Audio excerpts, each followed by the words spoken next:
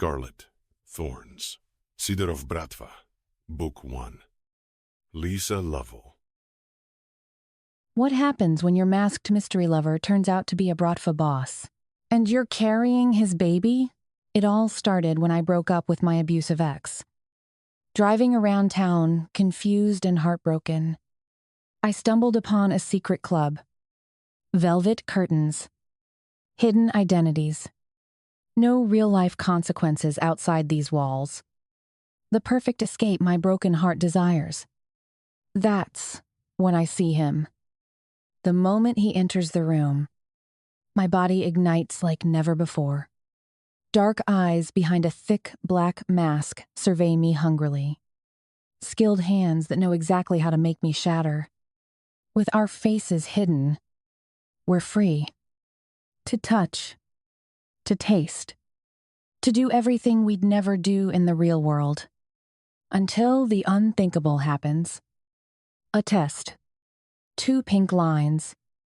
I'm pregnant with a baby the doctor said I could never carry. And just when I think it couldn't get worse, everything clicks into place. My masked mystery lover and the most dangerous crime lord in the city, the same man. Osip Sidorov. The man who makes my pulse race with just a glance. The man I can never have. Now I'm faced with an impossible choice. Do I reveal my identity to the father of my child and let him destroy me? Or run for my life and keep my secrets buried forever? Chapter 1. Ilona. The cramping starts low in my pelvis. A dull ache that's been my unwelcome companion for the past 3 weeks. I shift on Stanley's leather couch, trying to find a position that doesn't make me want to curl into a ball. But his hands are already moving up my thighs with that familiar, possessive confidence. Hey, I murmur, catching his wrists. Can we just talk tonight? I've had this headache all day. It's not entirely a lie. The pain radiating from my belly has definitely triggered a headache, but I can't bring myself to tell him about the real issue. Not when I don't understand it myself. Stanley's penthouse apartment stretches around us in all its minimalist glory chrome fixtures. Class tables. And furniture that looks like it belongs in an architectural magazine rather than someone's home.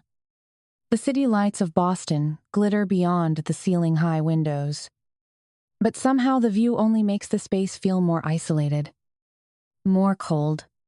Talk about what? Stanley doesn't move his hands.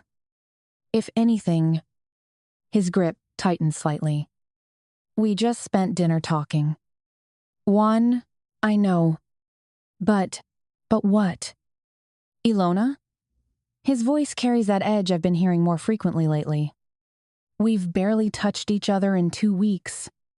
2 weeks. Has it really been that long? The days have been blurring together lately. Each one punctuated by these episodes of pain that leave me exhausted and on edge. I've been making lame excuses work stress, family drama, anything but the truth that something feels very wrong with my body. I'm just tired, I say, which is also true.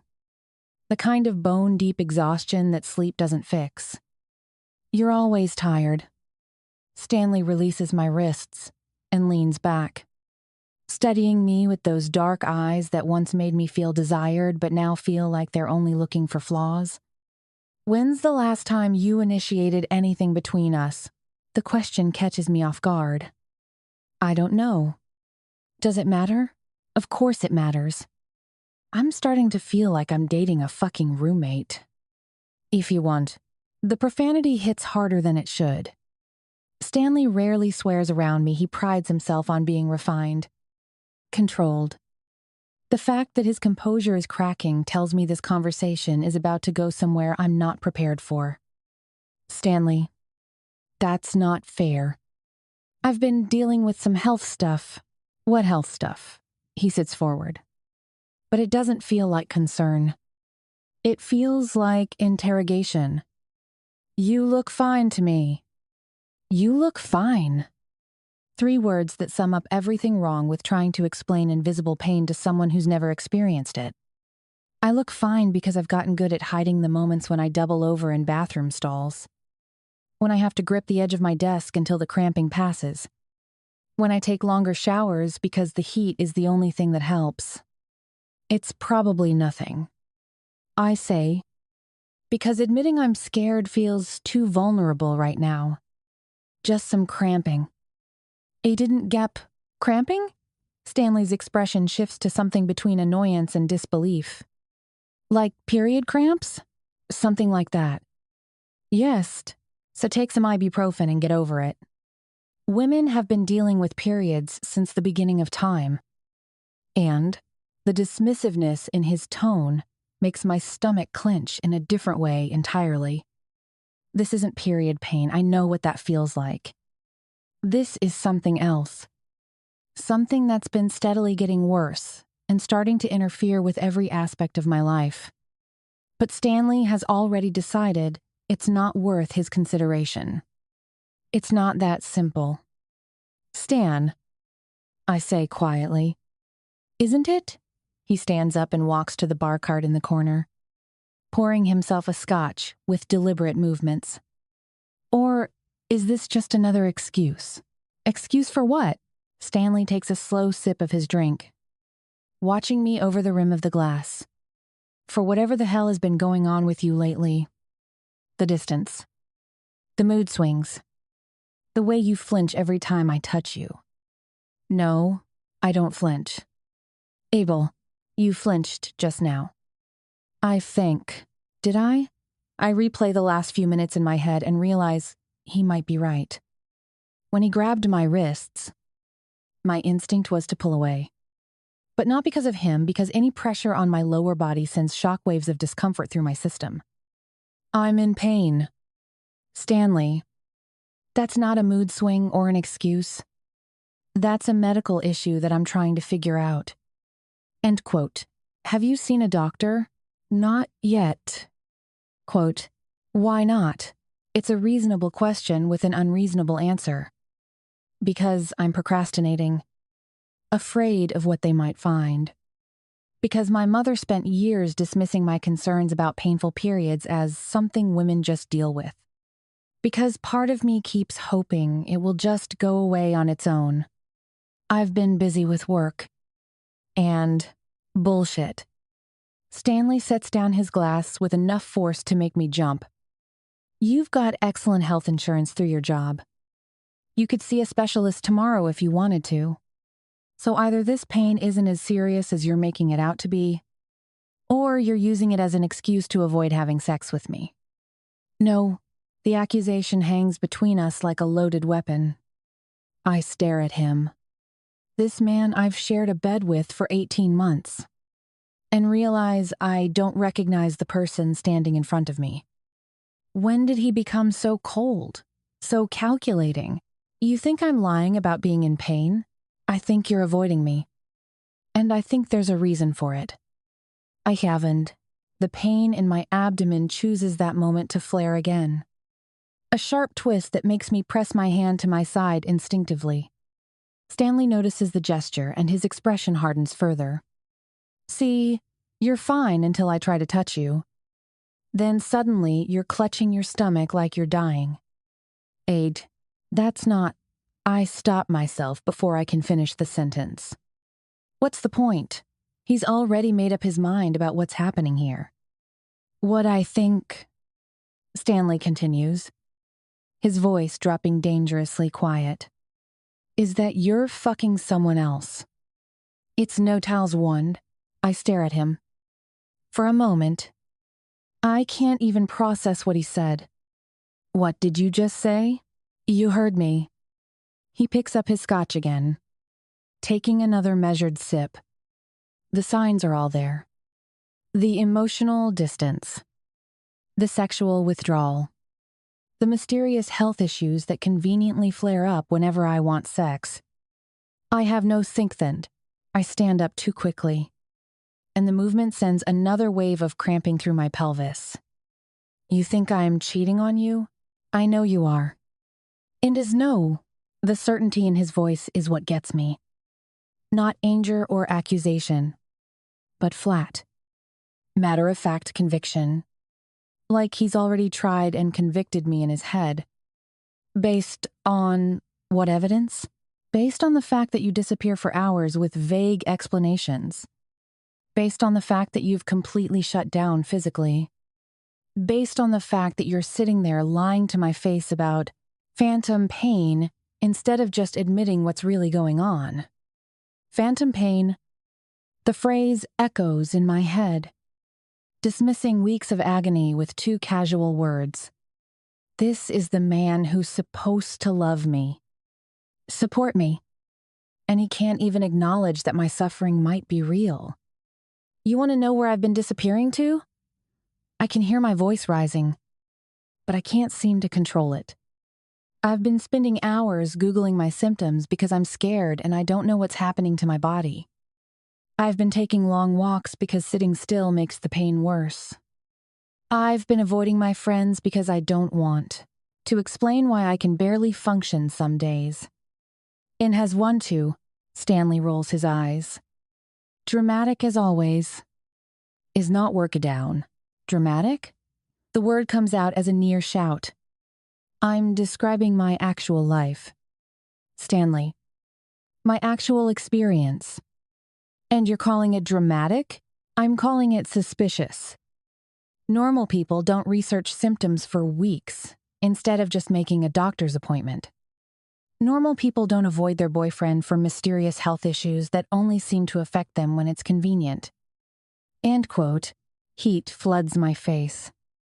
A combination of anger and humiliation that makes my hands shake. You know what's suspicious? Your immediate assumption that I must be cheating instead of considering that I might actually be telling you the truth. Can you blame me? Stanley sets down his glass and crosses his arms. After everything that happened with Melissa, I know what deception looks like. In true, the reference to his ex-girlfriend makes my back stiffen. Melissa, who I caught him with 6 months ago in his office. Melissa, whose moans I heard through the closed door before I walked in on them. Melissa, who he fucked on his desk while I was at home planning a surprise dinner for our anniversary. Are you serious right now? I can barely get the words out. You're comparing your actual cheating, which I witnessed with my own eyes, to your paranoid theories about my medical issues? I apologized for that. I made it right. It is. You apologized. Yes. But making it right would have involved rebuilding trust.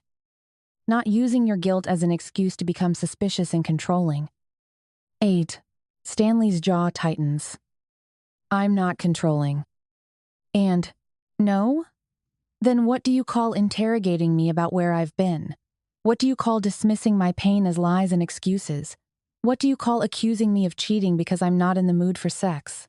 I call it being realistic about what happens when someone completely changes their behavior without an explanation. End quote. I gave you an explanation. You just don't want to believe it. Because it doesn't make sense. Stanley's composure finally cracks completely. If you're really in that much pain, why haven't you done anything about it? Why are you choosing to suffer instead of getting help? The question hits too close to home because I've been asking myself the same thing. Why haven't I made that appointment? Why do I keep hoping this will resolve itself? Why am I so afraid of finding out what's wrong? Because I'm scared. I admit, quietly. Because I don't know what they'll find.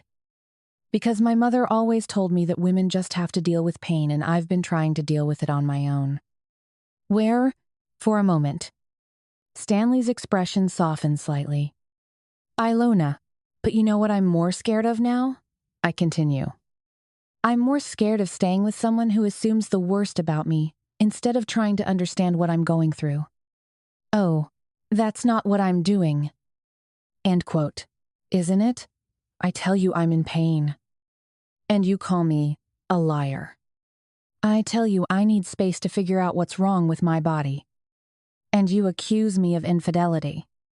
What part of that sounds like understanding to you? Stanley runs a hand through his perfectly styled hair, messing it for the first time all evening. I need to know that we're okay.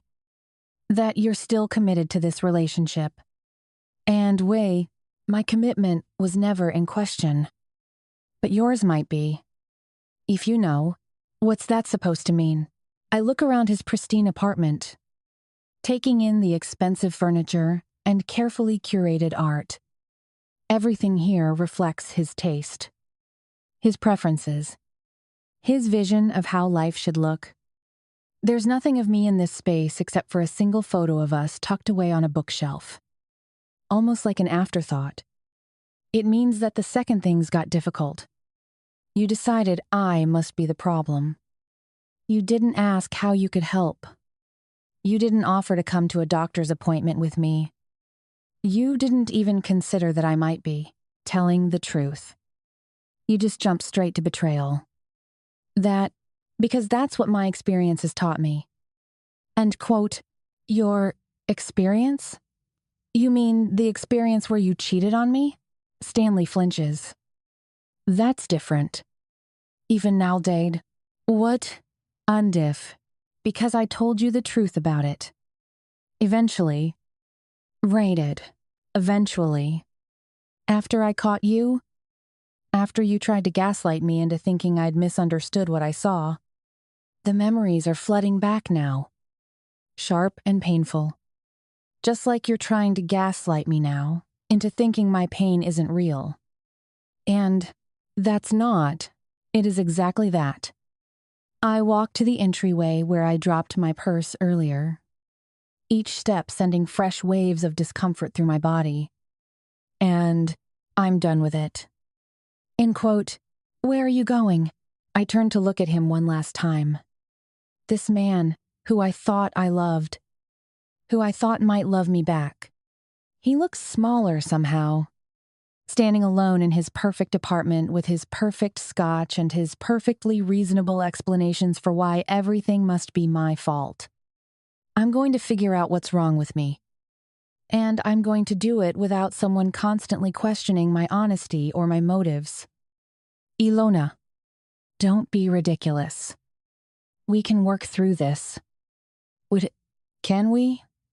Because from where I'm standing, it looks like you've already decided I'm guilty of something. How am I supposed to prove my innocence to someone who doesn't want to believe me? Stanley takes a step toward me, but I hold up my hand to stop him. He narrows his eyes at me. If you walk out that door, don't expect me to be here when you change your mind. What? Did he really just say that? The threat should scare me. 6 months ago, it would have. But standing here now, watching him try to manipulate me into staying, I realize that losing him might not be the worst thing that could happen to me. You know what, Stanley? That might be exactly what I need. It's actioned. I close the door behind me before he can respond, and the sound echoes through the empty hallway like a gunshot. As I head toward the elevator, I feel exhausted, but somehow more solid than I've felt in weeks. The pain in my abdomen pulses with each heartbeat, reminding me that whatever's wrong with my body isn't going away just because I've walked away from him. But for the first time in months, the physical pain isn't the worst thing I'm feeling. This time, I don't look back. Chapter 2. OSIP. Quarterly figures. Rows and rows of streaming numbers. Columns of figures that are beginning to blur after 3 solid hours. Fuck my life. I'm reviewing the company financials when Stanley crashes through my door like a man who's forgotten how doors work. No knock. He never knocks anymore. The mahogany slams against the wall, disturbing the careful silence I maintain in this office. Stanley Morrison stands there like shit on my expensive carpet. His usually perfect hair is fucked. His $1,000 suit wrinkled like he slept in it. And his eyes carry that wild look I've been seeing more often lately. 2 years as partners. and I've watched him deteriorate from calculated businessman to unpredictable liability. We need to talk.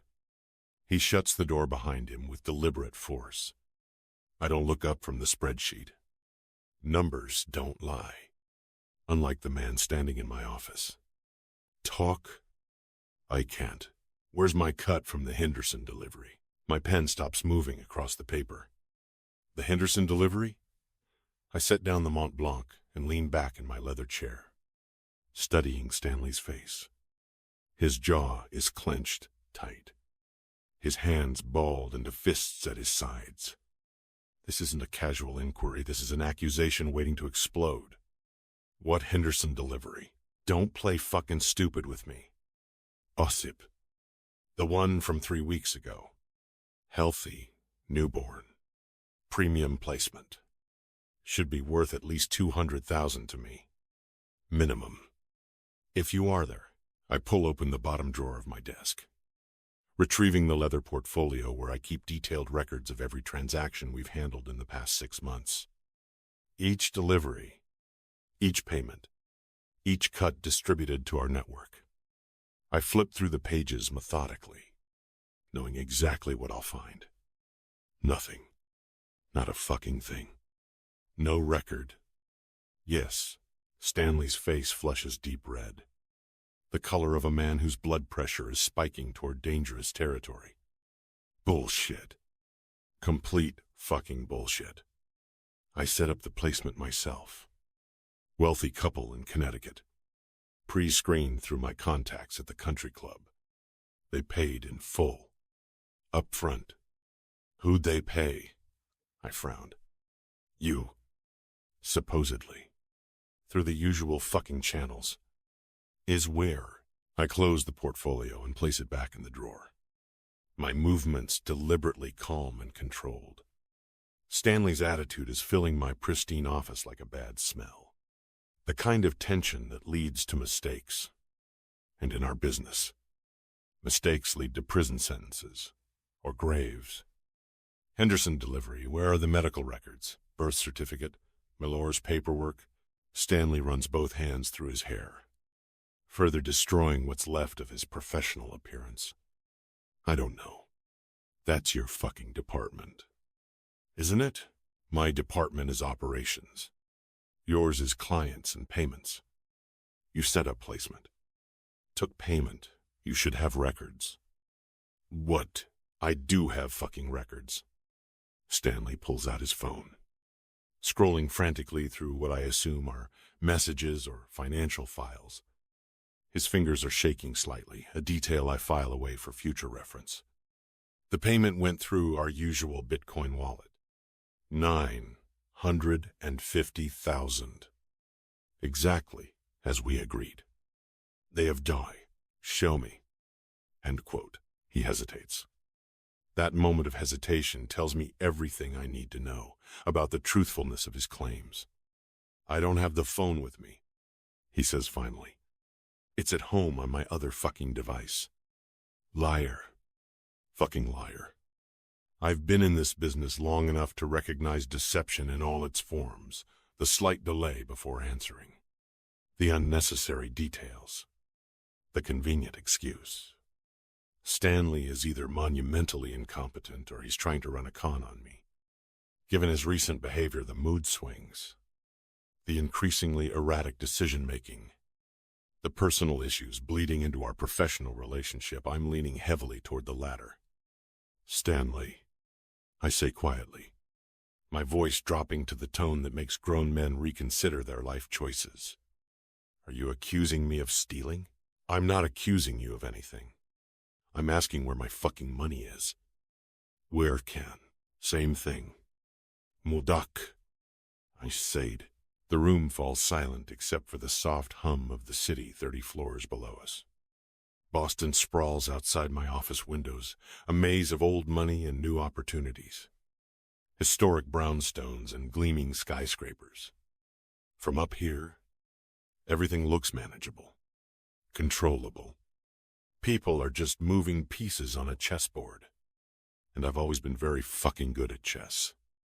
But Stan Morrison is becoming a liability I can't control.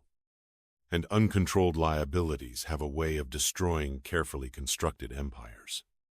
Our business arrangement works precisely because it's built on military-level precision and clearly defined roles. We deliver orphaned or disadvantaged babies to affluent people who desperately want children. Dr.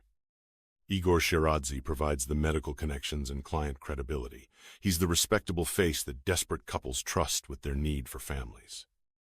Melor handles the legal maze, turning black market transactions into seemingly legitimate adoption proceedings that will stand up to government scrutiny. Radomir manages our digital footprint, ensuring that payments remain untraceable and communications stay encrypted beyond the reach of federal investigators. Stanley was supposed to handle the wealthy client base, the couples with more money than morals, the ones willing to pay premium prices for healthy infants with no questions asked. His job was to identify prospects, vet their financial capabilities, and facilitate the initial payments. Each of us takes our agreed-upon cut. Each of us follows the established rules. And the first rule, the most sacred rule, is simple. No one skims without the others knowing. Listen carefully. I continue, leaning forward slightly in my chair. If I owed you money, you would have it. I don't cheat partners. Cheating partners leads to dead partners. Bad for business. Very bad. Modak. Stanley's expression darkens, his earlier panic shifting towards something more dangerous, anger mixed with desperation. Maybe you should ask your precious fucking doctor, Shiradze, about that philosophy. Iduans. The comment makes me frown. What does that mean? It means maybe your faith in the good doctor is misplaced. Maybe he's been making some private fucking arrangements that don't include the rest of us. If Rebez, the possibility has occurred to me recently, though I've been dismissing it as paranoia. Igor Shiradze is everything. I'm not charming, respectable, genuinely caring about the families he claims to help. He's the perfect front for our operation precisely because he believes his own justifications. In his mind, we're providing a valuable service, connecting loving families with orphaned children who need homes. But if Igor has been playing games behind our backs, making side deals while maintaining his innocent facade, you have proof, I have suspicions. And missing money tends to support suspicions, doesn't it? Stanley leans forward, placing both hands flat on my desk in an aggressive posture meant to intimidate. It's a calculated move designed to establish dominance. But he's forgotten who he's talking to. I've killed men for less disrespectful gestures. Here's what I think happened. Stanley continues, his voice gaining confidence as he builds his bullshit story. I think Dr. Dogood has been skimming fucking deliveries for months now. Maybe telling himself it's for the greater good. Maybe just getting greedy like the rest of us. And I think you've been too blinded by his sterling reputation to notice the obvious fucking signs. What the yes? I stand slowly, my chair rolling backward on its expensive casters. Stanley straightens but doesn't back away from my desk, a mistake that reveals either incredible courage or terminal stupidity. You call me naive. My voice is still low. Dangerous. Everything about me is very fucking dangerous right now. I'm calling you trusting. Sometimes they're the same fucking thing in our line of work. Decide. The insult hangs between us like a loaded weapon.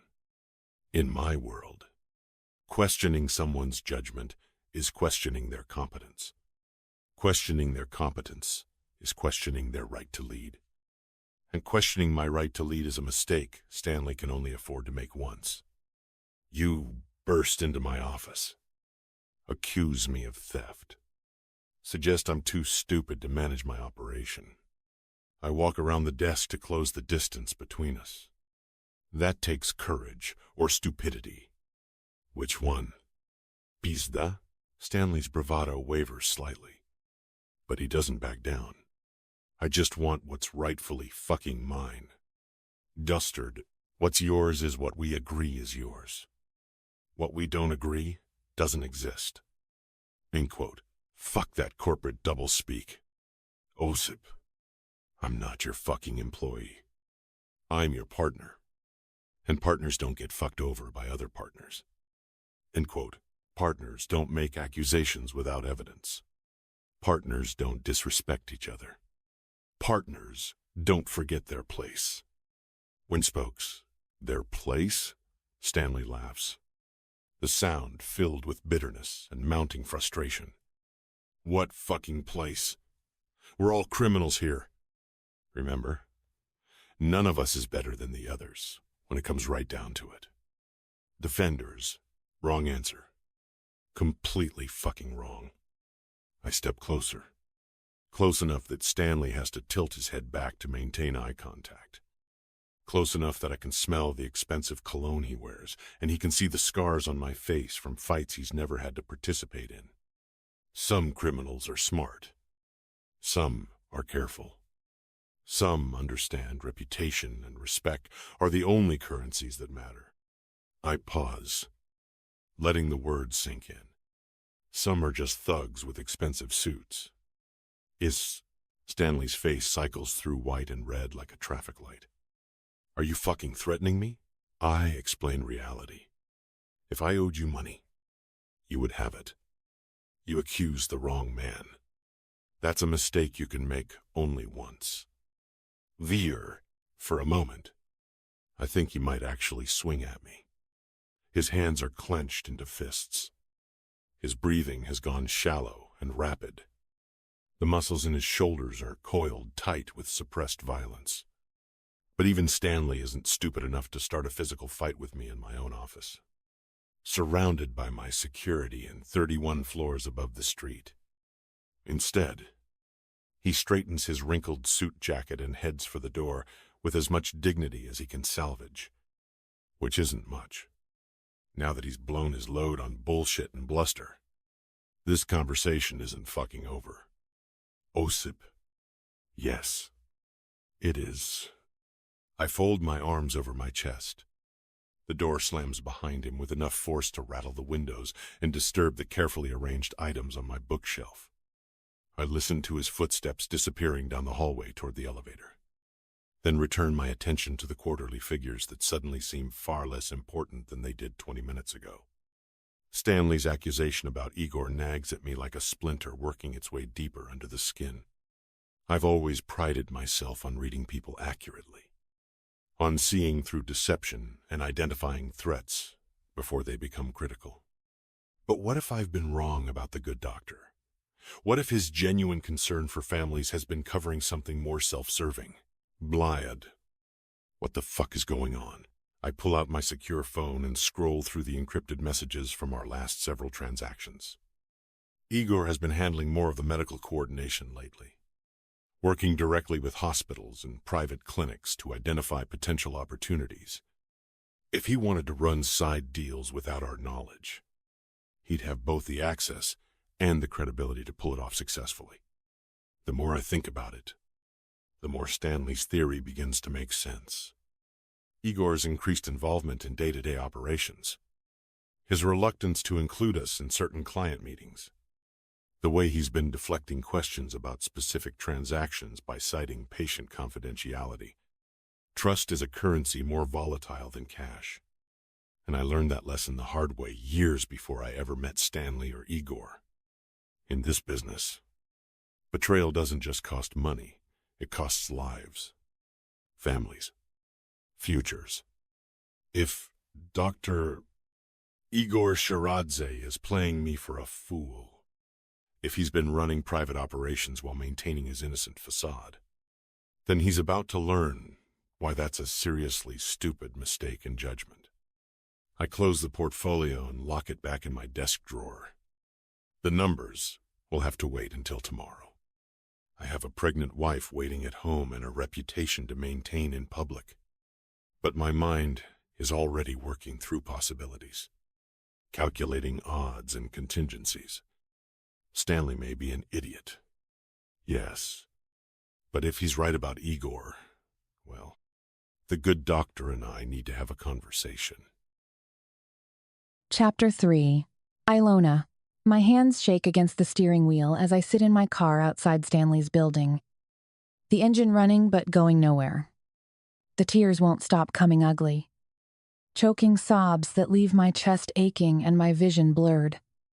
I catch my reflection in the rearview mirror and hate what I see. Mascara streaks down my cheeks. My lips are swollen from biting them, and my eyes look hollow. Phantom pain. The words echo in my head, sharp and dismissive. Nearly 2 years together, and that's what he thinks of my suffering. After sharing a bed, planning a future. Building what I thought was love, and he can reduce my agony to lies and convenient excuses. The cramping in my pelvis pulses with each heartbeat, a constant reminder that something is deeply wrong with my body. But now it's joined by a different kind of pain. The kind that comes from realizing the person you trusted most doesn't trust you at all. I should call Dad. He would listen. My father always listens when I need him, never dismissing my concerns or making me feel dramatic for having emotions. He's been my anchor since childhood, the one person who sees me exactly as I am and loves me anyway. When I scraped my knee at 7, he sat with me for an hour, explaining why crying was brave, not weak. When I failed my calculus final in college, he drove 3 hours just to take me for ice cream and remind me that one grade didn't define my worth. But the thought of telling him about tonight makes my stomach twist with shame. How do I explain that the man he's grown to like, the man he plays golf with twice a month and discusses business strategies with over dinner, just accused me of cheating? How do I tell him that I think Stanley isn't such a great guy after all? There's something else. 2. Something that's been bothering me for weeks, but that I've been pushing aside. The way Dad and Stanley talk sometimes, in low voices that stop when I enter the room. The way they exchange glances during family dinners, like they share secrets I'm not privy to.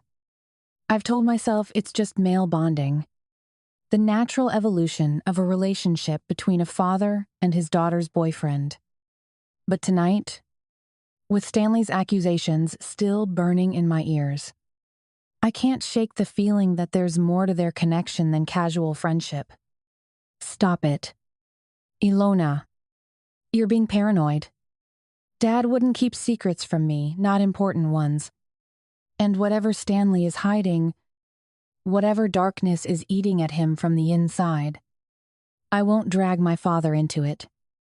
I wipe my face with the back of my hand and shift the car into drive.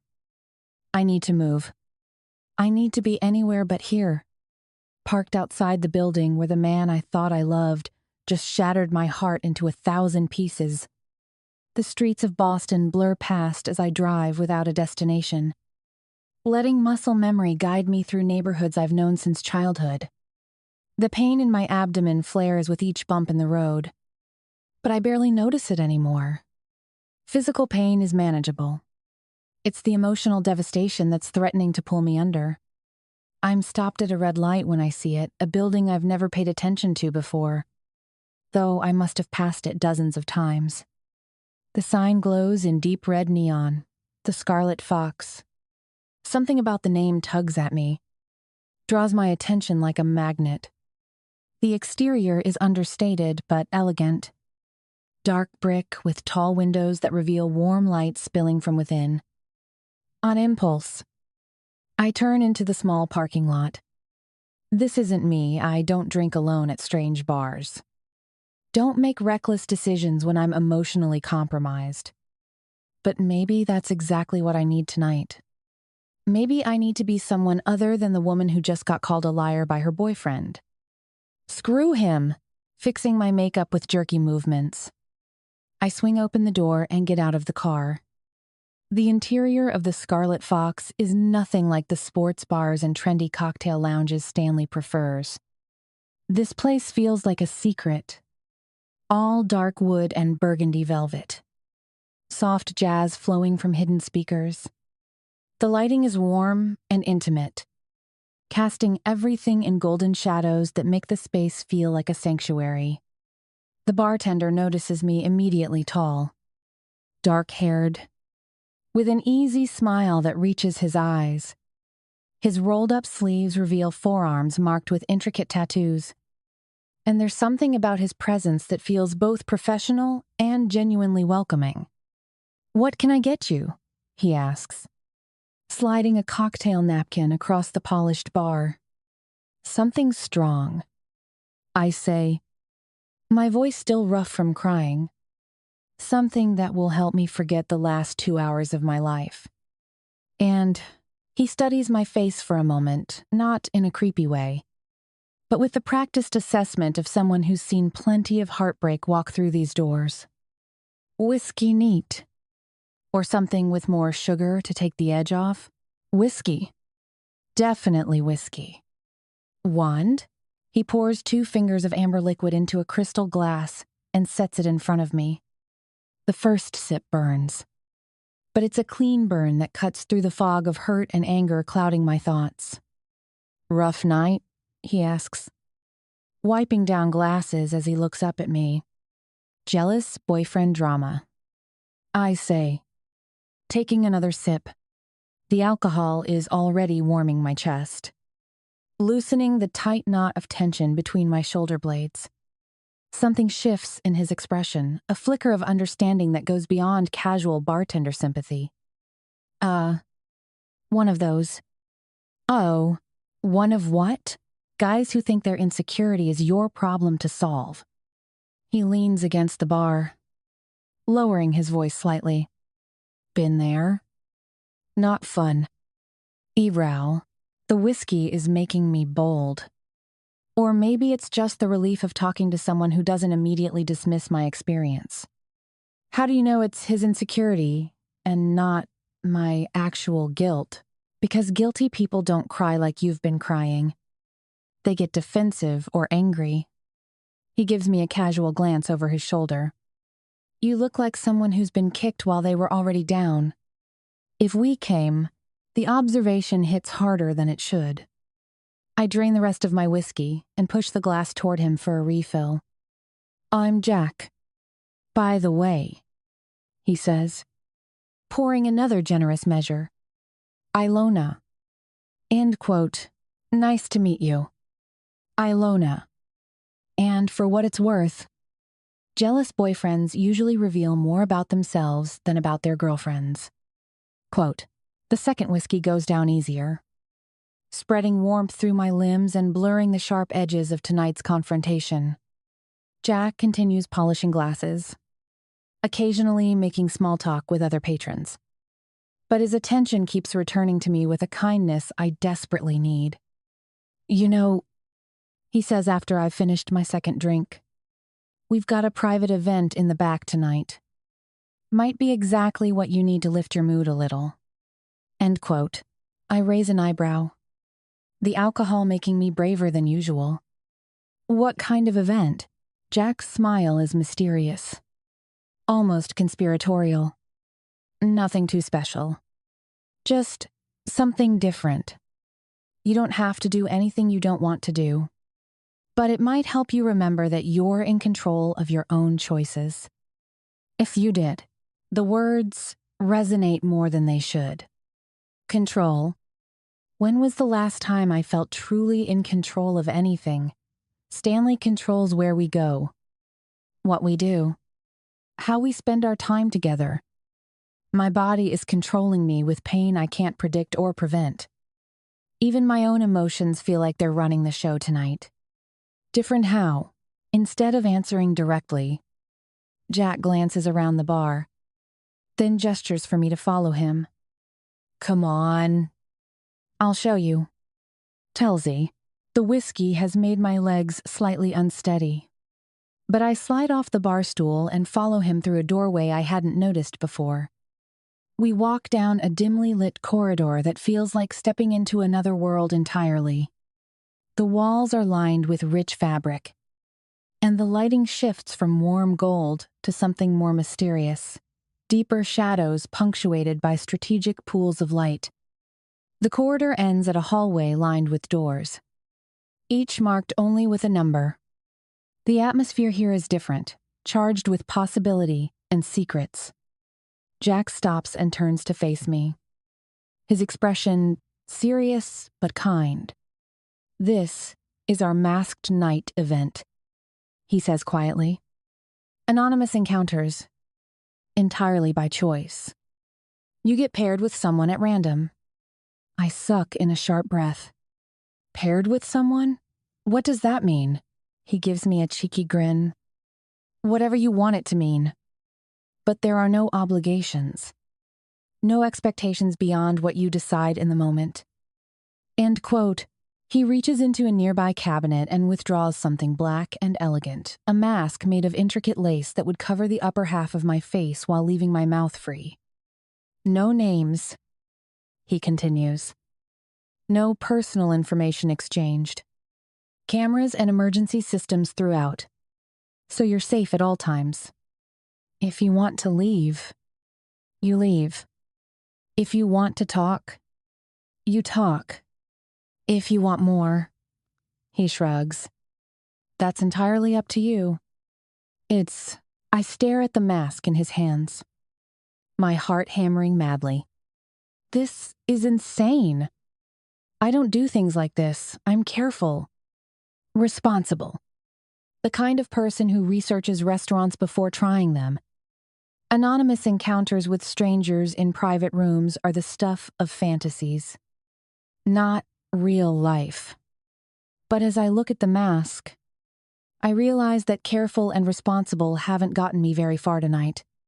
Careful and responsible just earned me accusations of infidelity from a man who cheated on me 6 months ago. "Room 5 is yours if you want it," Jack says, pointing to a door halfway down the hall. "There's a changing room with robes and other options if you prefer. But again, no pressure. You can walk away right now and just finish your drink at the bar." End quote. He hands me the mask, and the lace feels soft and expensive against my fingers. Quality fabric. Not some cheap costume store purchase. Everything about this place seems designed for people who value discretion and luxury. What do I do if I change my mind? There's a call button in every room. Press it, and someone will come get you immediately. No questions asked. Jack's smile is reassuring. "We take care of our guests here.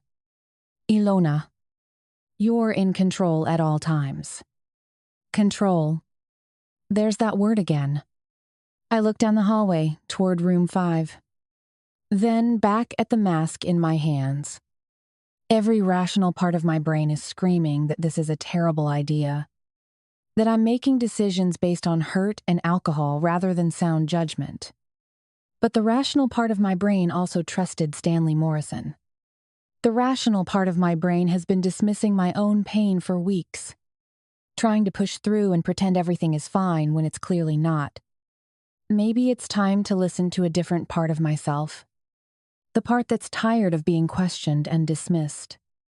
The part that wants to feel valued rather than accused.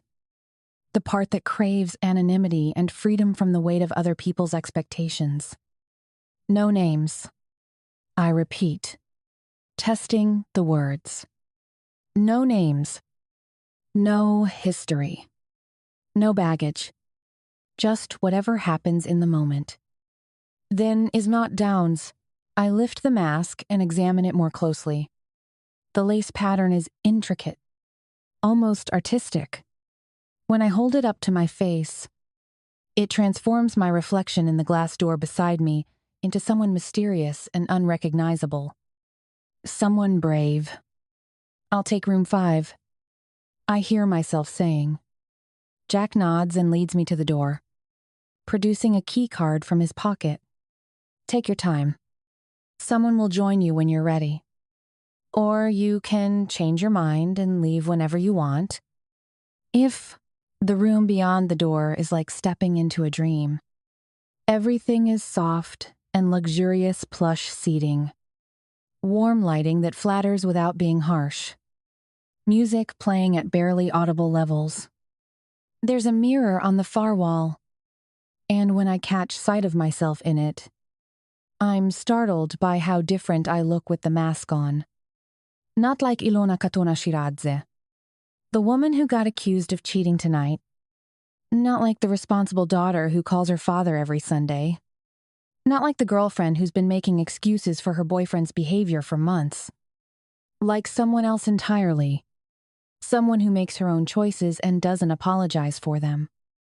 I sit on the edge of the velvet couch, my pulse thrumming in my ears. I don't know who will walk through the door of room 5, or if anyone will at all. I don't know what I'll do if someone does appear, or how far I'm willing to take this crazy experiment in anonymous rebellion. But for the first time in weeks, maybe months, I feel like I'm exactly where I'm supposed to be. The mask is my armor. The room is my sanctuary. And whatever happens next will be my choice alone. I close my eyes, take a deep breath, and wait to see who I become. Chapter 4. Osip. The drive home is shit. Boston traffic moves like molasses through streets lined with homes that are rich in heritage as much as wealth. But tonight, all that money feels like a noose around my neck. I scowl through the windshield while Stanley's bullshit echoes in my head. Maybe your faith in the good doctor is misplaced. Fucking Pidsda thinks he can storm into my office and question my judgment. Question my operation. 2 years of partnership. And now he wants to cry about imaginary money. Chert was me. But the bastard planted a seed. Igor's weird behavior lately. The private meetings. The dodged questions. Taking over more of the day-to-day shit. If Stanley's right about anything, it's that trust will get you killed in this business. I pull into my driveway. The house screams old money federal-style mansion in Beacon Hill. The kind of place that makes tourists take pictures. 6 bedrooms. Original hardwood. Price tag that would make grown men weep. All of it designed to say, successful businessman instead of criminal piece of shit. And say, the door opens before I reach it. Galina stands there in a pink maternity dress, hand resting on her belly. 7 months pregnant and still moves like a dancer. No drama. No interrogation about where I've been or why I'm late. This is Galina, steady as stone. Complicated as a glass of water. You're late, she says. Not angry. Just stating facts. Business ran long. 2M. She nods and locks the door behind me. You must be tired. Husband. Meso. I shrug. I'll live. Is that the house smells like those lavender candles she burns constantly. Trying to make this museum feel like a home. I guess. Are you hungry? I kept dinner warm. Because not hungry. I hang my jacket on the rack in the hall. How was your day? Productive. She settles onto the cream sofa. Careful with her belly. I finish the nursery colors. 3 greens that work for either a boy or a girl. Desness. She spreads paint samples on the coffee table like they're treasure maps. The domestic shit feels surreal after today, choosing between sage and forest green while I'm wondering if my business partner is stealing from me. And where I'll bury the body if he is. Green is fine. I say, pouring vodka from the crystal decanter. Which green? Patient as a saint, talking to a slow child. I glance at the samples without seeing them. Your choice. You have good taste. By Said. It's true. Galina turned this cold showpiece into something warm. She's got a gift for making expensive things feel comfortable. But watching her arrange paint chips, I feel like I'm watching someone else's life through glass. Here, but not here. I thought about names today, she says, rubbing her belly. If it's a boy, maybe Victor? After your grandfather, Victor. My grandfather died coughing blood at 52. Lungs destroyed by steel mill work. Good man who deserved better than life gave him. Maybe. You. And invest with a different it is toward self. Galena studies me with those calm eyes that never push for more than I'm willing to give. She's learned to read my moods without starting fights, makes her the perfect wife for a man like me. Ossip, she says quietly, you don't have to pretend enthusiasm you don't feel. I know this isn't exactly your idea of fun. This way, the honesty hits like cold water. We've never talked about it directly, the family conversations, the mutual benefits, the practical arrangement dressed up as romance. But Galena's not stupid. She knows what this is. A marriage of convenience. A contract designed to give me respectability and an heir. The baby will be loved. I say, truth. I might not have chosen this path, but I won't punish a kid for adult decisions. I know. She folds the samples with precise movements. And you don't need to stay celibate for my sake while I'm unavailable. I understand men have needs. It's was. The words hang between us like a business deal. Practical. Reasonable. Cold as winter in Siberia. Galena, I'm not naive. Ossip, our families brought us together because it was a good match. But I know how these marriages work. You're discreet. You're careful. And you come home to me. She meets my eyes without flinching. I won't ask questions I don't want answers to. Do that. The permission should feel liberating. Instead, it feels like being offered a candy bar when you're starving. A quick fix when what I need is a real meal. I finish my vodka and set the glass down too hard. I'm going for a walk. End quote. It's late. She pinches her lips together, and I fight down a surge of guilt. I'm not cut out for playing the dutiful husband. I need air. I shrug. Galena nods and gets up carefully. All pregnant grace. Don't wake me when you come in. Baby's been restless tonight. This ride, Bizzer. She kisses my cheek dry. Polite contact that feels more like duty than affection and heads upstairs. I listen to her footsteps. The soft closing of our bedroom door. The house settling into quiet. Standing alone in my expensive living room. Surrounded by furniture that projects exactly the right image. I feel more isolated than I did in that Siberian cell 5 years ago. At least there, I knew what I was fighting. A fucked up system that I eventually learned to manipulate. Here, I don't know what I'm fighting. All I know is that I'm fighting. Something. I grab my jacket and call a cab. The driver doesn't ask questions when I give him a Back Bay address. Just nods and drives. Boston at night looks different from the back seat, more honest somehow. Less concerned with keeping up appearances. A lot like me. The Scarlet Fox sits between a boutique and an art gallery. The exterior discreet. Classy. I've passed this place dozens of times without it standing out, which tells me they know how to keep secrets. The vibe inside hits me immediately warm wood. Burgundy fabric. Jazz at exactly the right volume. The kind of place where people come to disappear instead of to be seen. It's good. I like it. The bartender spots me before I reach the bar. Tall. Dark hair. Confident without being cocky. He gives me a smooth smile as he reaches me. Evening. Sir. What's your pleasure? He leans forward. Elbows resting on the polished counter. Vodka. Neat. I haul a bar stool over and angle a hip onto it. Without a word. He pours Beluga top shelf without asking. Either good instincts or expensive taste.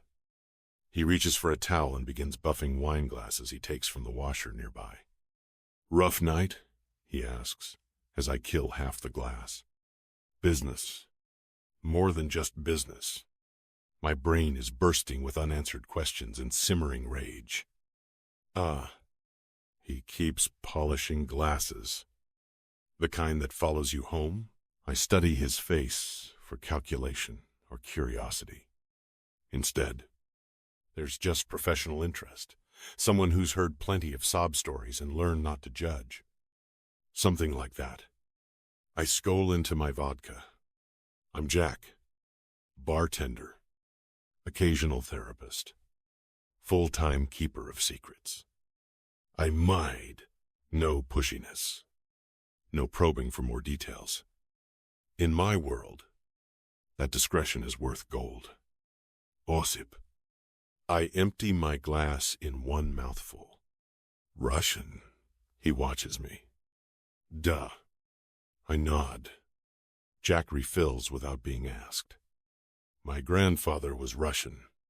Came over after the revolution with nothing but clothes and a chess set carved from whalebone.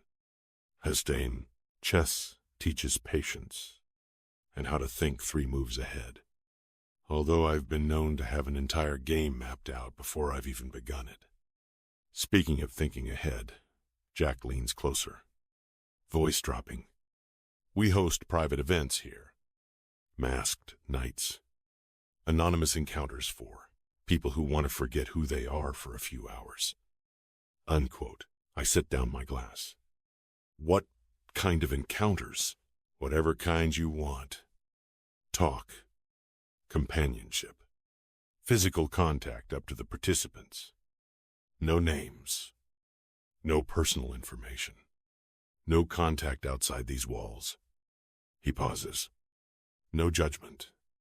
No expectations. No consequences beyond what happens in the moment. What admire? Sounds like a fucking fairy tale. I snort lightly. The best things usually do. Jack's smile is pure charm. But sometimes we need fairy tales to remember we're still breathing. The words hit deeper than they should. When's the last time I felt alive instead of just surviving? Never. What kind of people do this? I can't help the curiosity that's beginning to build. People who want to forget who they are. People tired of performing their lives instead of living them. Interested? I drain the vodka. This is insane. I have responsibilities. A pregnant wife who trusts me to be discreet. But discretion and anonymity aren't the same thing. How does it work? I shouldn't be asking this shit. But what the hell? You only live once. Jack shifts to something more professional. Everyone wears masks. Random room assignment. No choosing. Just fate. If you don't like your pairing, you leave. If you do like it, he shrugs. That's between you and them. Well, security, cameras in common areas. Emergency buttons in private rooms. Break the rules. Reveal identity. Make outside contact. Violate consent, and it's a permanent ban. We protect members because they trust us with secrets. Darg, I think about Galina's careful permission. Stanley's accusations. The weight of always being switched on. When's the last time someone looked at me and saw just a man instead of a reputation? Interested. I think. Jack nods, like he expected this. Follow me. Is Daunter. The corridor behind the bar feels like entering another world. Soft lights. Thick carpet. Fabric-lined walls that swallow sound. Everything designed for intimacy and secrets. He stops at a cabinet and pulls out something black and elegant, a mask that would cover the upper half of my face. The leather is butter-soft. Expensive. No phones past this point. No weapons. No real names. Jack hands me the mask. What happens here stays here. What you learn about yourself is yours to keep. His adieu. The mask feels oddly heavy in my hands, like its weight will keep my secrets. Quality craftsmanship. Nothing cheap or theatrical. Crafted by someone who understands that anonymity can be a luxury. Room assignments are random? Completely. The person inside could be a lawyer, a teacher, a socialite, looking for thrills. Part of the appeal is not knowing. Either way, the mask changes everything when I lift it to my face. Once this goes on, I stop being Osip Sidorov, businessman, husband, criminal. I become just another anonymous figure looking for something he can't name. Any advice? The question feels foolish. I always pride myself on knowing exactly what I'm getting into. But for once in my life, I like the idea of stepping into the unknown. Jack's smile is mysterious. Don't think too much. Thinking is what brought you here. Blyad. He's right. Room 5, Jack says, pointing down a hallway with numbered doors. There's a change room at the end of the hall. If you'd like to get washed up, maybe change out of your clothes. Take your time. Leave whenever you want. Trust your gut. I nod, turning away as he leaves me standing there. The change room is as luxurious as everything else in this place. Slate floors, rain shower heads, towels thick as fur. I strip off my suit like shedding dead skin. The day's bullshit swirls down the drain with soap and hot water. Stanley's accusations. Igor's possible betrayal. Galina's clinical permission to fuck around, all of it washes away until there's just me and steam and silence. The water beats against muscles gone tight from stress. I let it run hotter than comfortable, scalding away the grime of doing business with men who'd sell their mothers for the right price. I lather soap over a body that's seen more than its share of hard-living scars across my ribs from street fights. The puckered bullet wound on my shoulder from a deal gone sideways in Vladivostok. Battle trophies from a war that never ends. I towel off and wrap the Egyptian cotton around my waist. The mask goes on, transforming me into someone else as the leather fits like a second skin. Someone without a pregnant wife or suspicious business partners or blood on his hands. The hallway feels different when I walk through half naked. More honest. My bare feet sink into plush carpet. And room 5 waits at the end like a question I'm not sure I want answered. What the fuck are you doing?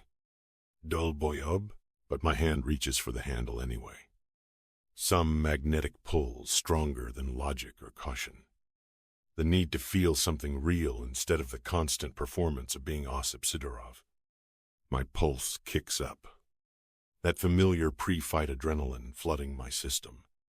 Except this isn't violence waiting for me. I don't know what's waiting. Chapter 5. Ilona. The door to room 5 closes behind me with a soft click that feels final. Like sealing myself into a confession booth. The space beyond is nothing like I imagined. Warm amber lighting pools in intimate corners, casting everything in honeyed shadows. The air carries hints of sandalwood and something floral that makes me think of expensive hotels in cities I've never visited. My pulse pounds as I take in the details. Burgundy velvet furniture arranged for conversation rather than seduction. Candles flickering on floating shelves.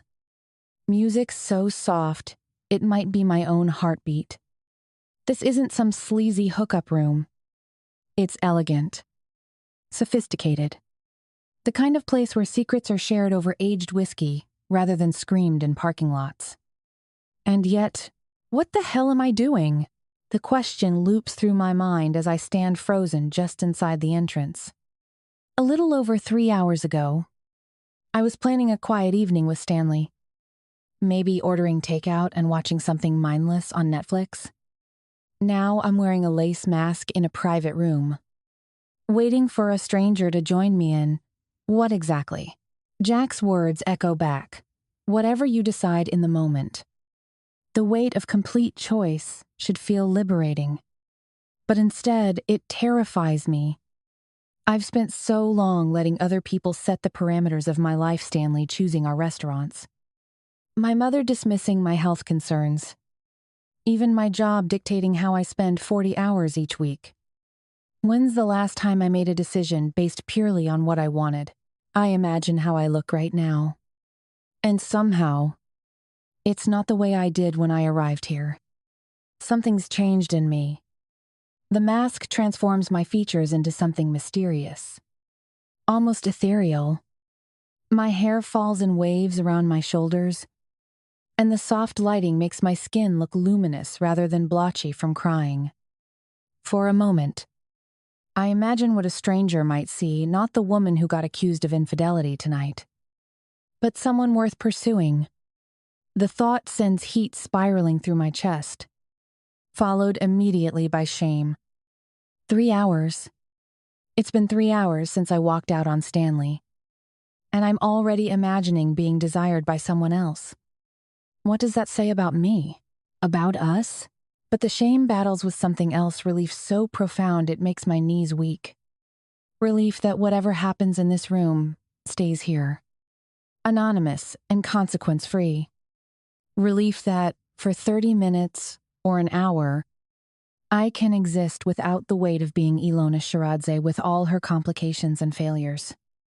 The changing room adjoins this space through a door I hadn't noticed initially.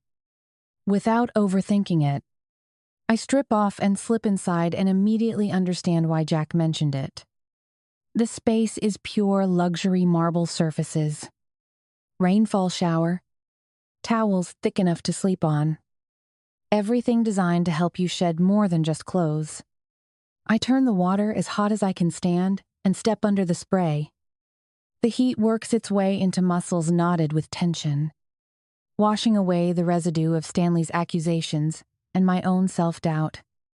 Steam fills the air, creating a cocoon that feels separate from the real world.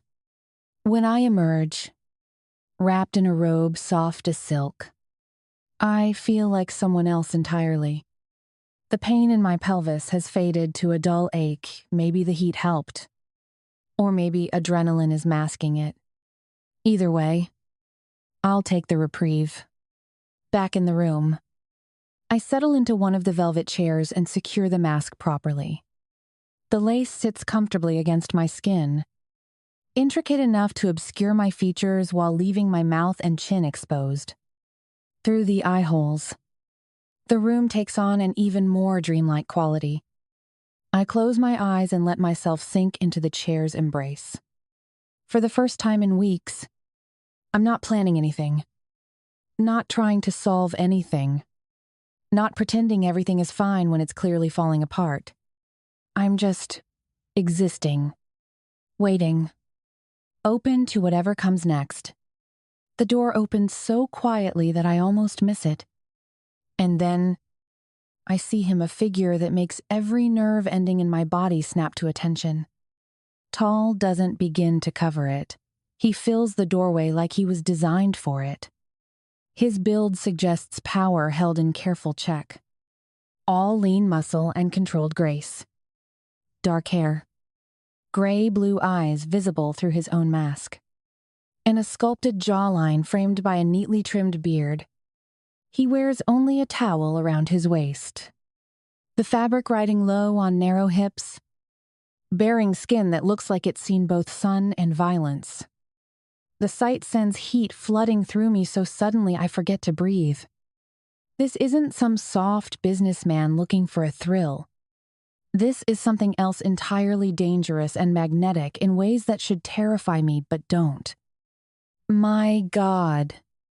The candlelight plays across his chest, illuminating a canvas of ink and muscle that makes my mouth go dry. His shoulders are broad enough to block out the rest of the room, tapering down to a waist that speaks of discipline and control. But it's the tattoos that steal my breath, intricate Russian script wrapping around his ribs, disappearing beneath the towel's edge. A hawk spreads its wings across his left pectoral, feathers so detailed I can almost feel them beneath my fingertips. His abs aren't the gym-sculpted perfection Stanley obsesses over.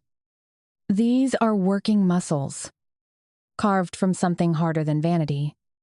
A scar cuts through the ink near his hip, pale against bronze skin, and somehow it only adds to his raw magnetism. More tattoos emerge as he crosses the room, geometric patterns down his right arm, something that might be prison markings on his knuckles. This is a body that tells stories I'll never hear, that's survived things I can't imagine. The towel sits dangerously low, revealing that V of muscle that makes coherent thought impossible. My pulse pounds in places I forgot existed. Stanley's body is a monument to supplements and personal trainers. This man's body is a weapon, honed and marked by actual life. Holy hell! I whisper, before I can stop myself. He moves with the kind of controlled precision that suggests either military training or something darker. When he settles into the chair across from me, the air between us sparks with electricity I've never experienced. Every cell in my body is suddenly awake, aware, humming with anticipation. Who are you? The question tumbles out before I remember the rules. He doesn't answer immediately. Instead, he studies my face with an intensity that makes me feel exposed despite the mask. When he finally speaks, his voice is low, accented with something Eastern European that makes my spine tingle. You're sad. It's not a question. What hurts you? The directness catches me off guard. No small talk. No pretense. No games. Just recognition of something I thought I was hiding successfully. I start to deflect, to minimize, to perform the dance I've perfected over months of not wanting to burden anyone with my problems. You have 30 minutes, he says simply. Speak. Is nodded. Something in his tone, command and invitation wrapped together unlocks something inside me. Maybe it's the anonymity, or the whiskey still warming my blood, or the way he's looking at me like my words actually matter. But suddenly, I'm talking. I don't know what I'm doing here. I begin, and once I start, I can't stop. The words pour out like water through a broken dam. Stanley's jealousy, his cheating, the way he's made me question my own reality, the health issues I can't explain or escape, the loneliness of being dismissed by the person who's supposed to care most. I don't use names. Some survival instinct keeps me from revealing too much. But emotionally, I strip bare, sharing fears and frustrations I've never spoken aloud. He listens without interruption, without judgment, without trying to fix or minimize or redirect. He just receives everything I give him. He takes seriously, treating my pain like it matters. My boyfriend thinks I'm lying about being sick. I hear myself saying, he thinks phantom pain is more believable than the possibility that I'm actually suffering. And the worst part, sometimes I wonder if he's right. If maybe I am making it worse than it is, because I'm desperate for someone to care. D Ven is D as R. The stranger's expression doesn't change. But something flickers behind his eyes, anger. Maybe. Or recognition. Pain doesn't need witnesses to be real. He says so quietly. I have to strain to catch his voice. Men who dismiss what they can't see are cowards. To this, the depth of his words leave me reeling, not painful, but stunning in their absolute certainty. When was the last time someone defended me without knowing all the details? When was the last time someone took my side without question? I keep talking, spilling weeks of accumulated hurt and frustration, about feeling invisible in my own relationship, about the fear that something is seriously wrong with my body and no one believes me enough to help me figure it out, about the crushing loneliness of loving someone who sees my needs as inconvenience. And on top of it all, he's the one who cheated on me with his last girlfriend. Can you believe that? The admission makes my chest tighten, although not with pain, but with outrage at the unfairness of it all. He makes a sound low in his throat, and I realize that this stranger is offering something Stanley never did, the simple gift of being heard. When I finally run out of words, silence settles between us. Not awkward or heavy, but peaceful. Like we've both exhaled something we'd been holding too long. He stands slowly, moves toward my chair with the same careful precision. My breath catches as I watch him come close, almost closing the distance between us. He reaches out, fingers barely grazing my cheek where tears have tracked through the mask. The touch is reverent, tender, electric. Not sexual exactly, but intimate in a way that has nothing to do with physical contact. This close, it's hard to ignore his body's response to our proximity. His cock is jutting against the thick towel around his waist. He's making no effort to hide it, but also no move to act on it. He wants me. That much is clear, but he's holding himself in perfect check. The restraint is somehow more arousing than aggression would be. We stare at each other through our masks, breath mingling in the small space between us. I want to memorize this moment, the weight of his gaze, the heat of his skin, the way I feel both safe and on the edge of something unthinkably dangerous. Then, without a word, he turns and leaves. I sit in the sudden silence, stunned and shaken in the best possible way. My emotions tangled together, exhilaration, sadness, confusion, longing so sharp it's almost painful. I touch the spot where his fingers grazed my skin, still tingling from the contact. What the hell just happened? Will I ever see him again? Would I even know it was him? The questions have no answers. But for the first time in months, I don't mind the uncertainty. Tonight, someone saw me, really saw me, and found me worth touching, worth listening to, worth the restraint that must have cost him. I don't know his name. I'll never know his name. I'll probably never see him again. But I know how it feels to matter to someone, even if only for 30 minutes in a room full of shadows and secrets. And right now, that's enough. Chapter 6. Osip. I wake with my cock harder than steel and her voice echoing in my skull. The digital clock glows 5:47 a.m. In the darkness. Too early for business. Too late to pretend I'll fall back asleep. Galina sleeps beside me, one hand resting on her swollen belly. So far along and she still looks like porcelain, untouchable. Perfect. Breakable. Her breathing is deep and even. The kind of sleep that comes from a clear conscience. I slip from the Egyptian cotton sheets without disturbing the mattress. Bare feet silent as I stalk across the bedroom. The bathroom door closes with a whisper as I shut it carefully. Shoulders tight with tension I can't shake. I feel like a man who's been fighting wars in his sleep. The shower runs scalding, steam filling the marble-tiled space. I step under the spray and let it beat against muscles knotted with stress and unwanted arousal.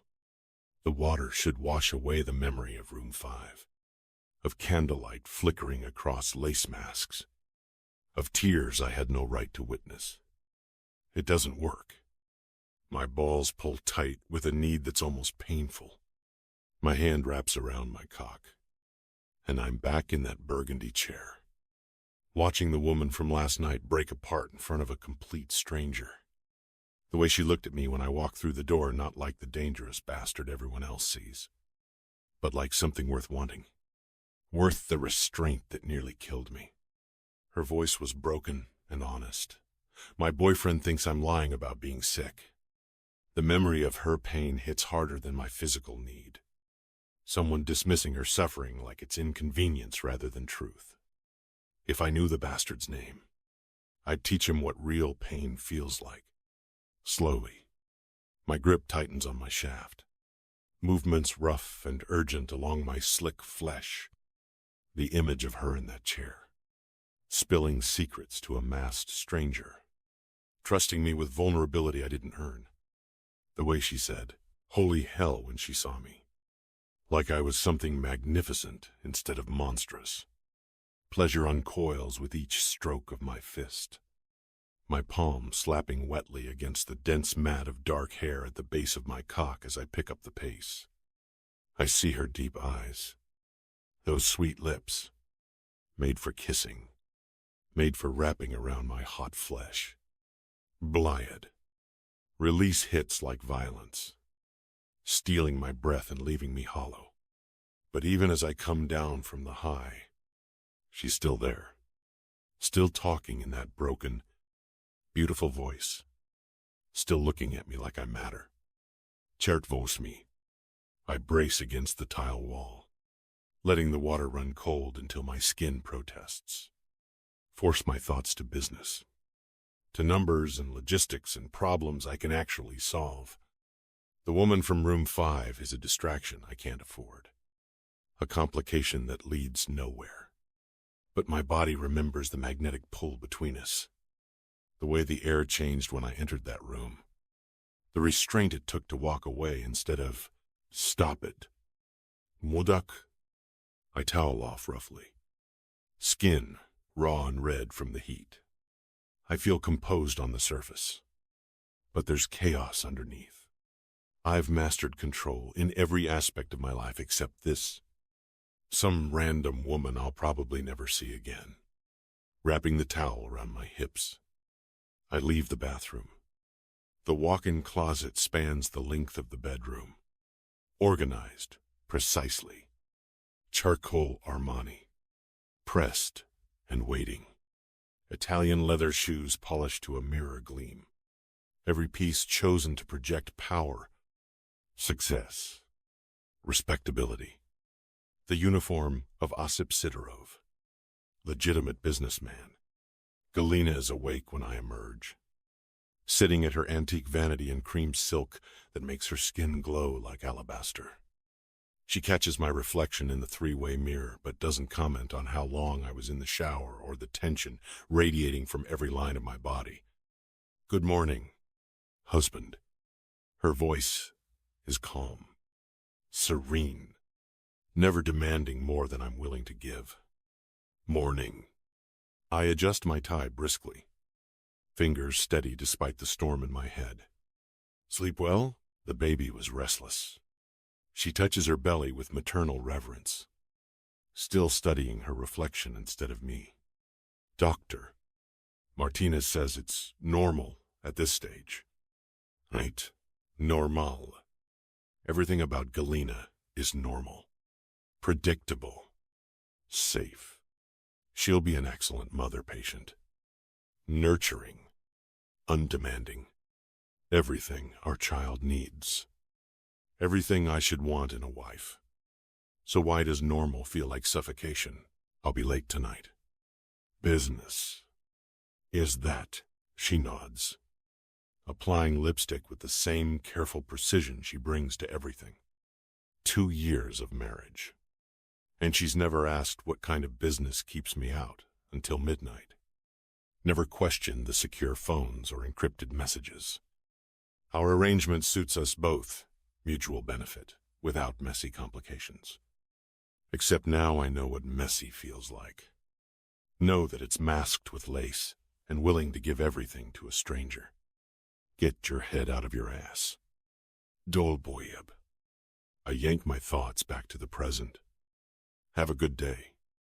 I tell my beautiful wife as I brush my lips over her forehead and then leave the room before she replies. The garage houses my collection Aston Martin, Bentley, Mercedes S-Class. I choose the BMW today. Something understated that won't draw attention. The engine purrs to life. German engineering at its finest. But even the familiar ritual of driving can't quiet my thoughts. Boston traffic crawls, and I get stuck in streets lined with history and hidden money. Brownstones that have housed 4 generations of the same families. Businesses built on handshake deals and old-world connections. This city runs on tradition, reputation, trust. All things I've been systematically destroying for profit. My office building rises 32 floors above the financial district. Glass and steel, reflecting clouds and ambition. The elevator carries me past floors of legitimate businesses, law firms, investment banks, consulting groups, people who earn money through intelligence rather than violence. The 32nd floor belongs entirely to my operation. Reception area, decorated in mahogany and leather, projecting stability and success. My private office overlooks Boston Harbor, where ships once brought fortunes in tea and rum. Now they bring different kinds of cargo. More valuable, more dangerous, more lucrative for me. I pour coffee from the machine my assistant installed, single-origin beans from Colombia. Ground fresh each morning. The ritual provides structure, clears my head. The quarterly reports spread across my desk like accusations. Columns of numbers that should tell a story of profit and growth. Instead, they now speak of betrayal in languages I'm fluent in, missing payments, redirected transfers, accounts that don't balance. My fingers trace patterns in the data, connecting dots that form a picture I don't want to see. At first glance, clerical errors, system glitches. But I've been in this business long enough to recognize theft when it's wearing a 3-piece suit and speaking with a medical degree. Someone with access to client payments. Someone trusted enough to handle transfers without oversight. Someone who could convince desperate couples that their money was buying legitimate adoptions. Igor Shiradze. The realization has me grinding my teeth. I lean back in my leather chair, the mechanism creaking under sudden weight. Dr. Igor Shiradze, the respectable gynecologist who gives our operation legitimacy. The hope merchant, as they call him, who convinces wealthy couples that their money buys dreams, futures, the families they couldn't create naturally. My most trusted partner, the man I protected from the violent realities of our business. I cross-reference payment schedules with client contact logs, fingers flying across the keyboard with increasing urgency. The Henderson delivery Stanley was screaming about yesterday, the payment went directly to Shiradze's private account, never touching our books. Same pattern with 3 other recent transactions worth over $500,000 combined. Suka, my coffee mug shatters against the wall.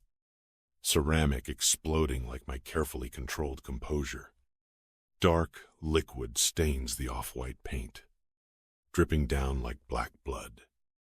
The sound echoes in the empty office, sharp and final. Fucking Stanley was right. Igor hasn't just been skimming, he's been building his own empire. Using our connections, our reputation, our blood money to establish himself as the sole face of the operation, while I handled the dirty work. He collected the profits and the respect. I grab my secure phone with hands that want to break things. Dial Mrs. Patterson in Greenwich, the socialite who adopted twin boys 6 months ago. My voice sounds steady when she answers, betraying none of the rage building in my chest. Mrs. Patterson? This is an administrative follow-up regarding your recent adoption. We're conducting internal audits of our payment processing. Certainly. Dr. Shiradze handled everything personally. Such a compassionate man. So dedicated to helping orphan children find wealthy families. Isdai. Each word drives the knife deeper. Dr. Shiradze received payment directly? Of course. 400,000. As we discussed, he was very thorough about explaining the fees, medical expenses, legal processing, facility costs. I never dealt with anyone else from your organization. My jaw tightens. You didn't? Well, I assumed it was just Dr. Shiradzi's practice. Very boutique. Very exclusive. I never heard any other names mentioned. End of quote. I end the call before I say something that reveals the violence building inside me. Dial another client. Same story. Then another. Each conversation confirms what the numbers already told me. Igor has been running a shadow operation, collecting full payments while reporting a fraction to our partnership. By the fourth call, I'm recording evidence, documentation, proof that will stand up in court or justify what happens next. Mrs. Callahan, this is regarding your recent adoption. For our records, can you confirm who processed your payment? Dr. Shiradze handled everything personally. 250,000. Paid to his private account as instructed. He assured me the fee covered all legal and medical expenses. Her voice carries the relief of someone who believes she avoided the seedy side of off-the-books adoption. Very professional. Very discreet. If far, did Dr. Shiradze mention working with partners? Other associates? No.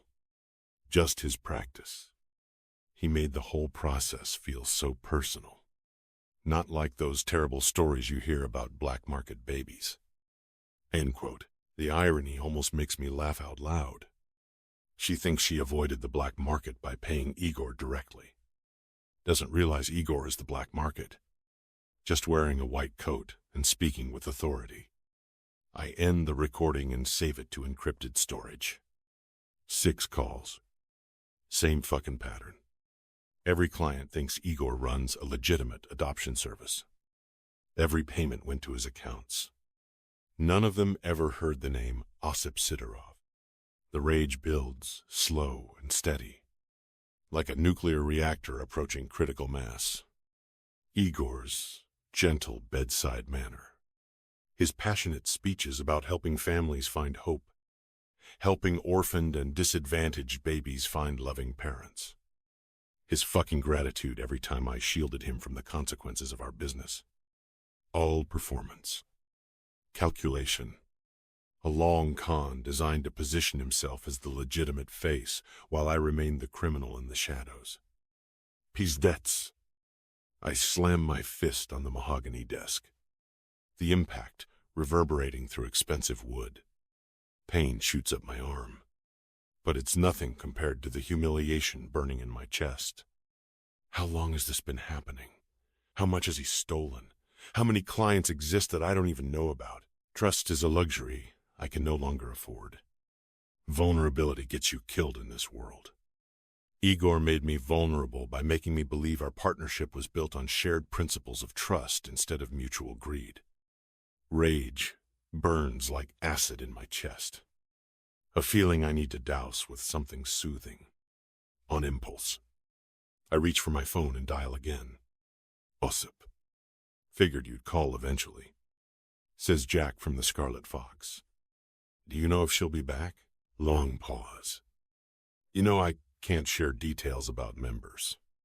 Confidentiality is what keeps this place running. People trust us with their secrets. Hey, Bess, how much? Excuse me, how much for information? When she comes in? What she asks? Which room she takes? I lean back in my chair. Leather creaking. Name your price.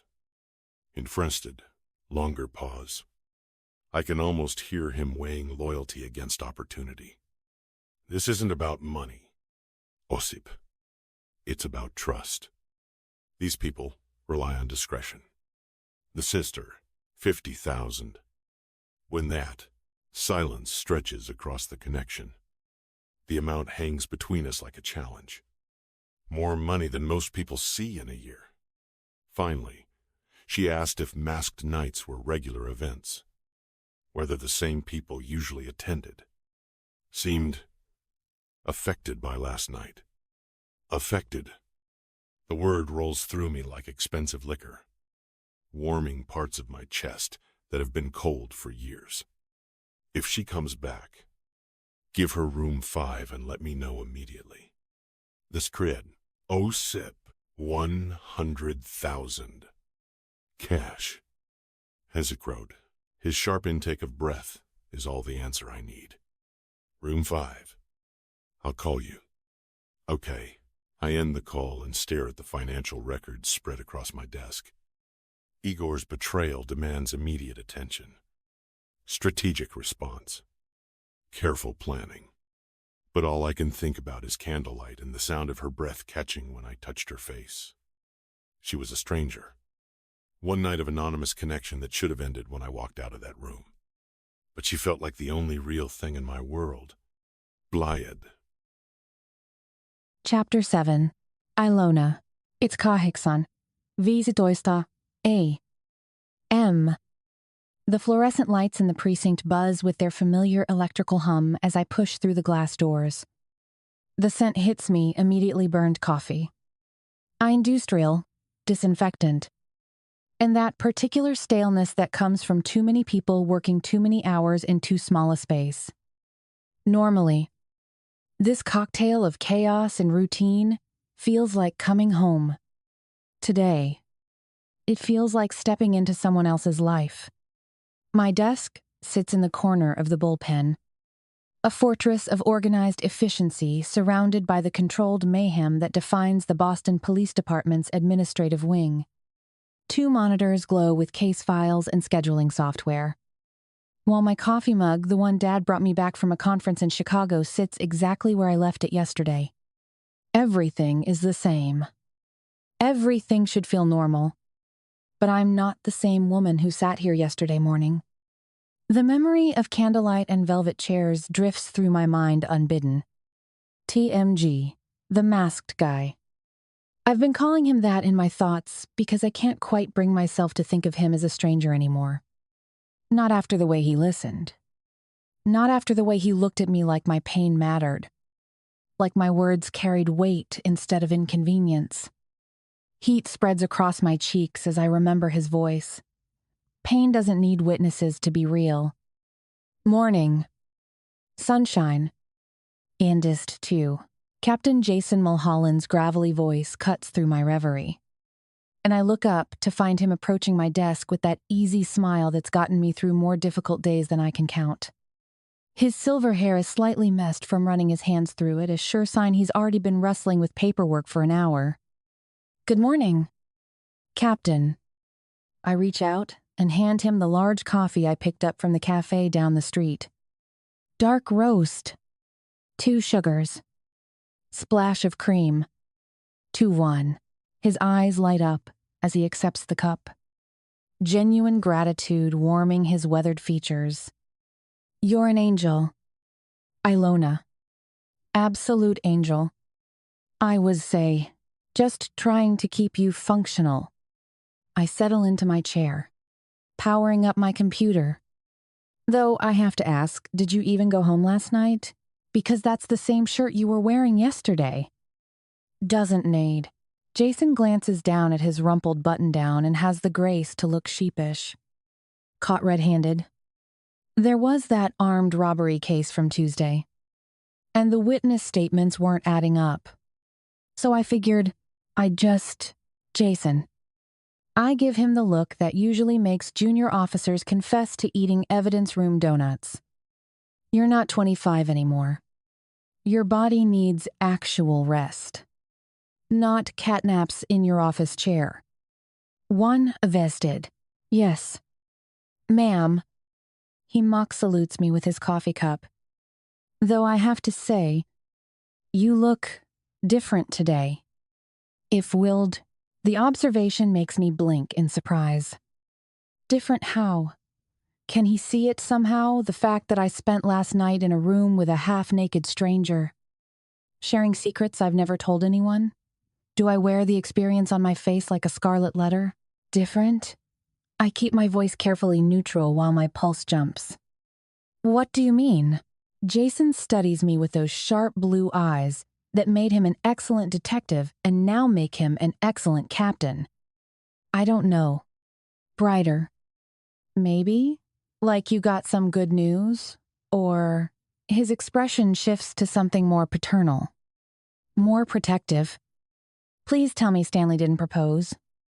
Because I still have serious reservations about that boy. It does not it.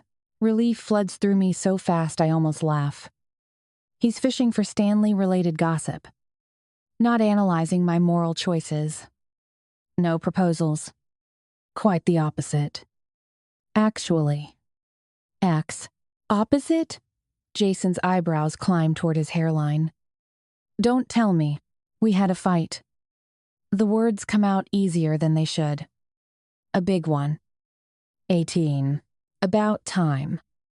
The response is immediate and unapologetic. That kid's been treating you like an accessory instead of a partner for months. What finally broke the camel's back? I consider how much to share. Jason has been like a second father to me since I started working here 3 years ago.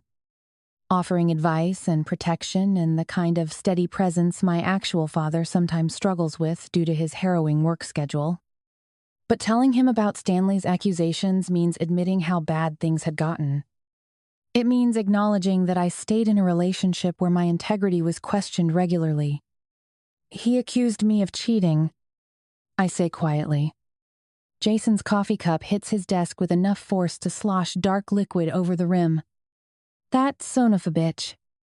Jason's voice drops to the tone he uses when interrogating suspects. You deserve better. Kiddo. A lot better. End quote. The nickname makes me smile despite everything. Jason started calling me kiddo my first week on the job. When I was fresh out of college and terrified of making mistakes. Now it feels like a badge of honor, proof that I belong here.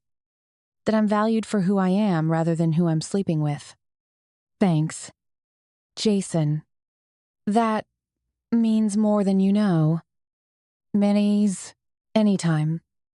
He pauses. And I can see him weighing whether to push for more details. After a moment, he seems to decide against it. Now, what's on the agenda today? Please tell me you've figured out a way to make the quarterly budget meeting less soul-crushing.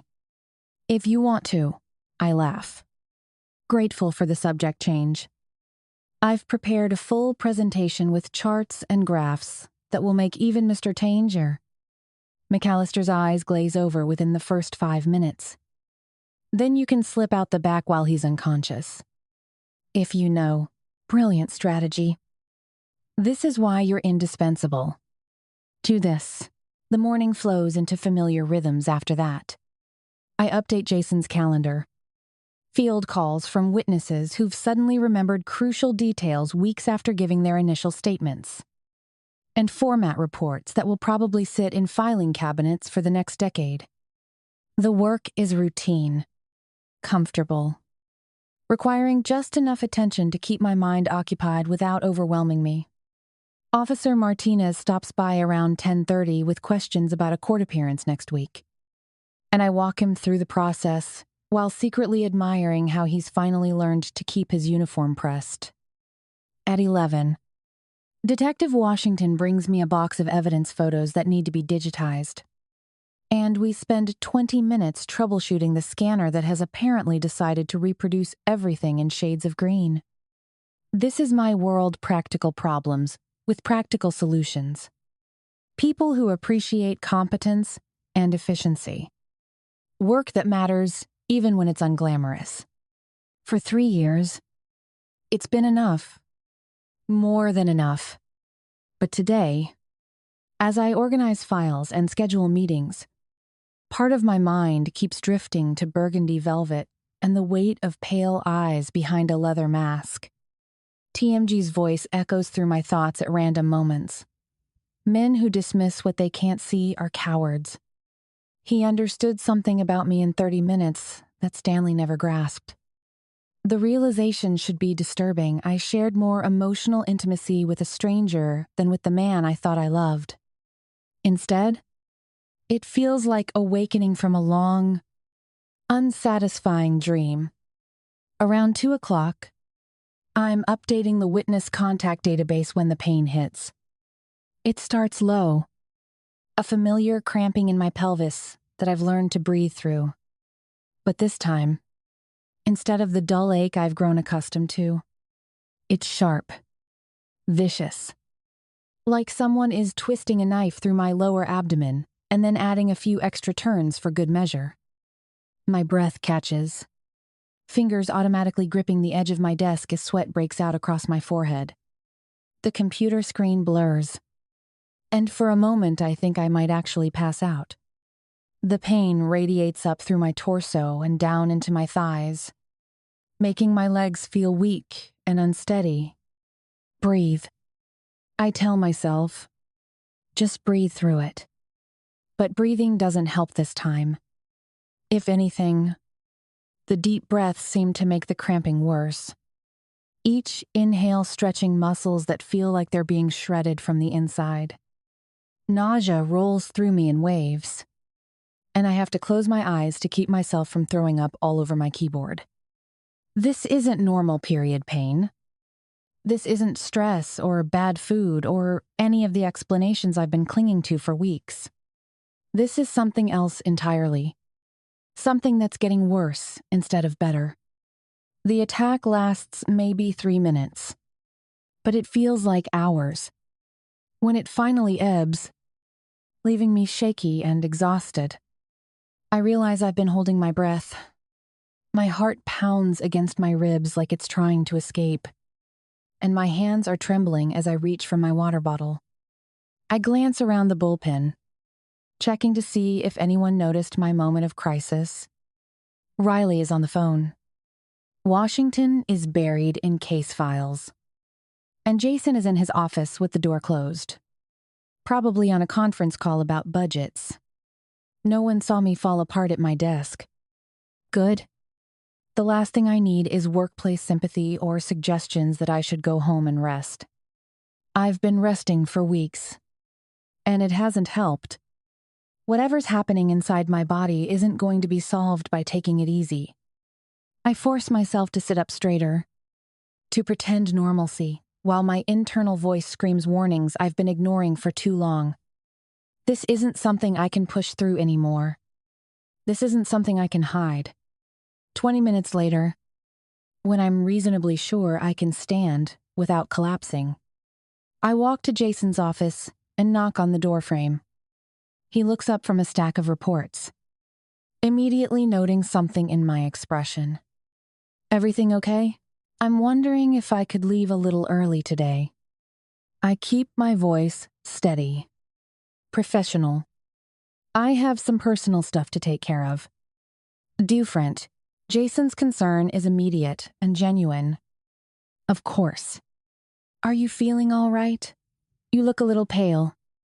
Diaz. Just tired. It's been a long week. He studies my face for a moment, and I can see him weighing whether to press for details. Finally, he nods. Take care of yourself. Kiddo. Whatever it is, it can wait until tomorrow if you need more time. Thanks. Jason. Really. With some. I gather my things with careful movements, afraid that sudden motion might trigger another attack. My purse feels heavier than usual, and I have to concentrate on walking normally as I make my way to the elevator. The drive home passes in a haze of Boston traffic and escalating dread. Each red light gives me time to think, to analyze what just happened and what it might mean. The pain was different this time, more intense, more focused, more urgent. Like my body was trying to tell me something I keep refusing to hear. By the time I reach my apartment, I've made a decision. Tomorrow, I'm calling Dad. Igor Shiradze has been my hero since childhood, the brilliant doctor who saves babies and helps families. The man who taught me that knowledge and compassion can heal anything. If anyone can figure out what's wrong with me, it's him. And more importantly, he's the one person who will take my concerns seriously without dismissing them as female hysteria or stress-related nonsense. I should have told him weeks ago. Should have trusted his expertise instead of hoping the problem would resolve itself. But admitting I need help feels like admitting failure. Like confirming that I can't handle my own life. The apartment is quiet and cool when I unlock the door. Afternoon sunlight streaming through windows. I forgot to cover this morning. I drop my purse by the entrance and walk straight to my bedroom, not bothering to change out of my work clothes before collapsing onto the unmade bed. The cramping has settled into a low, persistent ache that makes me want to curl into a ball. I pull a pillow against my stomach and let myself feel the full weight of what's been building for weeks, the fear, the uncertainty, the growing certainty that something inside me is fundamentally wrong. Yet again, I let myself cry. Not the angry tears I shed over Stanley's betrayal, but the scared, overwhelmed tears of someone who's been pretending to be strong for too long. They come silently, soaking into the pillowcase as I hold myself in the growing darkness. Part of me wants to text TMG, to somehow reach across the anonymous divide and share this new fear with someone who listened without judgment. But that's impossible. The whole point of masked nights is the separation between fantasy and reality.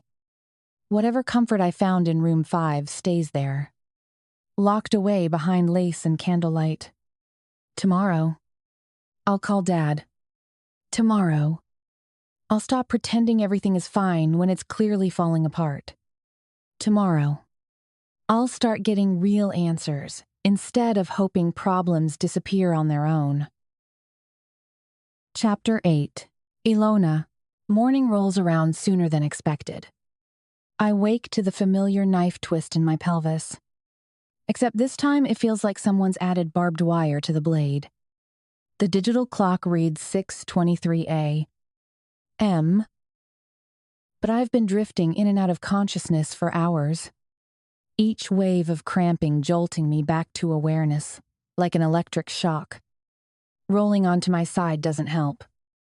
Neither does the heating pad I keep permanently plugged in beside my bed. The pain radiates from my lower abdomen down into my thighs, up through my ribs, making every breath feel deliberate and costly. My lower back aches like I've been lifting concrete blocks in my sleep. This isn't normal. Ilona, you can't keep pretending it is. I catalog the symptoms I've been tracking in my phone for weeks. Pain that's getting worse instead of better. Periods that arrive 2 weeks late or disappear entirely. Exhaustion that sleep doesn't touch. And the sharp, stabbing sensation every time Stanley tried to. I pushed that thought away. Stanley's not here now. But the pain remains. Which means this isn't about stress or relationship drama or any of the convenient explanations I've been clinging to. The shower helps marginally. Hot water beating against tight muscles. But before long, it's back. I need help. I must speak to Dad. The drive to my parents' house takes 40 minutes through Boston's maze of one-way streets and construction zones. My father has always been my safe harbor, but asking for help feels like admitting I can't handle my own life. He's a doctor. For God's sake, he'll know what to do. I can't understand why I've been so reluctant to approach him. He handles this sort of thing all the time. He'd have no problem with it coming from his own daughter. Their house sits in one of Brookline's quieter neighborhoods. A beautiful colonial with pristine landscaping that speaks of financial stability and professional success. The kind of home that says, "Respected doctor" to anyone who passes by. I've always felt proud pulling into this driveway, knowing I come from this solid foundation. But as I approach the front door, Voices carry from the kitchen window raised. Tense. Unmistakably argumentative. Igor. My payment was declined again. We are in the red. Mom's voice carries a strain I rarely hear.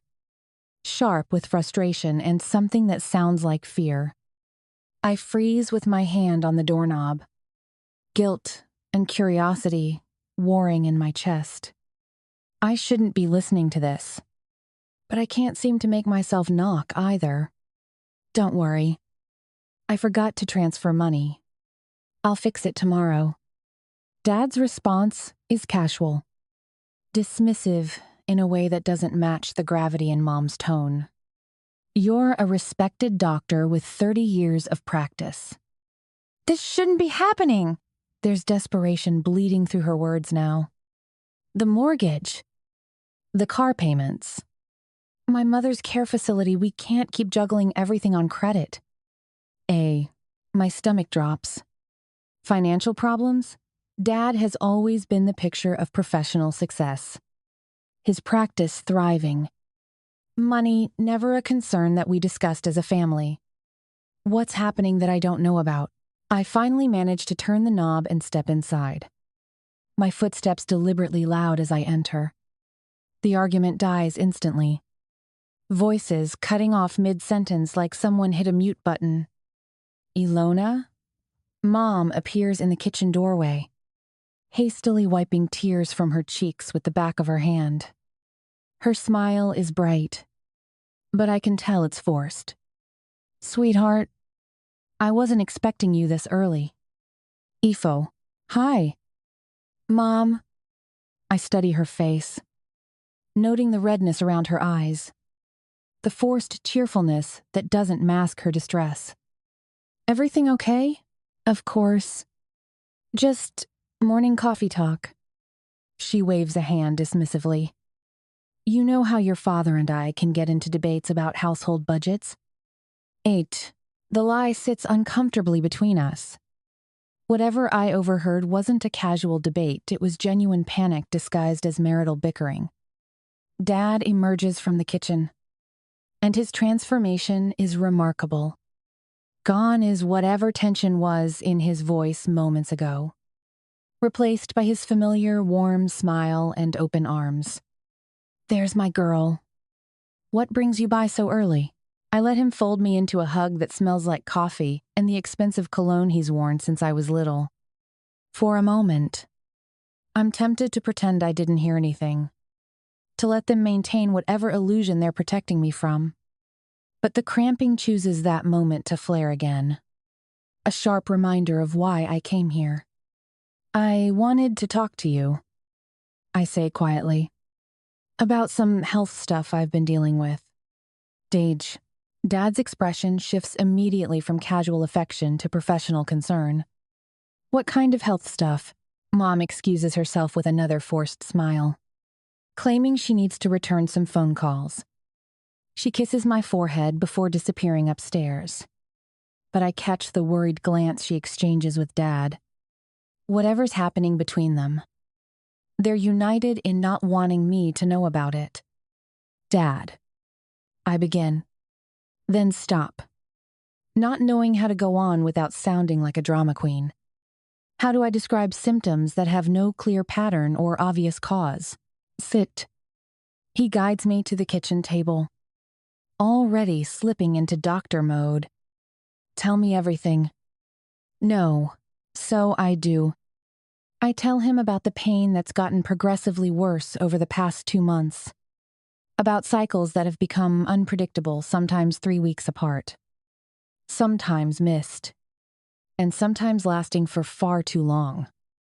About exhaustion that makes simple tasks feel overwhelming. Pain that shoots through my pelvis at random moments. The way intimacy has become uncomfortable, and then impossible. Dad listens without interruption, his expression growing more serious with each symptom I describe. When I awkwardly mention the pain during sex, his jaw tightens slightly, but he doesn't make me feel embarrassed or ashamed. Can you lean back for me? He asks gently. I want to check a few things. Is bid any made? His examination is thorough but gentle, pressing carefully along my abdomen, noting when I wince or tense. His hands are clinical, professional, but I can see worry building behind his eyes. Does this hurt?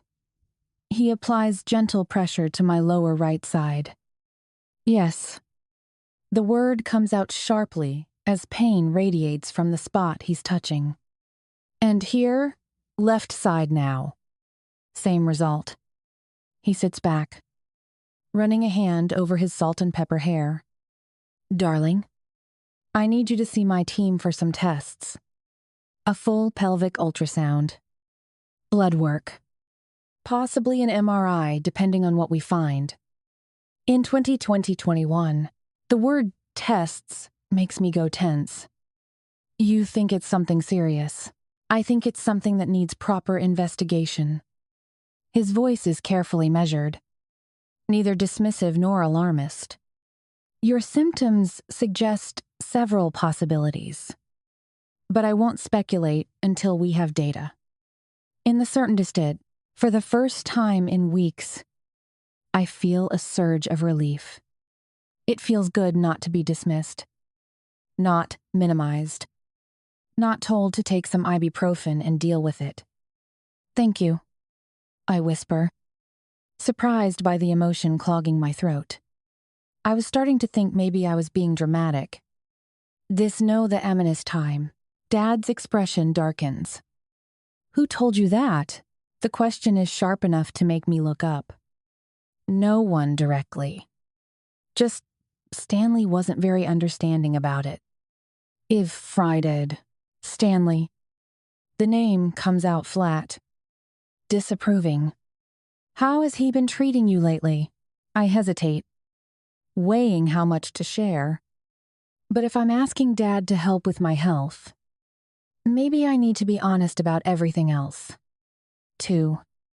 We had a fight, I say quietly. A few days ago. He accused me of cheating because I didn't want to be intimate. Said my health issues were convenient excuses.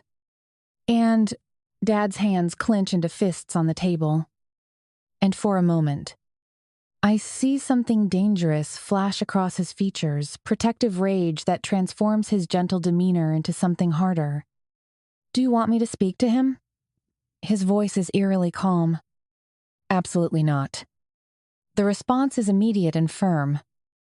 This is between me and him. I don't want you involved. It's no found. Dad studies my face for a long moment, clearly struggling with the desire to interfere. Finally, he nods. If he gives you any trouble at all, you tell me immediately. 0, I will. The promise seems to satisfy him, though tension still radiates from his shoulders. He disappears into the kitchen and returns with chamomile tea in the mug I always used as a child, pale blue ceramic, with tiny painted flowers that are now slightly faded from years of use. The gesture is so familiar, so comforting, that tears prick my eyes. I'll call Dr. Khan first thing Monday morning, he says, settling back into his chair. He's the best gynecologist in the city, and he owes me a favor. We'll get you in immediately. Thank you. I wrap my hands around the warm mug, letting the heat soak into my palms. I've been scared to find out what's wrong. Fear is normal, but whatever this is, we'll handle it. His voice carries absolute conviction. You're not facing this alone. Do not erration. I believe him. I've always believed him. Dad has been my anchor since childhood, the parent who never dismissed my concerns, who took my dreams seriously, who made me feel capable of anything. But as I watch him now, I notice things I've been missing. The slight slump to his shoulders, the way his eyes don't quite meet mine when he talks about calling in favors, the expensive watch that's no longer on his wrist sold. Maybe. To help with whatever financial crisis I overheard earlier. Dad, I begin carefully. The conversation I walked in on with, Mom, are you sure everything's okay? His smile is immediate but not convincing. Darling, I don't want you to worry about things that aren't yours to carry. Your mother and I are fine. We're just adjusting some investments. And the explanation sounds rehearsed, like something he's practiced saying, but his tone makes it clear the conversation is over. So I don't push. Not yet. We sit in comfortable silence for a few minutes, sipping tea and existing in the familiar bubble of father-daughter affection that sustained me through every crisis of my life. But underneath the comfort, questions multiply like cancer cells. Why are my parents struggling financially when Dad's practice should be thriving? Why did he deflect so quickly when I asked? And why does he look so tired? Is so worn, like he's carrying a weight I can't see? I finish my tea and stand to leave, accepting another hug that feels more desperate than usual. He holds me a beat too long, like he's trying to memorize the moment. I love you, little bird, he murmurs against my hair, using the nickname from my childhood. I love you, too, Dad. I step back. Tell Mom I said goodbye. I'll call later so we can chat. But as I drive away, watching the beautiful colonial disappear in my rearview mirror, unease settles in my chest. He said not to worry about things that aren't mine to carry. But that's exactly what I'm doing. Because whatever's happening with my body is only part of the problem. My father, my anchor, my hero, my safe harbor is dealing with something he won't let me help with. And for the first time in my life, I don't know if he can fix it by himself. Chapter 9. Ilona. The waiting room smells like disinfectant. It makes my nose wrinkle. I sit in one of those generic beige chairs that populate every medical office in America. My knee bouncing with nervous energy I can't seem to control. The magazines on the glass table beside me are months-old issues of Better Homes and Gardens and Health that someone probably selected to project optimism and wellness. I don't touch them. My hands are clammy despite the aggressive air conditioning that makes me wish I'd brought a sweater.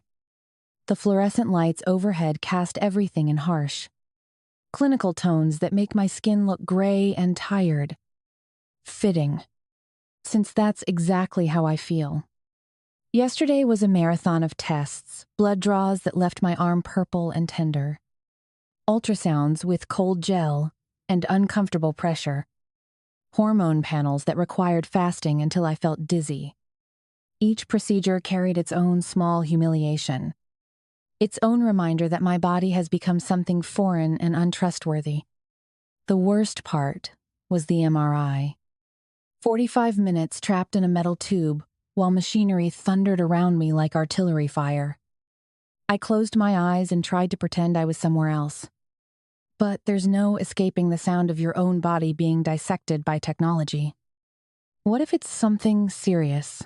The thought circles my brain like a vulture, refusing to land but never flying away. What if it's cancer? What if it's nothing and I'm just dramatic? What if I waited too long? I've been pushing these symptoms aside for months, telling myself they'd resolve on their own. Women deal with pain. My mother always said, it's part of being female. But this goes beyond normal female experience. This feels like warfare conducted inside my own flesh. Ilona Shiradze? The nurse's voice is soft, kind, nothing like the sharp efficiency I expected. She's older, maybe 60, with graying hair pulled back in a neat bun and scrubs decorated with tiny flowers. Her smile is genuine as she approaches. Doctor, Khan is ready to see you now. Until's my heart pounds as I stand, legs unsteady beneath me. The hallway stretches longer than it should, each step echoing off polished linoleum. Past exam rooms with closed doors, past medical equipment I can't identify, toward answers I'm not sure I want to hear. Doctor. Khan's consultation room is warmer than the waiting area wood furniture instead of plastic. Soft lighting instead of fluorescent harshness. Actual artwork on the walls instead of motivational posters about wellness. He's younger than I expected. Maybe early 40s. With kind eyes behind wire-rimmed glasses and the sort of calm demeanor that probably cost him years of practice. Please. Sit. He gestures to a comfortable chair across from his desk, then settles into his own with my file spread before him. I know waiting for results can be stressful, so I'll get straight to the point. My mouth goes dry. Here it comes. Ilona, your results indicate that you have endometriosis. Ismeriment? I stare at him. Endometriosis. I've heard it before. Of course, whispered conversations between women. Medical articles I've skimmed and forgotten. But hearing it applied to my body, my future, my life, makes everything else fade to static. It's a chronic condition where tissue similar to the lining of your uterus grows in other areas of your pelvis. Dr. Khan continues, his voice steady and professional. This explains the pain you've been experiencing. The irregular cycles. The discomfort during intercourse. I hear the words, but they feel like they're coming from underwater. Chronic. That means forever. That means this pain isn't temporary, isn't something I can push through and overcome with determination. Is it? I clear my throat. Try again. Is it treatable? Absolutely. We have several options: hormonal therapy to slow the progression, pain management strategies, surgical intervention, if necessary. Many women with endometriosis live full, normal lives. Normal. What's normal about taking medication forever? What's normal about surgeries and treatments and managing a condition that turns your own body against you? What about, the question sticks in my throat like glass. What about having children? Dr. Khan's expression softens, and I know before he speaks that this is the part he dreads discussing. Endometriosis can impact fertility. Yes. The scar tissue can interfere with ovulation and implantation. But it's important to understand that difficult doesn't mean impossible. Many women with endometriosis conceive naturally, and there are assisted reproductive technologies if needed. It's state. Difficult. Assisted technologies. The clinical language can't soften the brutal truth underneath my dream of easy pregnancy, of carrying my future husband's child without medical intervention, of the natural progression I've imagined since childhood, is probably gone. I need to emphasize that every case is different. He continues gently. Your condition appears to be moderate, which means early intervention can be very effective. You're young. You're otherwise healthy. There's every reason for optimism. I nod because that's what you do when your doctor offers hope. But inside, I'm drowning. The future I've carried in my head since I was a little girl playing with doll's marriage. Pregnancy. Babies. The whole beautiful sequence feels like it's disintegrating. I'd like to start you on hormone therapy to help manage the pain and slow progression. We'll monitor your response and adjust as needed. In the meantime, I want you to know that this diagnosis doesn't define you or limit what you can achieve. Quote, he hands me pamphlets, prescriptions, follow-up appointment cards, information to help me navigate this new reality. I take everything with hands that feel disconnected from my body. still struggling to process that this conversation is actually happening. Do you have any other questions right now?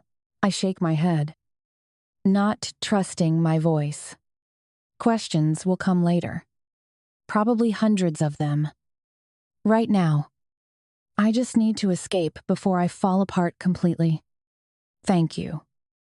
I manage. Doctor. Khan stands when I do. His expression compassionate, but professional. Ilona, I know this feels overwhelming right now. That's completely normal. But you're not facing this alone. And this doesn't change who you are. Wit, except it does. Everything's changed. I just don't know how to explain that to someone who deals with these conversations every day. The walk to the parking lot passes in a fog. My feet carry me through automatic doors, across asphalt that shimmers with heat, to my car sitting under the relentless July sun. The metal handle burns my palm when I open the door, but the pain barely registers against the numbness spreading through my chest. I slide into the driver's seat and close the door, feeling myself into privacy. That's when it hits. The sob comes from somewhere deep, wrenching through my chest like it's being torn from my bones. Then another, and another, until I'm gasping, doubled over, tears streaming down my face as everything I've been holding back for weeks pours out. Endometriosis. The word echoes in my head, heavy with implications I'm only beginning to understand. This isn't something I'll recover from. This is something I'll carry forever, managing and medicating and accommodating until it becomes a part of my identity. The woman who can't have children easily, the woman whose body betrayed her, the woman who's broken in ways that can't be fixed. I think about all the times I've imagined holding my own baby, feeling life growing inside me, sharing that miracle with someone I love, the nursery I've designed in my head, the names I've considered, the future I've built around motherhood. None of it feels possible anymore. What if I'm unlovable now? What if this makes me less than whole? The tears come harder, ugly and desperate. I cry for the diagnosis, for the pain I've endured, for the pain still to come. I cry for the children I might never carry, the pregnancy I might never experience, the simple future that's been complicated beyond recognition. I cry for feeling broken and damaged and reduced to a medical condition I never wanted to understand. When the storm finally passes, I sit in the silence of my car, emotionally drained and physically exhausted. The air conditioning runs automatically, but I'm still hot, still shaking, still trying to process what my life looks like now. Home feels like the last place I want to be. The apartment filled with reminders of a relationship that imploded just as my health started falling apart. The silence that will give me too much time to think, to spiral, to imagine worst-case scenarios. I need something. Distraction. Connection. Something that makes me feel human instead of broken. And suddenly, I know what that something is. TMG. The masked guy. The memory of his voice echoes through my exhaustion. Pain doesn't need witnesses to be real. He understood something about me that Stanley never grasped. He offered comfort without trying to fix anything. Acceptance without demanding explanations. For 30 minutes, I felt like myself instead of a collection of symptoms and problems. I need that again. I need to remember what it feels like to be desired instead of diagnosed.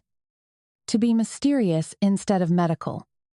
Before I can second-guess myself, I dial the number I memorized after my first visit. Scarlet Fox. Jack's voice is warm.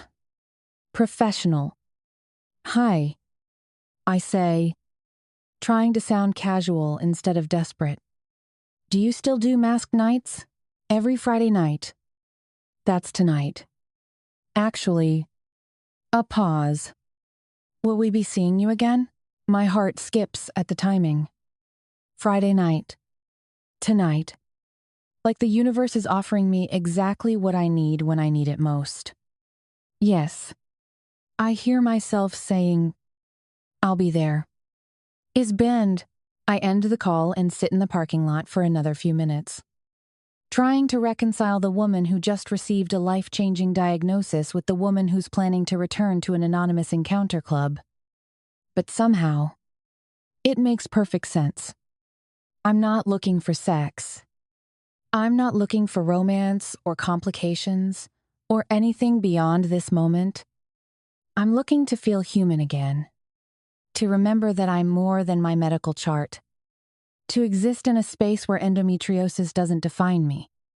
And maybe, though I shouldn't hope this, he'll be there. The stranger who saw something worth touching in a woman who's been feeling untouchable. I start the engine and pull out of the parking lot, driving toward home with something that feels dangerously like hope building in my chest. Tonight, I won't be Ilona Shiradze, the woman who just got diagnosed with endometriosis. Tonight, I'll be whoever I choose to be behind a lace mask. And for now, that's all I need. Chapter 10. Ilona. The air in Scarlet Fox feels different tonight. Maybe it's me that's different, broken in ways I'm still learning to understand. The burgundy, velvet, and amber lighting that once felt mysterious now feel like sanctuary. Like the only place in the world where I can exist without pretending everything is fine. Jack recognizes me immediately, his dark eyes softening with something that might be concern. He doesn't ask questions, doesn't offer sympathetic platitudes, just nods toward the familiar hallway and slides a lace mask across the polished bar. Room 5, he says quietly. Same as before. It's not knitted. My fingers tremble as I take the mask. The delicate lace feels fragile, like it might disintegrate if I grip too tightly. But then again, everything feels fragile right now. The corridor stretches before me. Each step echoes my heartbeat erratic. Desperate. Alive, despite everything trying to kill it. The scent of sandalwood and roses grows stronger as I approach the familiar door. And my body remembers this space with startling clarity. Inside, candles flicker against burgundy walls, casting dancing shadows that make the room feel alive. The velvet chair where I confessed my deepest fears sits exactly where I left it. Patient and waiting. Everything is the same. Perfect. Untouched by the diagnosis that's rewritten my entire future. I sink into the chair and let the mask settle over my features, transforming me into someone else. Someone whose body isn't a battleground. Someone who doesn't carry the weight of chronic illness like a stone in her chest. The tears start without permission. They're different from the ugly sobs in the parking lot earlier. These are quiet, exhausted. Morning tears for the woman I was this morning, naive enough to believe pain always had solutions. That bodies were trustworthy. That wanting children was enough to ensure you could have them. Endometriosis. I press my palms against my eyes, trying to stop the flow. But grief has its own rhythm. So I let it come. Let it wash through me until my chest feels hollow and my breathing steadies into something resembling composure. He probably won't come tonight. Why would he? Lightning doesn't strike twice. And whatever magic existed between us was probably a one-time thing. A beautiful anomaly that I've built into something bigger than it was because I'm desperate for connection. But God, I hope he does. I need to remember what it feels like to be heard, desired instead of diagnosed, to be seen as a woman instead of a patient, to exist in a space where my worth isn't measured by my reproductive capacity. The soft click of the adjoining bathroom door makes my pulse spike. Running water. The rush of a shower. Steam seeping under the doorframe. He's here. Actually here. My skin prickles with awareness. Every nerve ending suddenly alive and focused on the sounds filtering through the wall. What if it's someone else this time? I smooth my robe with hands that won't stop shaking. Trying to look composed instead of devastated. Trying to be the mysterious woman from last week instead of the broken girl who cried in a doctor's office this afternoon. The water stops. Silence stretches. Taut and electric. When the door opens, my breath catches so sharply it hurts. It's him. He stands in the doorway. Towel riding low on narrow hips. Water still beating on bronze skin. The candlelight plays across muscles that speak of discipline and violence. Illuminating tattoos that tell stories I'll never know. His dark hair is slicked back, revealing the sharp angles of his face behind the leather mask. He's magnificent. Dangerous. Everything my rational mind should avoid and everything my body craves with frightening intensity. He settles into the chair across from me without a word, studying my face with the same penetrating focus as before, like he can see through the lace to the woman underneath, like he knows exactly what kind of day I've had. I was hoping you'd be here, I whisper, the words tumbling out before I can stop them. Last time was nice. And what? The understatement hangs between us like a confession. Nice doesn't begin to cover what happened in this room the way he listened without judgment. The electric connection that made me feel alive for the first time in months. Speak to me, he says simply. Where do I even begin? How do I explain that everything I thought I knew about my body, my future, my worth as a woman has been stripped away in a single doctor's appointment? I got some medical news today. I start, then stop, overwhelmed by the magnitude of what that simple statement contains. His expression doesn't change, but something shifts in his posture. Complete focus. Like my words matter more than anything else in the world. The pains. I have endometriosis. The word feels foreign, clinical, and cold. It's a chronic condition that means my body is basically attacking itself. The pain I've been dealing with, the irregular cycles, the way intimacy became impossible, it all makes sense now. It's not Tid. I pause, waiting for him to offer platitudes or solutions or any of the things people say when they don't know how to fix something. But he just watches, patient and present, giving me space to fall apart. The worst part isn't the pain. I continue, my voice breaking. It's what it means for my future. Having children might be difficult, maybe impossible.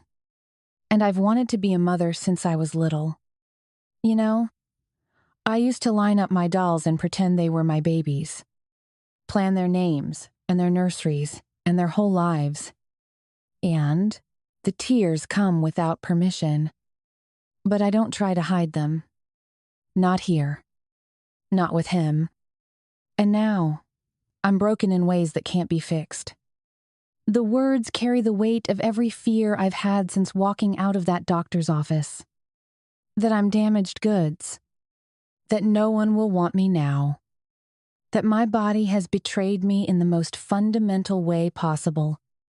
He leans forward slightly, those pale eyes never leaving my face. When he speaks, his voice is rough, weighted with absolute conviction. You are not broken. Is did of it not come seasoned? 4 words. Simple. Absolute. They hit me like lightning, stealing my breath and sending heat through my chest. The certainty in his voice makes me want to believe him. Makes me want to crawl into his lap and let him convince me with his hands and mouth that I'm still desirable. Still whole. Still worth wanting. My gaze drops to the towel around his waist, to the impressive bulge there. He wants me, even knowing about my diagnosis. My uncertain future, he still wants me. Is that? I gesture toward his erection. Warmth spreading across my skin. Because of me? I feel my cheeks flame, but I can't help asking. His response is wordless, just a slight nod and the barest hint of a dangerous smile. He doesn't try to hide or adjust himself. Doesn't apologize for his body's response. He just owns it. Owns the desire crackling between us. I can't look away. Can't breathe. Can't think beyond the magnetic pull drawing me toward him like gravity. He stands slowly, deliberately. Every movement controlled and predatory. His hands move to the towel's edge. Fingers working the knot with casual confidence. Wait. I breathe, but I don't mean it. I need this. Need to see him. Need to remember what desire feels like when it's not clouded by pain or medical terminology. The terry cloth falls to the floor. My mouth goes dry. He's godlike. Tall and lean and powerfully built. His cock standing proud and thick. Tattoos cover his torso like a roadmap of violence and survival, Russian script across his ribs. Geometric patterns down his arms. Something that might be prison markings on his knuckles. Scars interrupt the ink in places. Pale against bronze skin. Telling stories of fights he's survived. This is a body that's seen war. That's taken damage and kept going. That's strong enough to survive anything. He wraps his hand around his length, stroking slowly. Eyes locked on mine. The sight sends molten heat pooling between my thighs. Touch yourself, he commands softly. My breath catches. I can't. A slight shake of his head. His eyes say everything. You can. Show me. Will. The unspoken words unlock something primal inside me. Something that's been buried under months of pain and insecurity. My hand drifts to the belt of my robe. Fingers trembling as I work the knot loose. The silk falls open, exposing my breasts to the candlelight. I'm not wearing anything underneath, hadn't planned this. But my body knew what it needed before my mind caught up. His eyes darken to slate as they rake over my bare skin. Pupils dilating with hunger that makes me feel powerful despite everything. He increases the pace of his strokes, and I can see moisture beading at the swollen head of his cock, pre-cum glistening in the candlelight. I part my legs without being asked. The cool air hitting my already slick flesh. I'm soaked. My arousal coating my inner thighs. I've been wet since the moment he walked through that door. My fingers find my center, sliding through the wetness before circling my swollen clit with gentle pressure that makes my back arch off the velvet. What the hell are you doing? Ilona? Have you gone insane? It's too late to turn back. A low growl escapes his throat at the sight of my glistening pussy spread before him. The sound vibrating through me and making my walls clench around nothing. We watch each other, breathing heavy, movements synchronized. There's something deeply intimate about this, more intimate than anything with Stanley ever was. We're stripped bare in every way that matters. Vulnerable and honest and completely present. My fingers slide lower, parting my slick folds before pushing 2 fingers deep inside myself. I'm so wet, they slide in effortlessly. My inner walls gripping them as his grip tightens on his thick shaft. The sensation makes me whimper, hips rolling against my own touch as I work myself open. I'm lost in the heat building between us, in the way he's watching me fuck myself with my fingers. His breathing becomes labored. his hand working his length from base to tip with increasing urgency. The thick vein running along the underside of his cock throbs with each stroke, and I can see how his heavy balls tighten as he watches me pleasure myself. The sight of him losing control pushes me higher, closer to the edge I've been circling. My free hand finds my breast, rolling the hardened nipple between my fingers as I pump my other hand in and out of my pussy with increasing urgency. I add a third finger, stretching myself as I imagine what it would feel like to have his thick cock filling me instead. The dual sensations make me cry out, sharp and desperate, my juices flowing freely over my working fingers. He's close now, his strokes becoming erratic, his hips thrusting forward involuntarily into his fist, sweat beads on his forehead despite the air conditioning, and his jaw clenches with the effort of control. I can see the muscles in his thighs trembling with restraint. I curl my fingers inside myself, finding that perfect spot that makes my back arch. My thumb finds my clit, rubbing tight circles around the swollen bud as my fingers work inside me. The wet sounds of my fingers moving in and out of my pussy fill the room, mixing with our harsh breathing. The intensity in his eyes breaks me. My orgasm crashes through me, my pussy clamping down hard on my fingers as waves of pleasure tear through my core. I arch off the chair, my free hand gripping the velvet as I finger myself through the climax. My walls pulsing rhythmically around my digits. It's violent and beautiful and exactly what I need release from everything that's been building inside me. My cries of pleasure push him over the edge. His head falls back, throat working as he pumps his length with desperate strokes. When he comes, it's with a deep groan that I feel in my bones. Thick spurts of cum painting his taut belly. The sight of his release triggers another smaller climax in me. My oversensitive pussy fluttering around my still-moving fingers. The sight of him losing control because of me sends aftershocks through my sensitized body. I've never felt so powerful, so desired, so completely alive. We sit in the aftermath, breathing heavy, eyes locked across the space between us.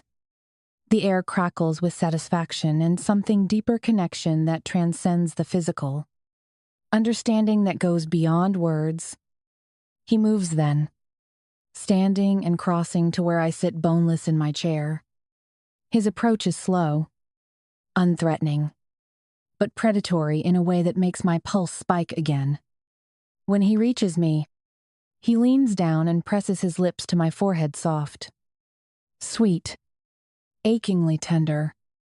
The kiss burns through me like a brand, claiming something I didn't know I was offering. His finger traces down my spine.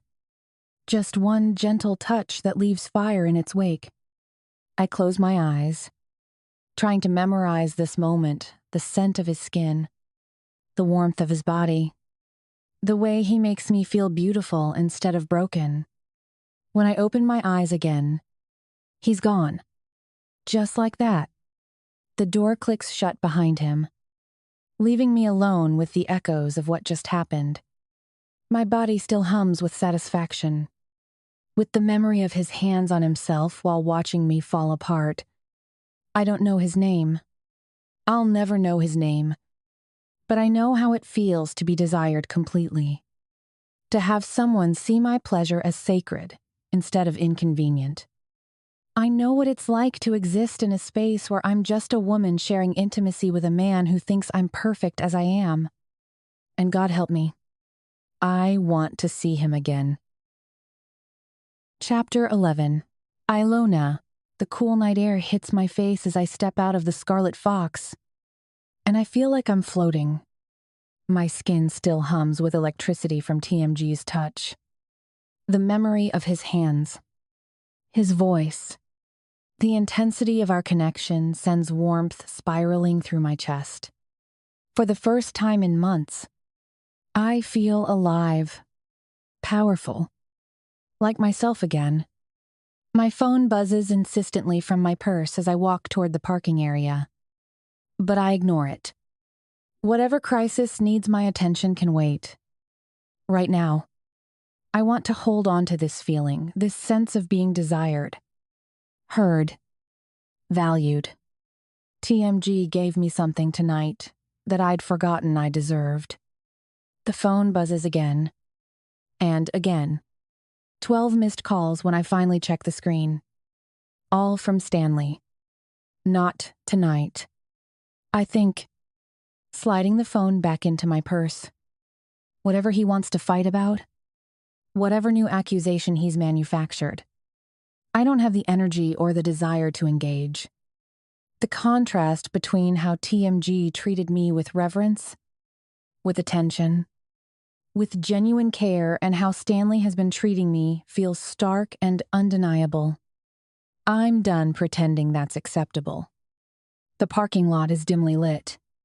Pools of yellow light from overhead lamps, casting long shadows between the cars. My heels click against asphalt as I approach my Honda. Keys already in hand. The night feels full of possibility instead of threat. My body still humming with the afterglow. Then I see him. Stanley leans against my car like he owns it. Arms crossed over his chest in a pose designed to intimidate. His perfectly styled hair catches the lamplight, and his expression is dark with the kind of controlled rage I've learned to recognize as dangerous. My stomach drops as the fantasy bubble of the evening pops like soap film. "So you're coming here now," he says. His voice deceptively calm. The Scarlet Fox. Shit. How long has he been waiting here? How did he even know I was here? The questions multiply in my head. But I force myself to keep walking. I won't let him see that his presence rattles me. I won't let him steal the gift I was given tonight. Stanley. I keep my voice steady. Professional. Like he's a difficult client instead of the man who shared my bed for 2 years. "What are you doing here?" He pushes off from my car, moving to block the driver's side door. "Answer my question first. What the hell are you doing in a place like this?" "A place like what?" I raise an eyebrow, channeling some of TMG's quiet confidence. "It's a bar. I had a drink." Don't play stupid with me. Ilona, I know what this place is." His eyes are hard. Private rooms. Anonymous encounters. Very discreet. And 2 and prom. Ice floods my veins. How does he know about that? How much does he know? But I keep my expression neutral, refusing to give him the reaction he's fishing for. "I don't know what you're talking about." I step toward my car door, but he shifts to block me more completely. "Move. Stanley. I want to go home." 8. Who are you fucking? The question hits like a slap. Direct. Brutal. Designed to wound. But instead of the shame and defensiveness he's expecting, I feel something else rising in my chest. Anger. Clean. Righteous anger that cuts through fear like a blade. No one. The truth comes out steady. Unashamed. Because it is the truth. Technically, what happened with TMG transcended physical acts. It was connection. Understanding. Intimacy without penetration. Move away from my car. And bullshit. Stanley's composure cracks, revealing the jealous rage underneath. He slams his hand against my hood with enough force to make the metal ring. "First, you won't have sex with me. Then you start sneaking around to bars, staying out until all hours. I'm sick." "Stanley!" The words explode from me with 2 years of accumulated frustration. "I have endometriosis. That's why sex hurts. That's why I've been distant. But you never bothered to ask. Did you? It was easier to just accuse me of cheating. 8. His expression doesn't change. No surprise. No concern. No recognition of the pain I've been carrying. Just the same cold calculation. Like he's deciding whether my diagnosis is convenient for his narrative.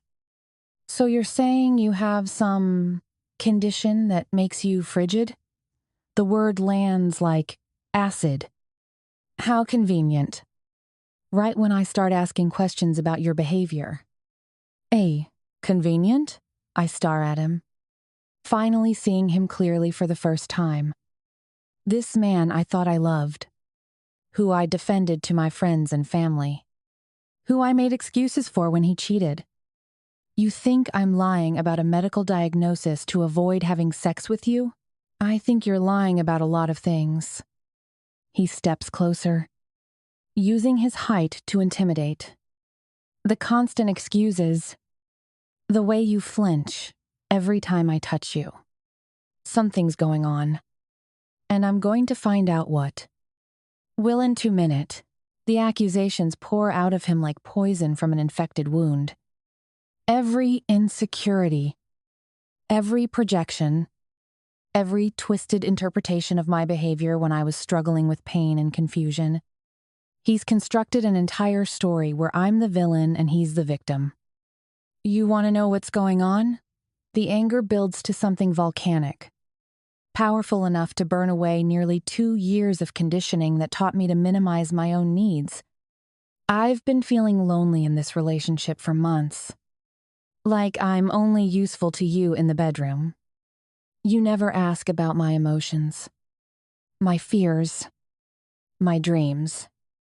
When I try to tell you something's wrong, you dismiss it as overreacting. Price. Here we go. Stanley rolls his eyes. The victim routine again. Into 90 set. And when you cheated on me with Melissa, I continue, my voice rising with each word. You somehow made it my fault. Like I wasn't available enough. Wasn't understanding enough about your needs. But the second I need understanding about my health, you decide I must be lying. I Frandon down.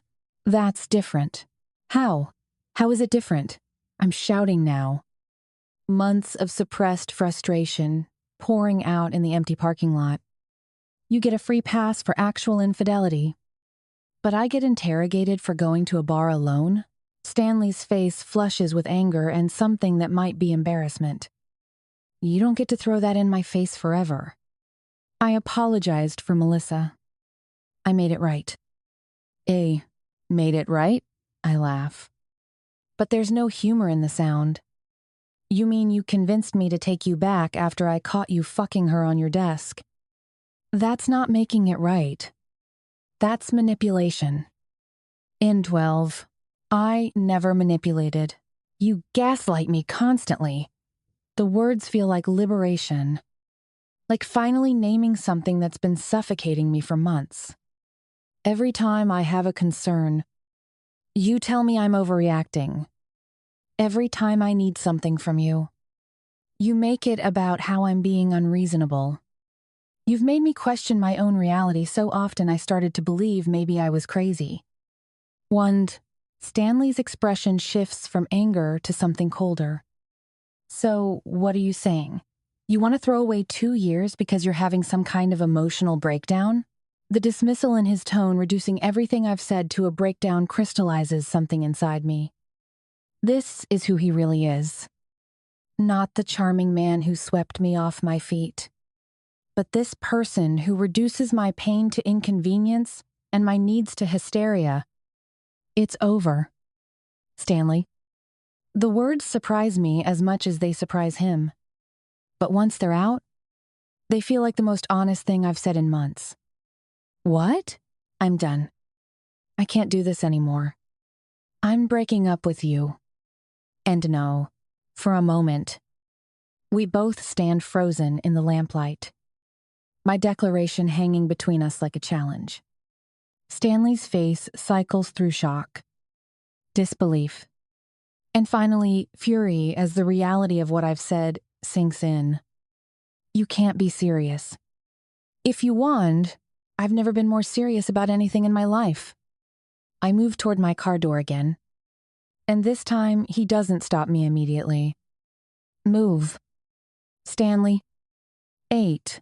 This is insane. His voice is rising. Desperation bleeding through the anger. You're having some kind of breakdown because of medical issues. And you're making decisions you'll regret. The only thing I regret is staying as long as I did. I insert my key into the lock. Hands steady despite the adrenaline flooding my system. Now move away from my car. And instead of stepping back, he grabs my arm, not gently, not affectionately, but with the kind of grip designed to control. You're not thinking clearly. Let's go back to my place and talk about this rationally. Don't touch me. I yank my arm free with enough force to send him stumbling backward. The command comes from somewhere deep, fueled by months of boundaries violated and autonomy ignored. Ever again. Stanley's face transforms into something I've never seen before, ugly. Entitled rage at being denied what he considers his property. For a split second, I think he might actually grab me again. Might try to physically prevent me from leaving. But I'm already in the car. Doors locked. Engine turning over. Through the windshield, I can see him standing in the lamplight looking like a stranger or maybe like himself. Finally, without the mask of charm and manipulation, I reverse out of the parking space with deliberate care, refusing to screech tires or flee like I'm running away. Because I'm not running, I'm walking towards something better. Something healthier. Something that honors who I actually am instead of who he needed me to be. In my rearview mirror, Stanley grows smaller and smaller until he disappears entirely into the darkness behind me. As I drive through Boston's quiet streets, the adrenaline begins to fade, replaced by something lighter and more fragile relief. The kind of relief that comes from finally putting down a weight you didn't realize you were carrying. My phone buzzes with a text, probably from Stanley, but I don't check it. Tonight isn't about him anymore. It's about the woman who walked into room 5 afraid and desperate, and walked out remembering her own worth. It's about an unknown man's hands on my face, treating me like something precious. It's about the future I'm finally free to imagine without Stanley's emotional abuse. I drive toward home with the windows down, letting the cool air wash away the last traces of a relationship that was slowly killing me.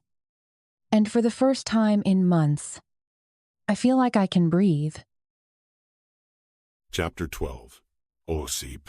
The numbers on my computer screen blur together like broken code. I've been staring at the same spreadsheet for 20 minutes, but all I can see are her eyes behind that lace mask. Eyes that roved over me with something raw and hungry that made my chest tighten. I got home after midnight last night. The drive from the Scarlet Fox passing in a haze of her scent still in my nostrils. Galena was fast asleep, one hand resting protectively over her swollen belly. Dark hair spread across Egyptian cotton like spilled ink. She looked peaceful, innocent, everything I'm not. I should have slipped into bed beside her. Should have let my wife's presence ground me back to reality. Instead, I stood in our bedroom doorway for several minutes, watching her breathe while my mind replayed every second of what happened in that burgundy room. The woman's voice, defeated and honest. I'm broken in ways that can't be fixed. The trust in her eyes when she told a masked stranger about her health problems. The way she said it quiet, broken, like she was confessing to murder instead of a medical condition. Endometriosis. She can't have children easily. Maybe not at all. The knowledge sits heavy in my chest. This information should be irrelevant. She's a stranger. A masked encounter that was supposed to end when I walked out that door. But it gnaws at me anyway. This understanding of her pain. Her broken dreams. I tried to sleep. Tossed and turned for 2 hours while Galina slept peacefully beside me. Her pregnancy-deepened breathing, a constant reminder of what I was betraying just by thinking about another woman. Finally, I gave up and went to the shower, under scalding water, with steam filling the marble-tiled space. I'd wrapped my hand around my cock and let myself remember, her lips parting when she saw me, the heat of her skin when I touched her cheek, the way she looked at me like I was salvation instead of damnation. I came harder than I had in months, biting my knuckles to keep from making noise that would wake my pregnant wife. The guilt hit immediately after sharp, acidic, the kind that burns your throat and leaves you hollow. But even the guilt couldn't erase the memory of her voice, the magnetic pull I felt sitting across from her in that candle-lit room. Now I'm here at my office, trying to focus on legitimate business while my thoughts are consumed by a woman whose name I'll never know. A woman who trusted me with secrets she probably hasn't shared with anyone else. My secure phone buzzes against the mahogany desk, and I snatch it up. Radomir's name flashes on the screen. What do you have for me? Blyed. Osip.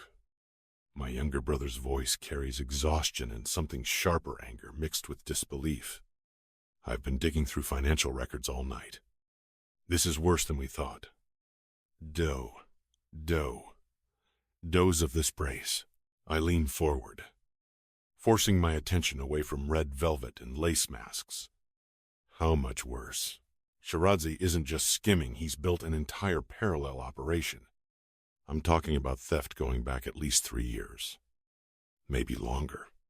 The sound of rapid typing echoes through the phone. You know how methodical I am with data. Well, this fucker's been methodical too. I'm Mari. Radomir talks fast when he's excited or angry, his words tumbling over each other like machine gun fire. Of my 2 brothers, he's the one who lives inside computers and server farms, more comfortable with code than conversation. But when he finds something that pisses him off, he becomes eloquent in his rage. Give me specifics. I growl. Remember the Kowalski couple from Hartford? Shiradze told us they changed their minds. Remember? Well, guess what? They paid $400,000 for twin boys through Doctor. Shiradze's private practice. We never saw a kopeck of that money. According to our books, that placement never happened. And Sal, my jaw tightens. Keep going. 2,000. The Richmond family in Newport, $350,000 for a healthy newborn girl. The Castellanos in Manhattan, $500,000 for what they were told was a rare, expedited placement. All of them think they dealt exclusively with Igor's medical practice. None of them even heard the name Sidorov. Each revelation builds the anger inside me. Igor hasn't just been stealing money, he's been stealing clients. Building his own empire while using our infrastructure and connections. Yobani Urod. How many clients total? That I can confirm. 14 major transactions in the past 18 months alone. We're talking about $7 million that never touched our accounts. Osip. 7 fucking million. End quote. The number reverberates through my skull like artillery fire. $7 million. Enough to run our entire operation for years, or to buy off half the police department. Money that should have been split between our partnership, used to expand operations, shared according to the agreements we all signed. But here's the beautiful part. Radomir continues, his voice dripping with bitter sarcasm. The Suka is still taking his cut from our legitimate transactions. So he's getting paid twice, once from us for the work we know about, and again from his private clients for the work we don't. The medical records forged. He's using real birth certificates and legal documents, but routing everything through shell companies that don't exist on paper. Very sophisticated operation. If I didn't know what to look for, I never would have found it. Quote, I close my eyes, processing the scope of Igor's betrayal. This isn't opportunistic theft, it's strategic warfare. While I protected him from the violent realities of our business, while I handled enforcement and collection and all the ugly necessities that kept our operation running, he was building a competing empire using my own resources. The contacts? I ask. How is he finding these clients? Hospital networks, fertility clinics, private practices. He's got legitimate medical credentials. Remember? He can walk into any elite medical facility and start conversations with desperate couples. Meanwhile, we're stuck dealing with back alley introductions and word-of-mouth referrals. Well, the strategy is brilliant in its simplicity. Igor presents himself as the respectable face of adoption services while I remain the criminal in the shadows. Clients trust him because he's Dr. Igor Shiradze, respected gynecologist. Not some Russian gangster with blood on his hands. There's more, Radomir says quietly. I found communications with lawyers, accountants, even a contact at Child Protective Services. This isn't just about money. Brad, he's building infrastructure to completely bypass our operation. End quote. Kacertu Blutka. Igor isn't just stealing from me, he's positioning himself to eliminate me entirely. Once his network is established, once he has enough clients and resources, he won't need Osip Sidorov anymore. What about Stanley's accusations, I ask. Morrison was right about the missing money, wrong about the cause. That Henderson delivery he was screaming about? Igor took the full payment and reported it as a failed placement. Client got their baby. Igor got his money, and we got fucked. I quote, everything slots into place with sickening clarity. Stanley's rage wasn't about imaginary money. It was about real theft that I was too blind to see.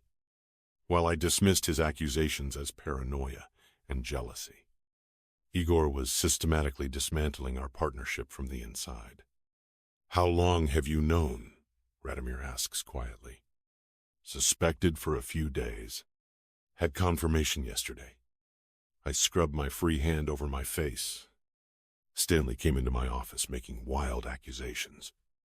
I thought he was losing his shit, looking for someone to blame for his own failures. I cannot. Stanley Morrison is a lot of things, but he's not stupid about money. Wade, doing. True. For all his faults, Stanley has always been good with numbers and client relationships. If he noticed irregularities, I should have taken him seriously instead of dismissing him as a paranoid moodak. So, what do we do? Radomir asks. This kind of betrayal, in the old country, there would be no question. In the old country, in Siberia, where I learned that trust is a luxury that gets you killed, where betrayal is answered with violence so swift and brutal that it serves as a lesson for anyone else considering disloyalty. But this isn't Siberia. This is Boston, where I've built a life based on respectability and careful distance from my past, where I'm a legitimate businessman, not a killer figuring out the best way to eliminate a problem. Leave it to me. I tell my brother, Osip, I said leave it to me. There is that. The line goes dead. And I set the phone down with deliberate care.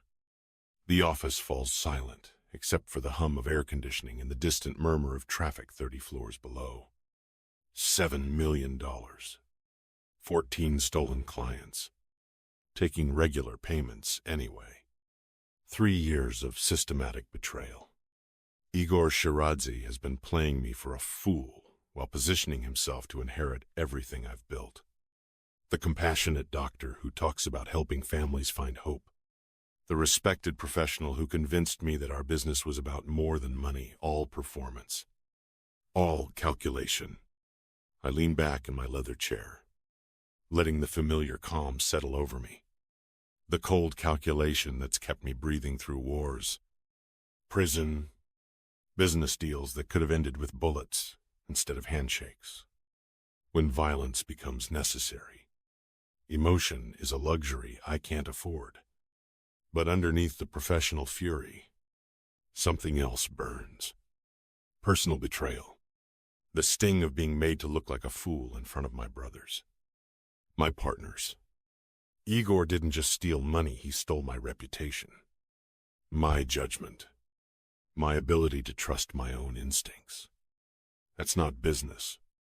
That's personal. And personal betrayals require personal consequences. I pick up my phone and dial Igor's number. My fingers steady, despite the rage building in my chest. The phone rings 4 times before his familiar voice answers. Warm and concerned as always. "Osip, this is unexpected. Everything all right?" The fake concern in his tone makes my teeth clench. "Igor, we need to talk." In minus. "Of course. What's on your mind?" "Not over the phone. Dinner. Tomorrow night. If you do."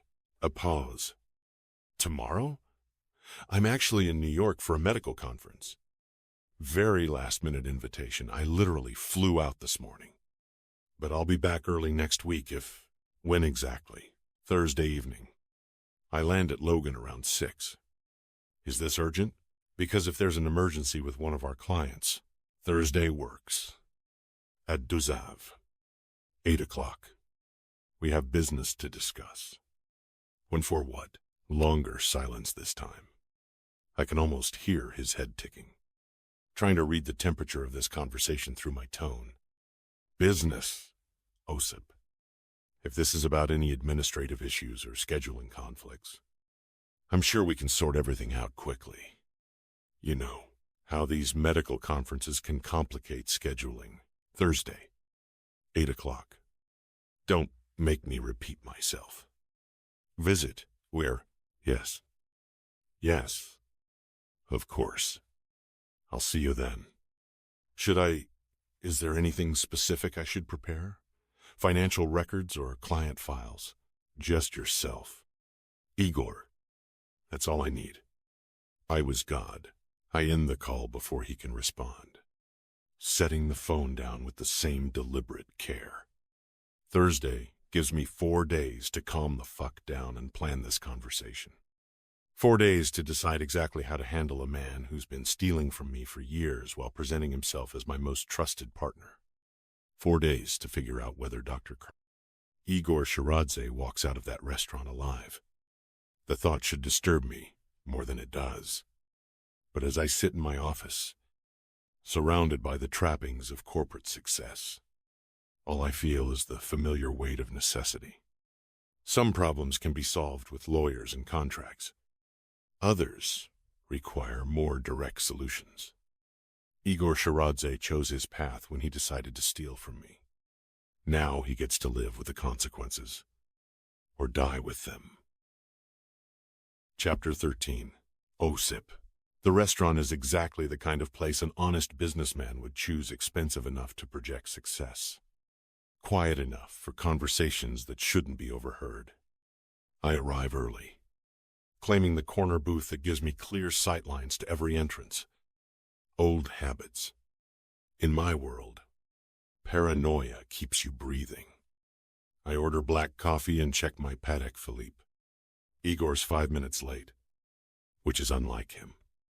The good doctor prides himself on punctuality, the same way he prides himself on his reputation, his charity work, and his fucking humanitarian facade.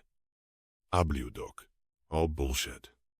As it turns out, my secure phone holds the evidence recorded conversations with clients who paid him directly. Financial records that don't match our books. A pattern of theft so systematic it took Radomir days to uncover. Igor Shiradze, the respectable gynecologist who gives our operation legitimacy, has been running his own empire while we handled the dirty work.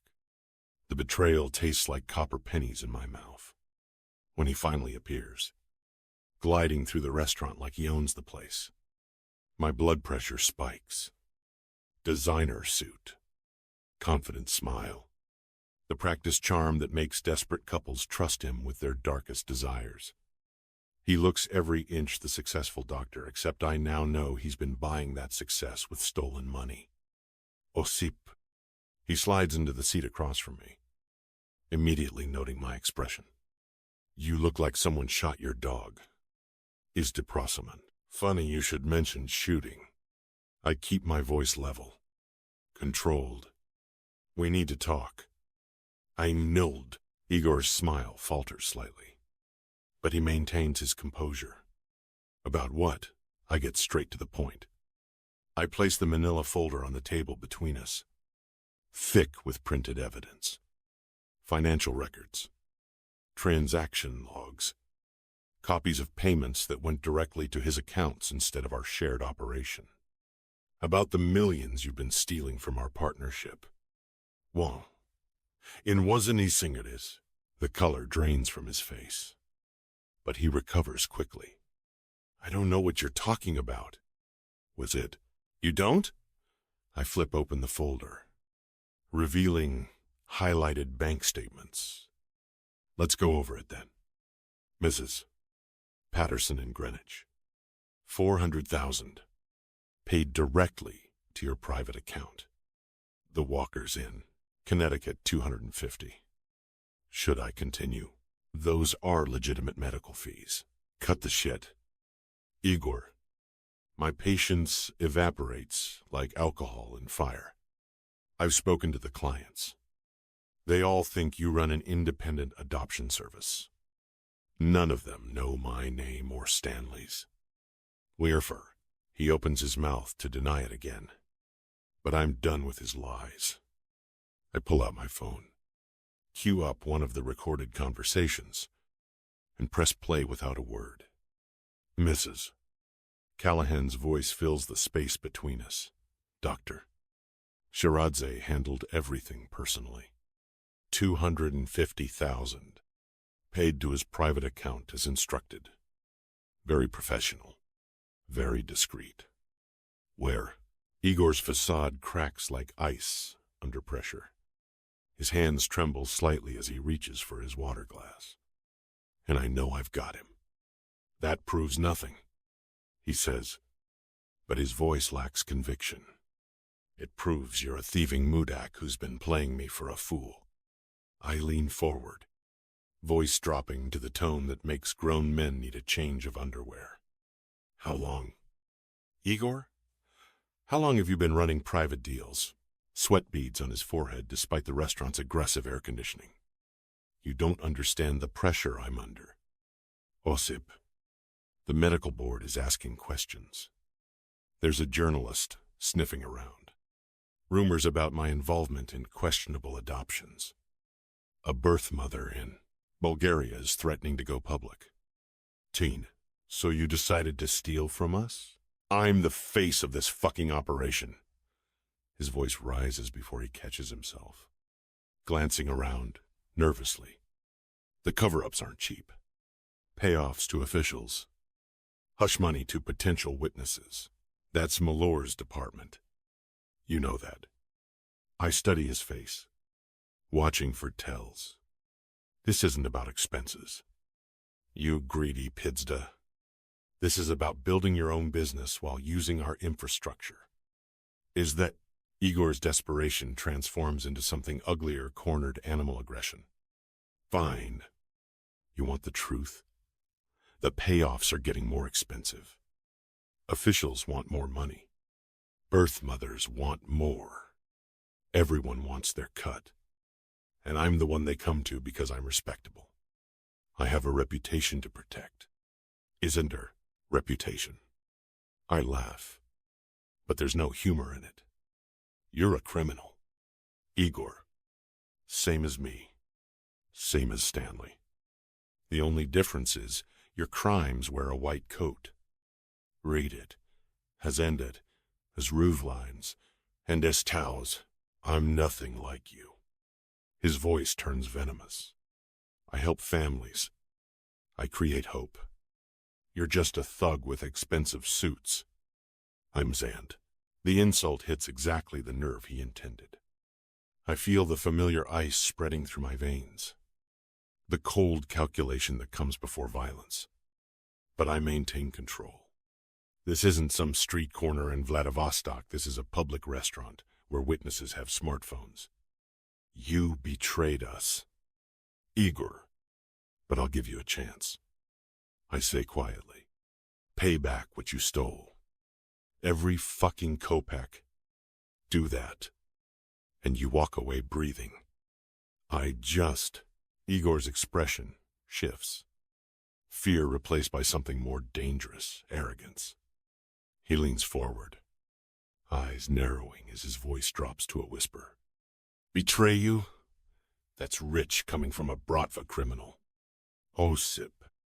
I've been in this business long enough to know where you buried all the bodies from your past figuratively and literally. His smile turns cold. Calculating. Don't think I don't know about the things you've done. I've got proof too. So before you start throwing around accusations, remember, I can bring down your entire fucking life with a single phone call. The threat sets my teeth on edge. Igor knows about Vladivostok. About the men I took care of to earn my reputation. About the graves that would link me to cases the American authorities would love to solve. But instead of backing down, something harder crystallizes in my chest. Igor just declared war. He chose this path. Fine. I say, keeping my expression stone cold. Forget about it then. It's not oration, and, as I thought, his smirk radiates satisfaction. The look of a man who thinks he's won. Smart boy. 8 brain. Boy, the condescension ignites something murderous in my chest. But I don't let it show. Igor's revealed his true nature, not the compassionate doctor I thought I knew, but a pidsta who's been playing a longer game than I realized. I stand, pushing my chair back with deliberate force. We're done here. Okay, you bet we are. Hesbili, I ignore his comment. I pay the bill without another word. Walking through the restaurant with Igor trailing behind. The summer night air hits us like a wall of heat as we exit into the parking lot. Our cars are parked side by side, my BMW and his pristine Mercedes. Both symbols of success built on blood money. I stop beside my driver's door, keys in hand, but I don't open it. Igor, my voice carries across the empty space between us. One last chance. Pay back the money you stole and walk away. Then we never see each other again. He looks confused, like he can't believe I'm still pushing after his threats. I thought we just went through this. Okay, I won't say it again. Be smart and walk away without consequences. End quote. Be smart? Igor's arrogance returns full force, transforming his features into something ugly and unfamiliar. No, you be smart. You fucking cunt. Threaten me once more and I'll expose you to the cops and ruin your life. You understand? There won't be anything left of your miserable existence. No pregnant wife at home. No child. I can take it all away from you in an instant. The mention of Galina and my child flips a switch I didn't know existed. My hand shoots out, fingers wrapping around his throat as I slam him against the side of his Mercedes. His eyes bulge with shock and terror, the arrogant mask finally slipping completely. Please, Osip, he gasps, clawing at my grip. I have a family, a wife, a daughter. I consider loosening my grip for a moment. But his bleeding pleas are nothing but a mask for what he has in mind. The movement in his pocket almost doesn't register through my rage. By the time I see the glint of steel, the blade is already arcing toward my neck. Prison instincts take over. Reflexes honed in cells where hesitation meant death. I catch his wrist mid-strike. Our faces inches apart as we struggle for control. Igor's eyes are wild with desperation and fear, his breath coming in panicked gasps. The knife trembles between us, sharp edge gleaming in the moonlight.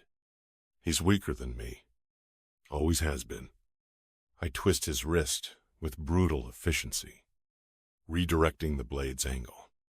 The steel slides between his ribs like it was meant to be there, finding his heart with anatomical precision. Igor's eyes go wide with shock and disbelief. Blood blooms across his expensive shirt, dark red spreading like spilled wine. He tries to speak, but only gurgling sounds emerge as crimson bubbles at the corners of his mouth. His knees buckle, and I release him. He slides down the side of his car, leaving a smear of blood on pristine white paint. His knife remains buried in his chest, his hands fluttering weakly around the handle as life drains from his eyes. The final breath leaves him with a soft sigh. And Igor Shiradze, respected doctor, loving father. Thieving Pizda becomes just another body in a parking lot.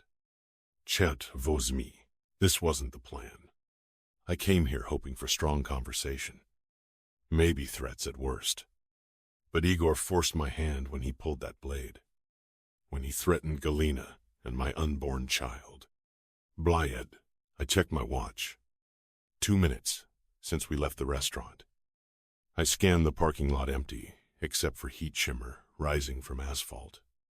No witnesses. No security cameras visible. Just me and Igor's cooling corpse.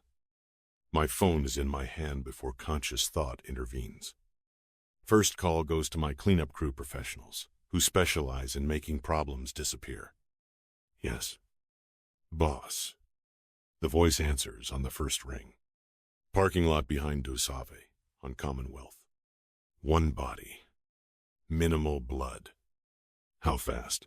20 minutes. Goes. Make it 15. I end the call and immediately dial Malore. Brett. My brother's voice carries its usual dry humor. Please tell me you're calling about something legal. In Anmita doors, Igor Shiradze is about to commit suicide. Again, long pause. Osip, how long to make it official? Another pause.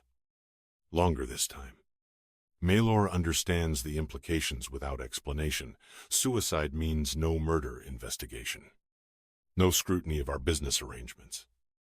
Blyed. That won't be easy, he says finally. Shiradze is a well-known gynecologist, respected in the community. Suicide will raise questions. Wiswen, you're the legal guy in our operation. I remind him. Pull some strings. How? I'll do my best. But it won't be cheap. Brat. End quote. I don't give two shits about the cost. Just do it.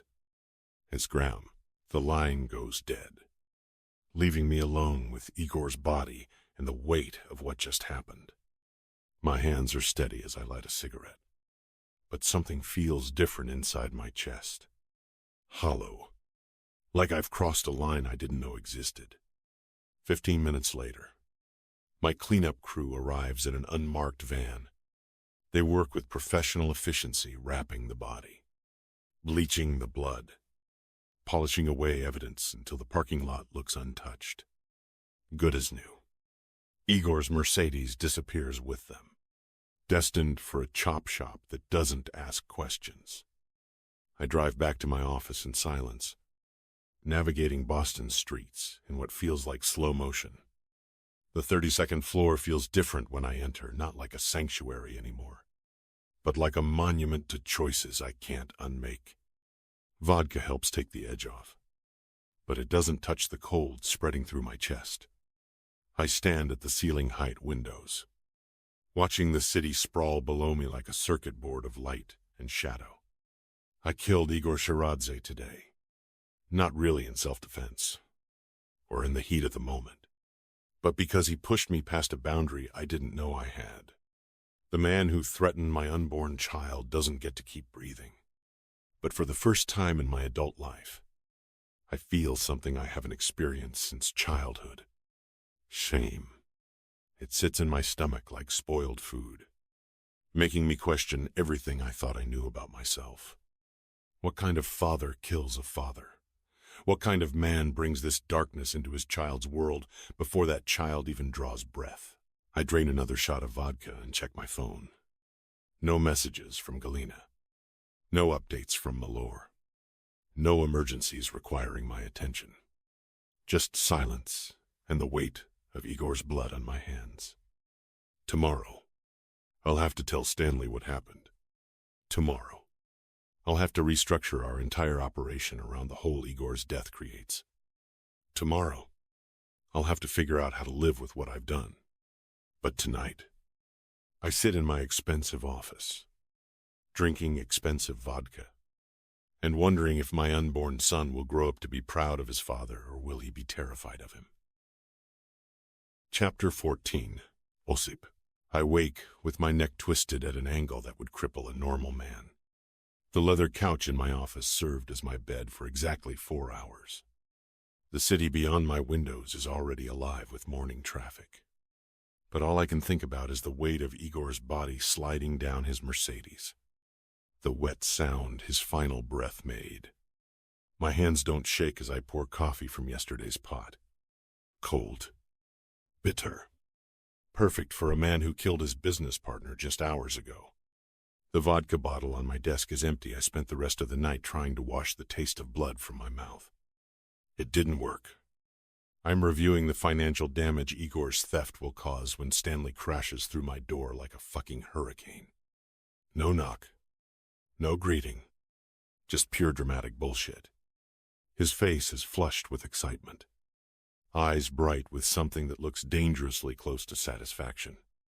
Shiradze is dead, he announces, like he's delivering Christmas morning news. The shock on Igor's face when I caught his wrist flashes through my mind those final seconds when he realized his arrogance had gotten him killed. I keep my expression neutral, voice steady.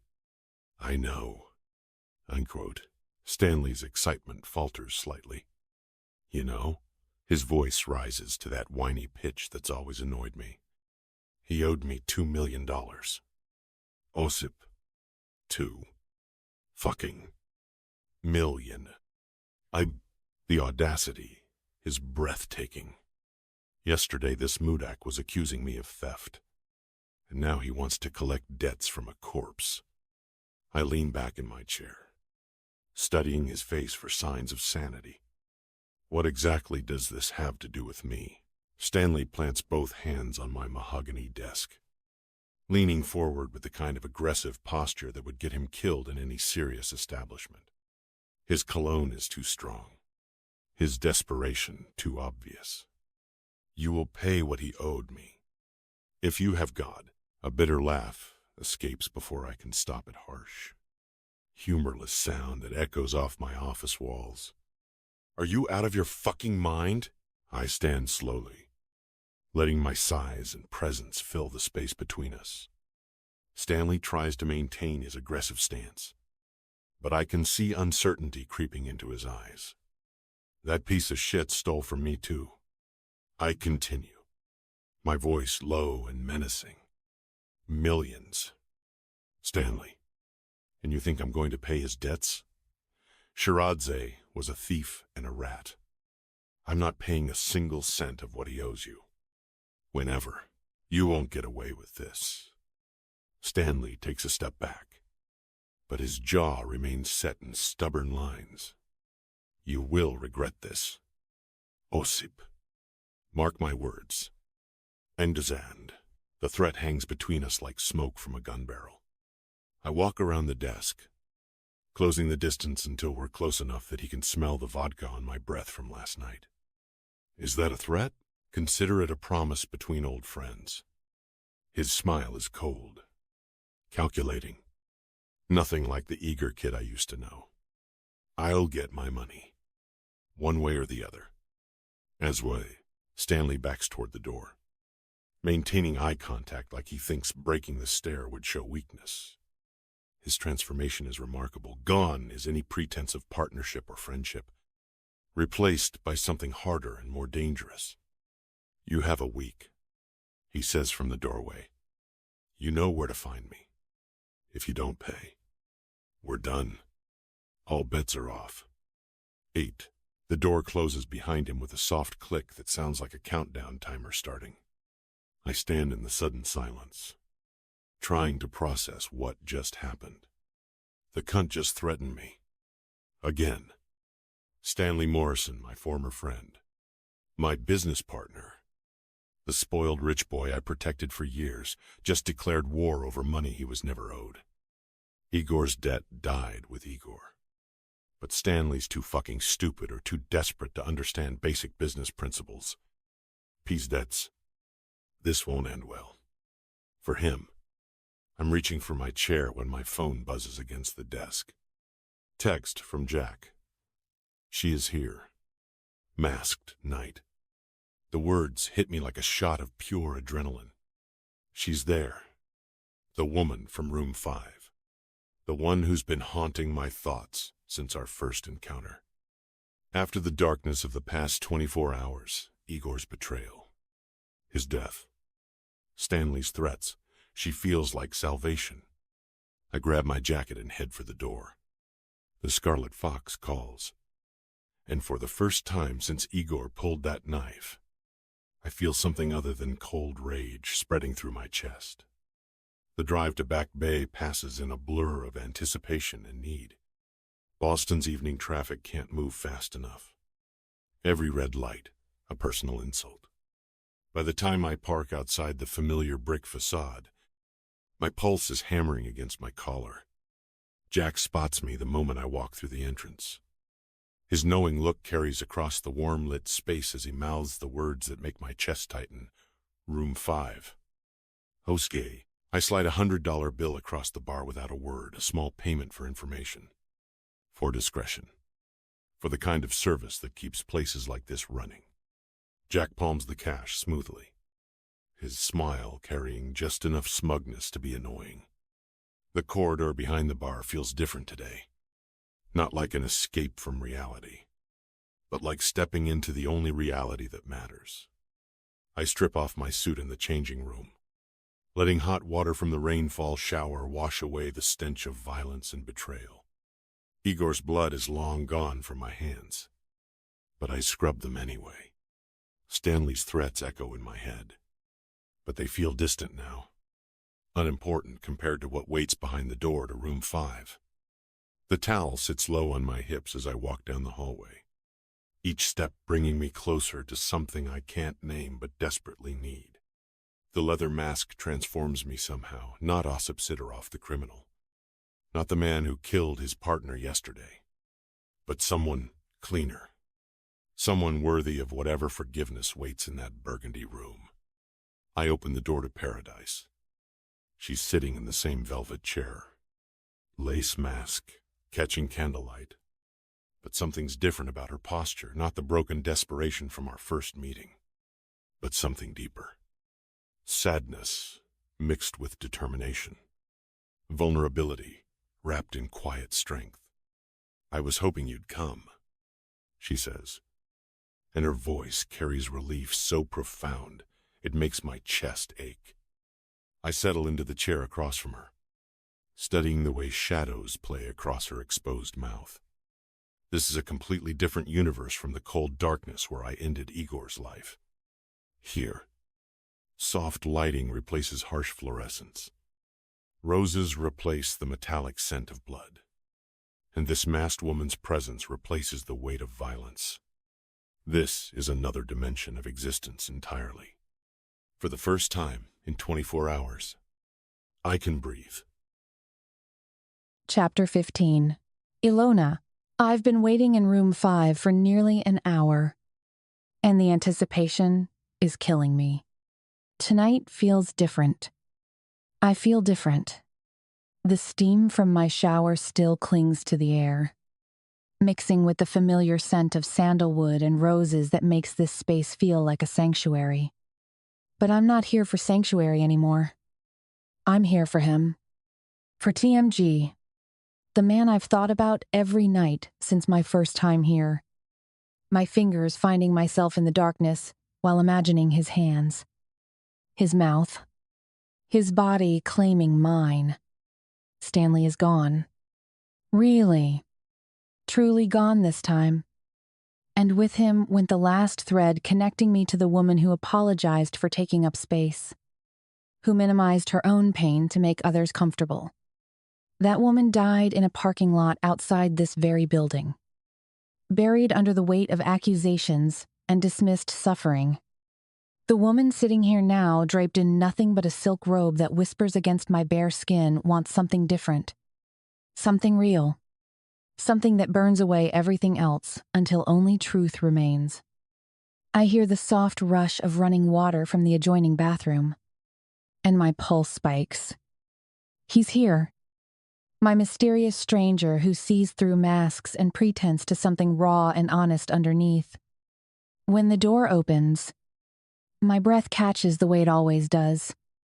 His huge shoulders dwarf the doorway, towel riding low on his hips. Water still beating on bronze skin that I want to scoop up with my tongue. The candlelight plays across muscles that are practically begging to be explored by fingertips, illuminating tattoos that mark him as dangerous in ways that should terrify me. But fear is the last thing I feel as his eyes find mine through the leather mask. Tonight, I don't want to talk. I don't want to confess my fears or seek comfort for wounds I can't name. Tonight, I want to feel alive in the most fundamental way possible. I stand slowly, deliberately, every movement designed to drive him to the edge of control. His gaze follows the motion silently, pupils dilating with hunger that makes my skin flush hot. The robe slides from my shoulders like liquid silk, pooling at my feet in a whisper of fabric against skin. I'm completely naked now, exposed in the flickering candlelight, and the vulnerability should make me self-conscious. Instead, it makes me powerful. The way he looks at me like I'm the only woman who's ever existed, like my body is art worth studying, sends molten heat pooling between my thighs. I'm already slick with arousal. My nipples peaked and aching for his touch. His erection strains against the terry cloth towel, thick and demanding, and the sight makes my mouth water with need. I've never wanted to taste a man the way I want to taste him.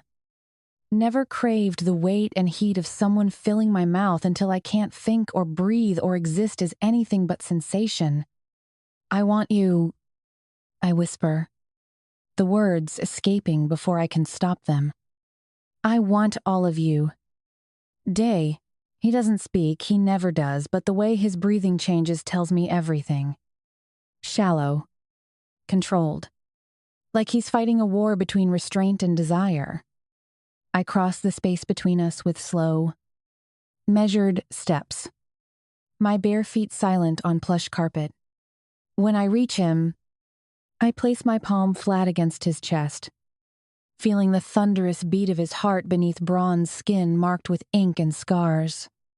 Touch me. I breathe against his throat, tasting salt and something uniquely masculine. Please. Doesn't Fermained. His control snaps like a cable under too much tension. His hands find my waist, fingers digging into soft flesh as he lifts me effortlessly. My legs wrap around his hips instinctively. The heat of his arousal pressing against my slick center through the towel. The friction makes me gasp, head falling back as sparks of pleasure shoot through my core. He carries me to the velvet sofa, setting me down with care before his mouth crashes against mine.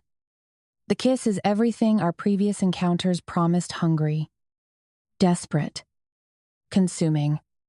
His tongue slides against mine, in a rhythm that mimics what I want him to do to my body. And I moan into his mouth like a woman starving. When he breaks away, we're both breathing hard. His eyes burn with intensity that makes my knees weak, and I reach for the towel around his waist with trembling fingers. Yes, he growls.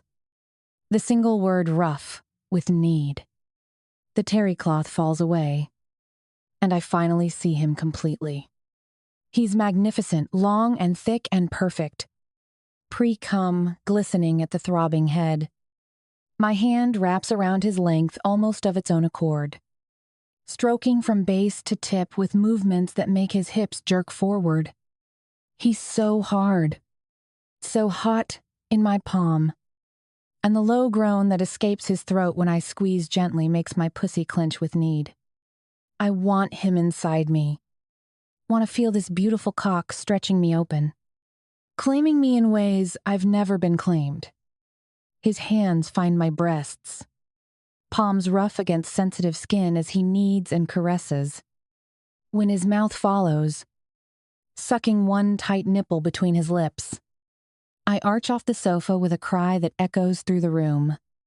Oh God, I gasp as his tongue swirls around the hardened bud, sending shock waves of pleasure straight to my clit. Don't stop.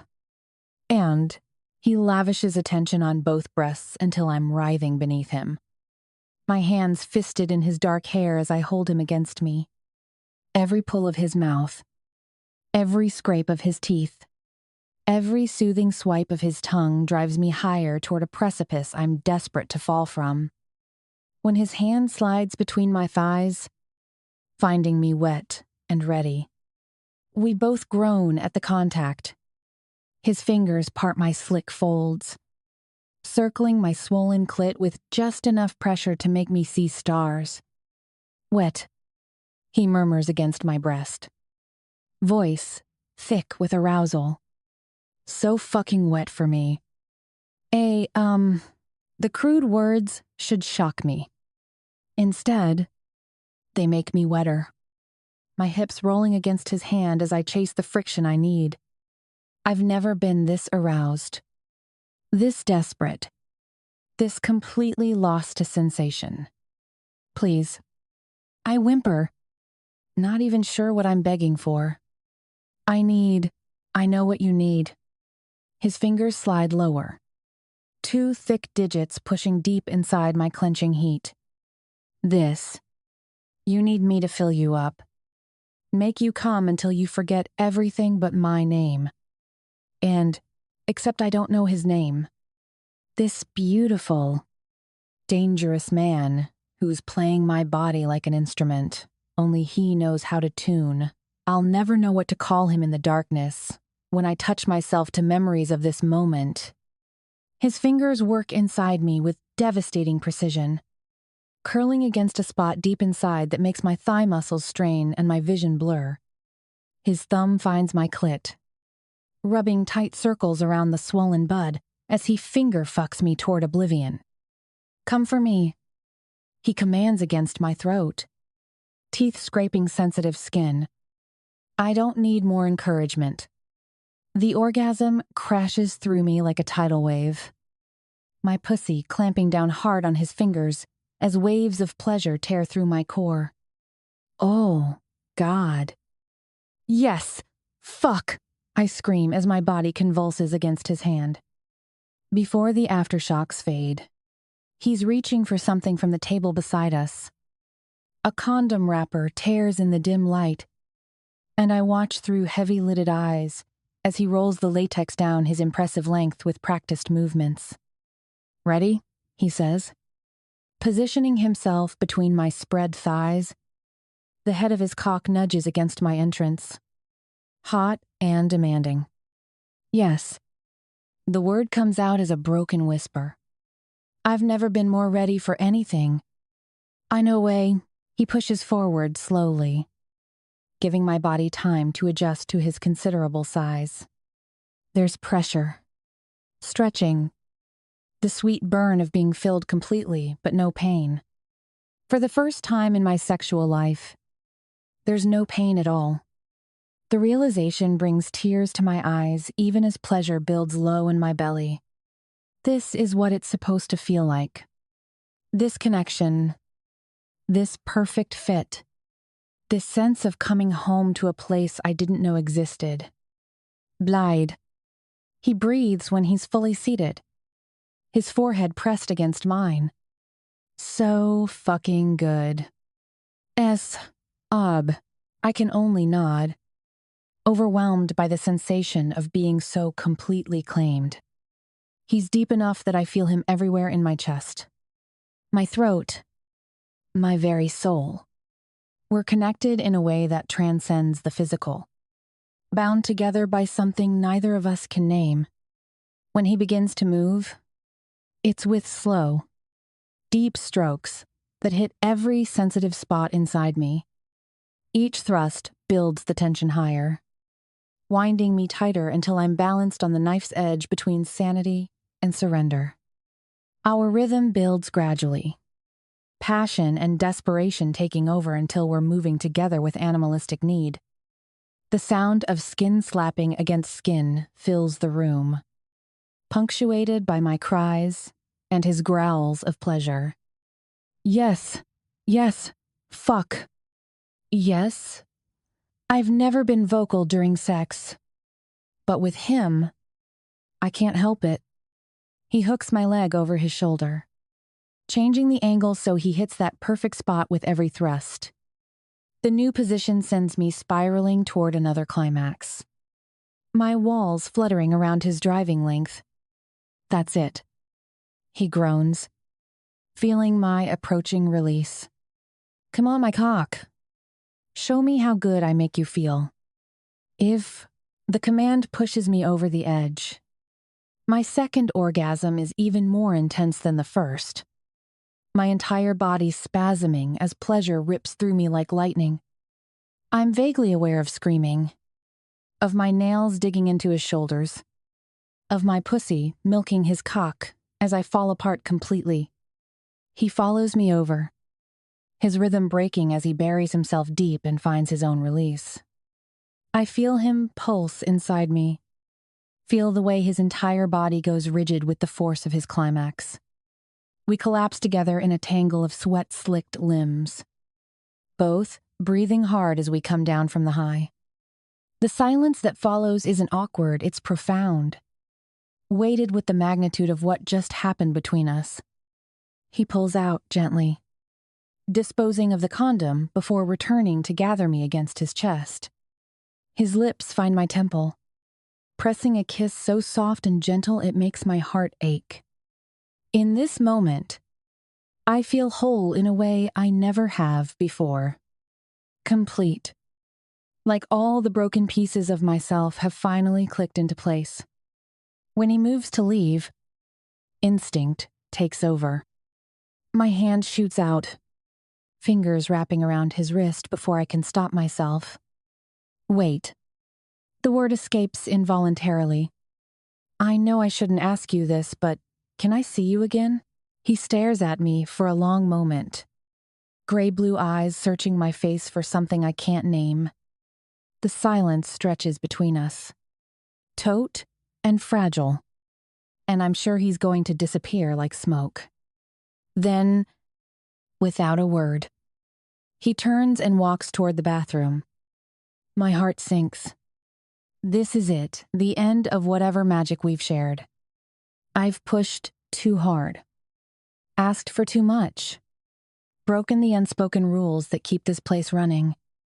But minutes later, he returns, moving with that same smooth grace. He approaches the sofa where I'm still curled beneath a throw blanket. Something small and white changes hands so quickly that I almost miss it. A slip of paper pressed into my palm with deliberate secrecy. Our eyes meet one final time, and I see something there that makes my breath catch. Not goodbye, but promise.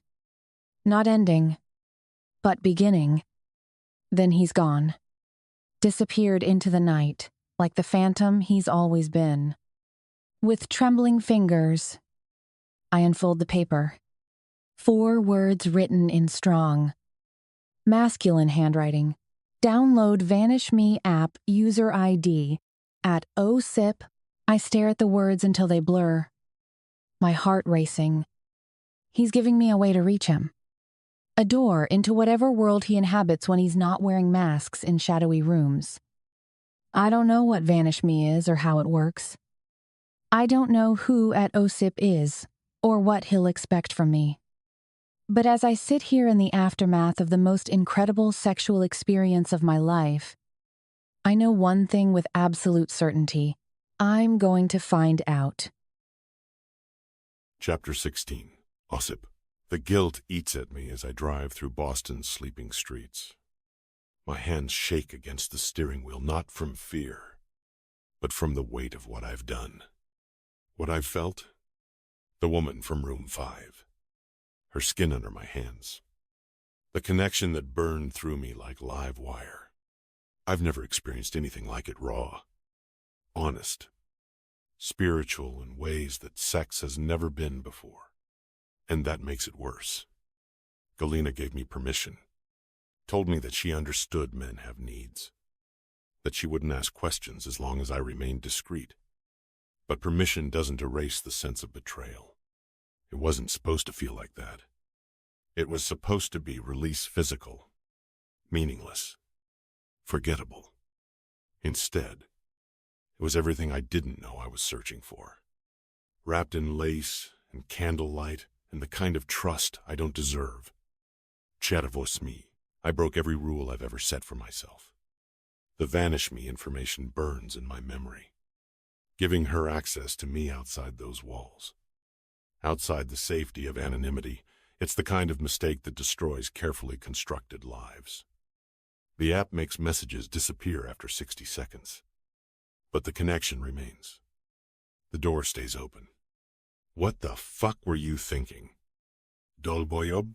My phone buzzes against the dashboard, but I ignore it. Stanley. Probably. Calling with more paranoid accusations about missing money. Or Melor with updates about Igor's suicide that will require more bribes. More lies. More threads in the web I'm weaving to keep my world intact. But all I can think about is her voice. Broken and honest. I want you. I want all of you. The memory makes my cock twitch despite the guilt crushing my chest. She offered herself completely, no games. No manipulation. No hidden agenda. Just pure need. Honest desire. The kind of vulnerability that's rarer than diamonds in my world. I pull into my driveway and sit in the darkness, staring at the colonial mansion that should feel like home but never has. Behind those windows, Galina sleeps peacefully, trusting her husband to honor their arrangement, to keep his sins away from her pristine world. She deserves better than this. Better than me. The front door is unlocked, unusual for Galina, who's paranoid about security since her pregnancy started showing. I make a mental note to speak with her about it as I step into the foyer. Galina? My voice echoes through the hallway. Silence. The house feels different. Colder. Like something is wrong. I check my watch, almost 2 in the morning. She should be asleep, dreaming whatever dreams pregnant women have about futures I'll never understand. I find her in the sitting room. She's on the cream sofa, perfectly positioned like she's napping. One hand rests over her swollen belly. The other dangles toward the Persian rug. Her dark hair spills across the silk cushions, and her face looks peaceful. Serene. Too peaceful. Galina. I cross the room, my pulse starting to race for reasons I can't name. Are you okay? She doesn't move. Doesn't stir. The wrongness hits me before conscious thought can process it. The unnatural stillness. The way her chest doesn't rise and fall. The absolute absence of life in a space that should pulse with it. I've seen enough death to recognize it instantly. No. The word escapes as I drop beside the sofa, hands reaching for her throat to check for a pulse I already know won't be there. No. No. No. Laser accord. Her skin is room temperature. Not warm. Not alive. Just gone. The woman who made me tea every morning, who arranged paint samples like treasure maps, who carried my child with quiet dignity gone. That's when I see the cord. Thin. Black. Expensive. The kind used for window blinds or electronic equipment. It's partially hidden beneath her hair, wrapped around her throat. No struggle marks on her hands. No signs of a fight. Someone did this. Someone came into my home and murdered my pregnant wife while I was fucking another woman. Mere minutes ago. The realization crushes me, making me choke on air that suddenly feels too thick. While I was fucking another woman. While I was lost in burgundy, velvet, and lace masks. Someone was strangling the life from the only family I had. Then I see it. Movement. Beneath the fabric of her maternity shirt. Something shifts. I tug the soft fabric aside urgently. Something pushes against the taut skin of her belly with desperate, rhythmic motion. My son. Still alive. Still fighting. Bоже mой. I whisper. Hands hovering over her abdomen as tiny feet press against the inside of her womb. My pulse starts racing even more. My heartbeat pounding like a war drum against my eardrums. Drowning out everything except my son's feeble movements. Hang on. Malish. Papa's here. I bent. The sight is beautiful and horrifying, my child, struggling for survival inside his murdered mother. Each movement feels like a countdown. Precious seconds ticking away while I stand paralyzed by shock and fury. Jesus Christ. What do I do? What the fuck do I do? My phone is in my hands before conscious thought intervenes. Fingers dialing emergency services with muscle memory forged in crisis. 911. What's your emergency? My wife. The words stick in my throat. She's been murdered. She's pregnant. The baby might still please. Hurry. Die. As Ford, sir. I need you to stay calm. What's your address? I rattle off the information while watching my son's movements grow weaker. Less frequent. I've stared death in the face countless times. I've faced enemies who would gut me without hesitation. But this sight, it shatters something deep inside me that I thought was already dead. Something I never knew could still bleed. Each kick feels like a goodbye. A farewell I'm powerless to prevent. God, please help. Paramedics are en route. Are you safe? Is the perpetrator still in the area? Safe. What a fucking joke. I'll never be safe again. Not after this. Not from myself. No one's here. I manage. Just hurry. Please. What to Ed? The minutes crawl by like hours. I can't even touch her. This is a crime scene now. Evidence that needs to be preserved. But I can't look away either. Watching the final movements of a child I'll never hold. Never teach to throw a punch, or speak Russian, or navigate the ugly realities of our world. I pace beside her, eyes fixed to her belly as I rake my hands through my hair and try not to roar in sheer fucking frustration and helplessness. By the time the sirens pierce the night air, the movement has nearly stopped. No, Bоже mой. Please. No. Paramedics flood my living room with equipment and urgency. They work over Galena like seasoned professionals, checking for vitals, attempting resuscitation procedures. But I've encountered death enough times to know the grim truth. Truth that is written all over the paramedics' faces, the grim set of their mouths. The way they avoid my eyes while going through the motions. Is the baby? I can't finish the question I already know the answer to. We need to get her to the hospital immediately, the lead paramedic says, but his voice carries no hope. There might be a chance for the baby if we move fast enough. As Brafer, they load her onto a stretcher, working frantically even as they move.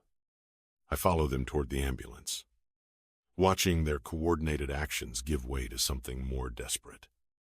Come on, one of them mutters, checking monitors. Come on, come on. But as they slide the stretcher into the back, their movements slow. The lead paramedic checks something, then exchanges a long look with his partner. The kind of look that passes between professionals when hope dies. The baby, I start, but the words get caught in my throat.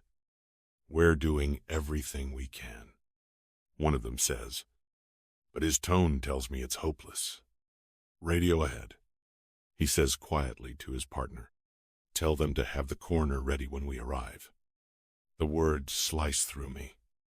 Coroner, not emergency surgery, not intensive care. The fucking coroner. Sir, please stay here. The paramedic tells me, his voice gentle but final. The police will need to speak with you. There's nothing you can do now. Meaver psalm, somehow. I listen. For whatever fucked up reason. My legs refuse to move. Like they're frozen, solid. I silently watch the ambulance disappear into the night. Red lights fading into the distance, leaving me alone with a crushing feeling I can't even begin to name. Gone. Both gone. Everything I had. Everything I was trying to become. Erased. Erased while I was buried inside another woman.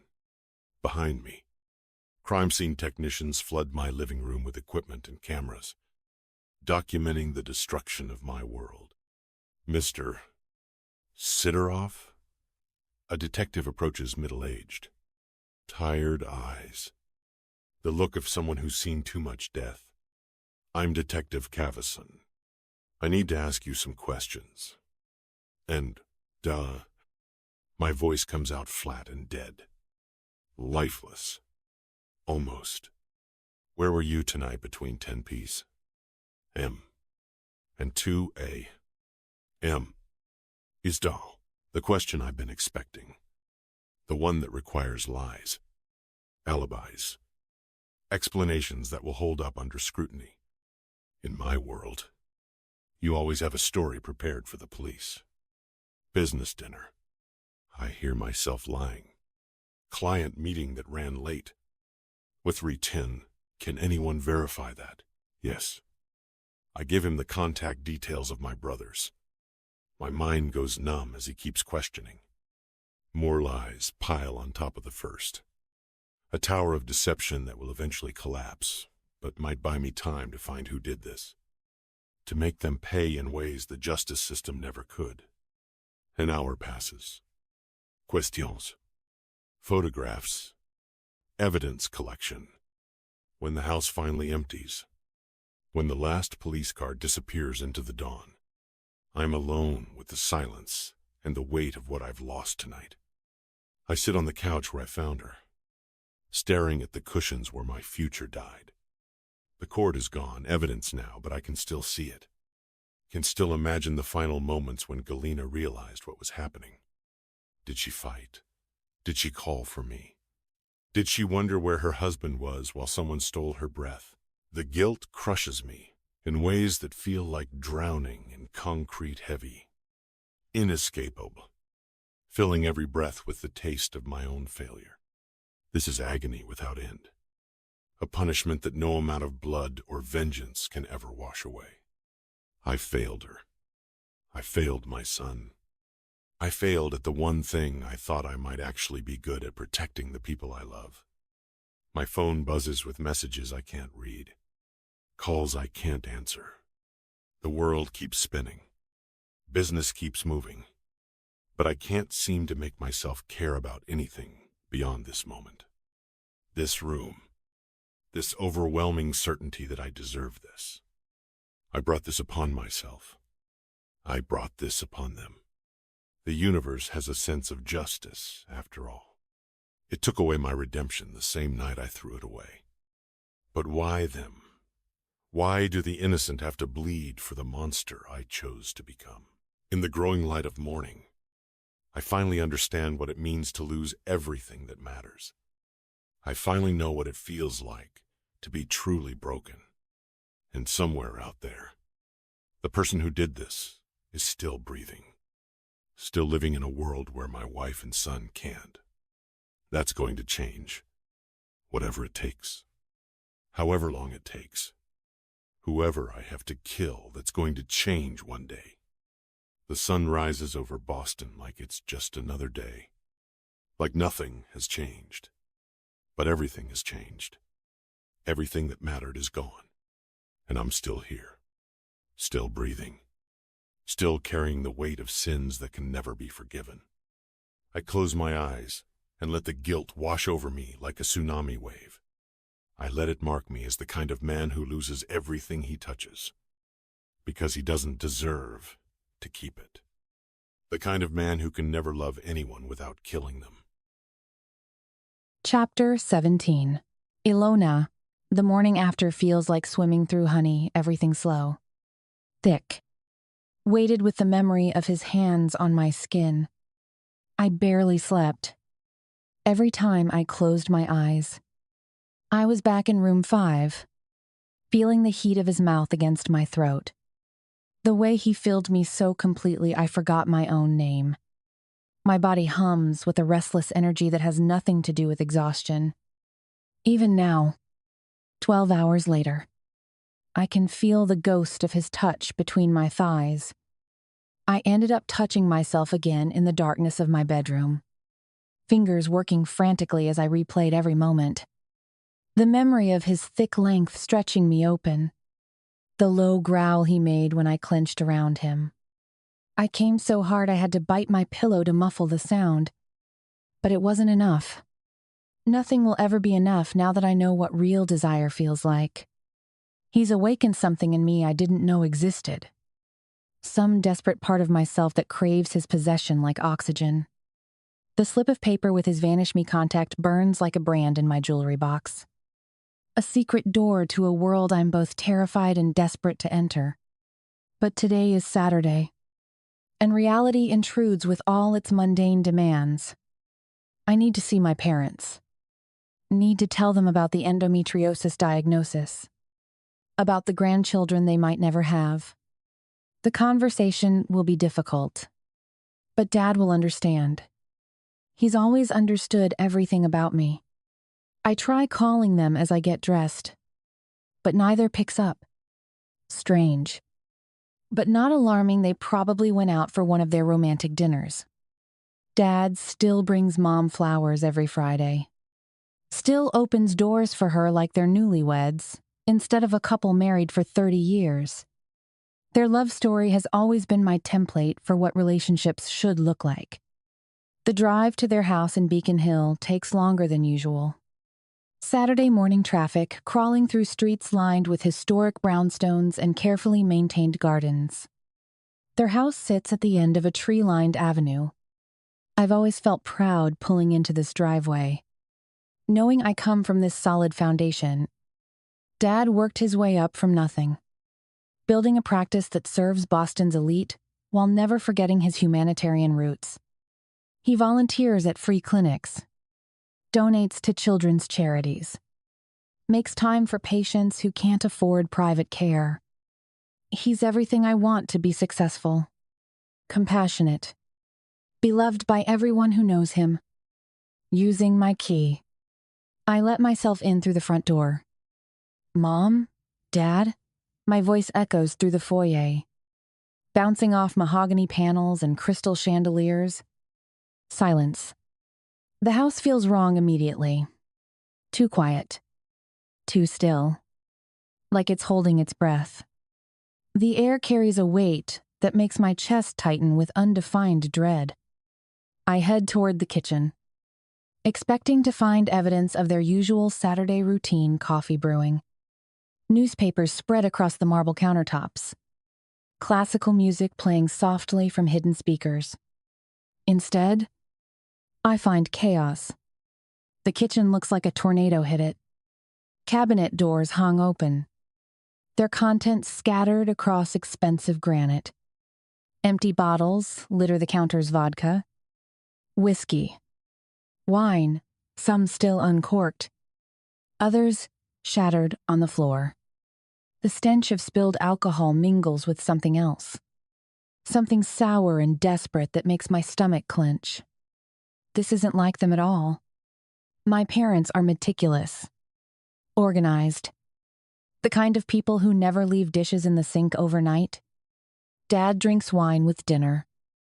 Maybe a vodka, after a particularly difficult day at the practice. But this looks like the aftermath of a bender that would make fraternity boys blush. My hands shake as I pick up an empty bottle of Grey Goose, checking the label like it might explain everything. The glass is sticky with residue. Fingerprints smeared across the surface in patterns that suggest desperation rather than celebration. "Mom?" I call again, my voice cracking with rising panic. "Dad?" I find her in the living room. Mom lies crumpled on the cream sofa like a broken doll. Her usually immaculate hair tangled around her face in greasy strands. Her silk blouse is stained with what looks like vomit, and the smell of alcohol radiates from her unconscious form in waves that make me gag. This isn't my mother. My mother doesn't drink beyond an occasional glass of wine at dinner. My mother doesn't pass out on furniture or leave the house in chaos. My mother is elegant, controlled. The perfect doctor's wife who hosts charity luncheons and volunteers at the hospital auxiliary. "Mom!" I drop to my knees beside the sofa, shaking her shoulders with trembling hands. Oh my God. "Mom, are you okay?" Her eyes flutter open, unfocused and bloodshot. For a moment, she doesn't seem to recognize me, staring through me like I'm a ghost. When recognition finally dawns, her face crumples with grief so raw it steals my breath. "Ilona," her voice is a broken whisper, thick with alcohol and something darker. "You're here. What happened? Mom? What's wrong? Where's Dad?" The question seems to shatter whatever composure she has left.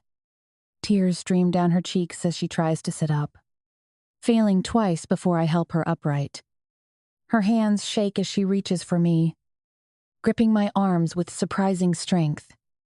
"Your father," the words come out as barely more than a whisper. "He's dead." I stare at her in disbelief. The words don't make sense. Can't make sense. Dad. Dead? Impossible. I just saw him a few days ago. He was fine. Healthy. Concerned about my health issues, but otherwise perfectly normal. What? The word tears from my throat like broken glass. "What did you say?" "He's dead." "Baby." Mom's voice breaks completely. "Your father is dead."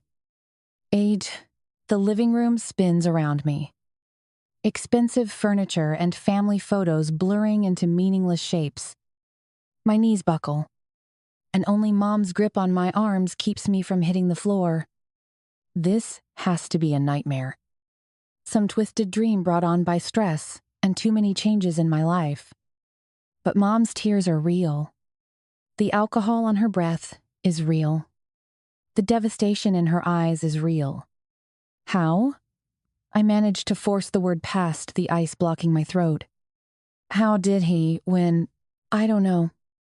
Mom's words slur together. Confusion and grief making her barely coherent. "Police came yesterday. Said they found him near a bridge. They said, She dissolves into sobs that shake her entire body. And I realize she's not just drunk, she's in shock. Deep, traumatic shock that's rendered her unable to process what's happened. My hands shake as I pull out my phone, dialing 911 with fingers that feel disconnected from my body. The operator's voice sounds like it's coming from underwater, professional and calm, while my world crumbles around me. I need an ambulance. I hear myself saying, "My mother, alcohol poisoning. I think," and shock. She's in shock. Long. The next 10 minutes stretch like hours. I hold Mom while she alternates between sobbing and staring into nothing. Her body limp with grief and vodka. She keeps repeating the same words. "He's dead. Baby. Your daddy's dead." Like a broken record stuck on the most devastating track imaginable. Dad is dead. The words echo in my skull, but they feel foreign. Impossible. Just days ago, I was worried about telling him about my endometriosis. Just days ago, he was the solid foundation of my world. The man who could fix anything, explain anything, make everything better with his presence alone. Now he's gone? The ambulance arrives in a blur of flashing lights and professional courtesy. Paramedics load Mom onto a gurney, checking her vitals and inserting an IV while I follow in a daze. She reaches for me as they wheel her away, her fingers cold and desperate against my palm. "Don't leave me," she whispers. "Please don't leave me alone." "Zero, I won't. I promise." Though my voice sounds like it belongs to someone else.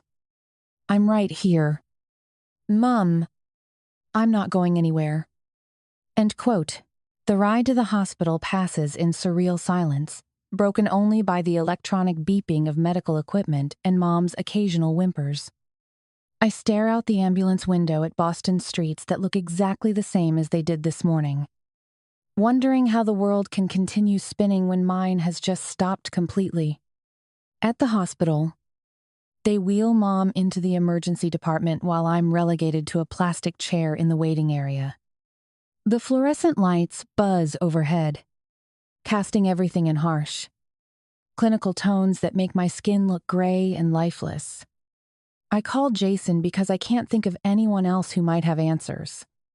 The phone rings twice before his familiar voice answers, immediately shifting from casual to concerned when he hears mine. "Ilona? What's wrong?" "Kiddo, Jason." My voice breaks on his name. "I need you to check something for me. In the police database. My father, Igor Shiradze. Something's happened to him. And, give me a moment," he says. His voice colored with concern. Keystrokes sound in the background. Then silence stretches across the connection. And I know before he speaks that my worst fears are confirmed. "Jesus. Ilona. I'm so sorry. There's no easy way to say this. His case file shows him as deceased." End quote. The words drive the air from my lungs. So, it's true. Dad is really dead. Not a mistake. Not some horrible misunderstanding. Gone. "What happened?" I whisper, though part of me doesn't want to know. "How did he—" "It says the case is still under investigation," Jason says carefully, his cop voice replacing his fatherly concern. "But preliminary reports suggest it appears to be self-inflicted. Suicide. The word he can't bring himself to say hangs between us like a loaded weapon. Dad killed himself. That's not possible." The denial comes automatically, fierce and absolute. "Dad would never. He's not. There has to be some mistake." Ilona, I know this is devastating. "Kiddo, I know it doesn't feel like it makes sense right now. Because it doesn't make sense, my voice rises, drawing looks from other people in the waiting room. My father was happy, successful. He loved his family, his work. He would never abandon us like that. If T.W. Devine, sometimes people hide their pain. Not Dad! I'm shouting now. Grief transforming into fury at the suggestion that I didn't know my own father. You don't understand. He was fine. He was helping me with medical issues. Worried about Mom. Planning for the future. People who are suicidal don't do those things. End quote. But even as I say it, memories surface that I've been ignoring. The strained conversation between my parents that I walked in on, Dad's evasive answers about their finances, the way he looked tired, worn, like he was carrying weight I couldn't see. Ilona. Jason's voice is gentle but firm. I know this is hard to accept, but the evidence. What evidence? I demand. What evidence could possibly prove that my father chose to leave us? I can't discuss details of an ongoing investigation. But if you want answers, if you need to understand what happened, I can put you in touch with the detective handling the case. I am lined. I want to scream that there's nothing to understand. That this is all some terrible mistake that will be corrected once the right people look at the right piece of evidence. But the words stick in my throat, choked off by the growing certainty that my world has fundamentally changed. Dad is gone. However it happened, whatever led to this moment, he's not coming back. The man who taught me to ride a bike, who walked me to school on my first day, who bandaged my scraped knees and broken hearts, gone. I have to go. I whisper into the phone. Mom needs me. If you need anything, Jason starts. But I've already hung up. I sit in that plastic chair, surrounded by the controlled chaos of a hospital emergency department, and let the full weight of loss crash over me. Dad is dead. Mom is being treated for alcohol poisoning, and I'm completely, utterly alone for the first time in my life. The warm glow my day started with feels like a distant memory.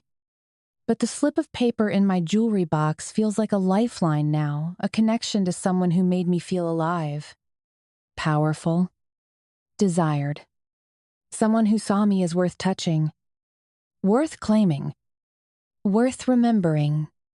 I need that feeling again. Need to remember that I'm more than this grief. More than the daughter of a dead man and a traumatized woman. I need to feel like I matter to someone, even if that someone is a stranger whose name I don't know. But first, I have to survive this. Have to figure out how to keep breathing in a world without my father in it. Have to find a way to live with the possibility that everything I thought I knew about the man who raised me might have been a lie. Chapter 18. Ilona. The antiseptic smell burns my nostrils as I watch my mother's chest rise and fall beneath thin hospital blankets. I've been here 16 hours straight. My body folded into this uncomfortable chair that's probably seen more vigils than anyone should have to keep. The fluorescent lights overhead cast everything in harsh, unforgiving tones that make Mom look smaller than I've ever seen her. Fragile. Breakable. Human in ways I never wanted to acknowledge. My eyes burn from exhaustion, but I can't sleep. Can't close them without seeing Dad's face the last time we spoke. The way he held me just a beat too long when I left his house. Like he was memorizing the moment. Like he already knew. How did I miss it? How did I not see that he was drowning? The machines around Mom's bed beep with a steady rhythm, monitoring vitals that crashed when the news hit her. When the police called to say they'd found Igor Shiradzi's body. When suicide became the word that shattered what was left of our family into pieces too small to ever put back together. Suicide. The word tastes like bitter disbelief. Dad wouldn't. He just wouldn't. Not the man who taught me that problems have solutions. That hope exists even in the darkest moments. That family means never giving up on each other. But maybe I didn't know him as well as I thought. Mom's eyelids flutter. Consciousness swimming back to the surface through whatever cocktail of sedatives they've given her. I lean forward, my spine protesting after hours in this position, and watch her focus slowly on my face. Ilona? Her voice is sandpaper rough, cracked from crying and screaming and the kind of grief that tears your throat raw. I'm here. Mom. I reach for her hand, surprised by how cold her fingers feel. How are you feeling? She blinks slowly. Reality settling over her features like a heavy blanket. For a moment, I see hope flicker in her eyes, the desperate wish that this might all be a nightmare. That she'll wake up to find Dad making coffee in their kitchen and complaining about the morning news. Then memory crashes back, and her face crumples. The police, she whispers, each word carefully formed like she's afraid they might shatter if she speaks too fast. They said your father is dead, that it looks like suicide. End quote. Even though I know this, even though I've been sitting with this knowledge for 16 endless hours, hearing it spoken aloud by my mother's broken voice hits like a physical blow. My chest constricts, making it hard to breathe. Hard to think beyond the roaring in my ears.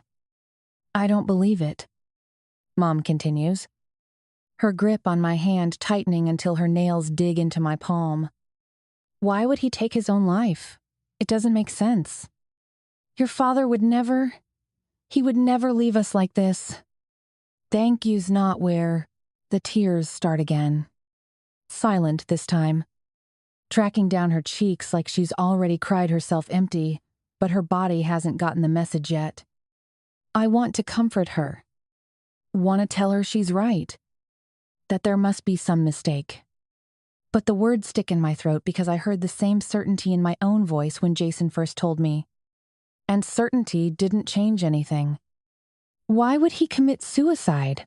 I whisper, voicing the question that's been eating me alive since yesterday. It's not like Dad. There is 8. I don't know. Darling. Mom's voice breaks on the endearment. The same one Dad used to call me.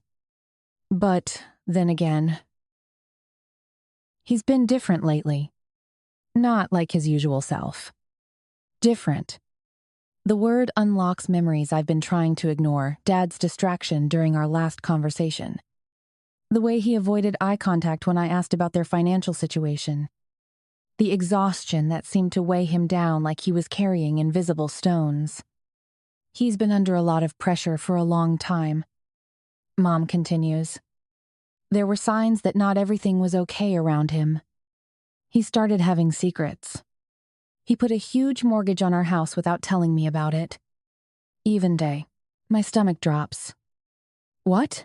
When I found out, I went crazy. We had several arguments.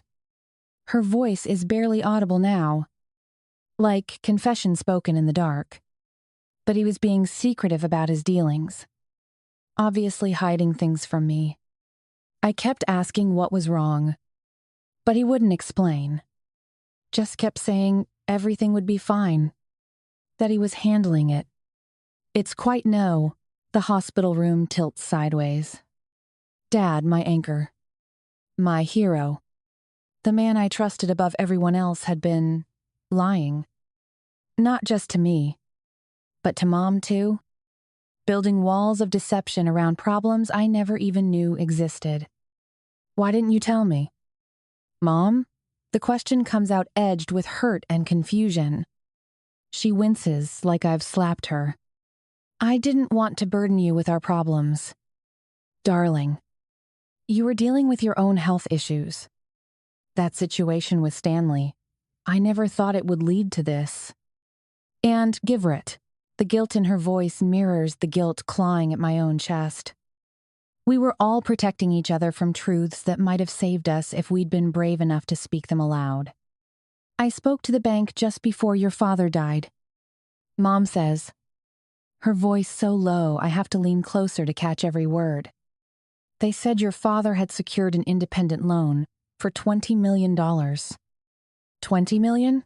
The number doesn't compute. Doesn't fit with anything I know about our family's financial situation. Dad made good money as a doctor, but $20 million is generational wealth. The kind of debt that doesn't come from medical school loans or routine expenses. I will never be able to pay it off on my own. She continues, fresh tears spilling down her cheeks. Maybe that's why he killed himself. Because he couldn't either. We will have to sell the house so I can pay off your father's debt. And it turned, the house. The beautiful colonial where I grew up. Where Christmas mornings happened and birthday parties and all the mundane moments that built a childhood. Where Dad's study still smells like his cologne and coffee. Where Mom's garden blooms with flowers she's tended for 20 years. Gone. All of it gone because of debts we didn't know existed. Problems Dad carried alone until they buried him. This is too much. This is all too much. But, to take his own life. I sob. The words torn from somewhere deep in my chest. He wouldn't just abandon us.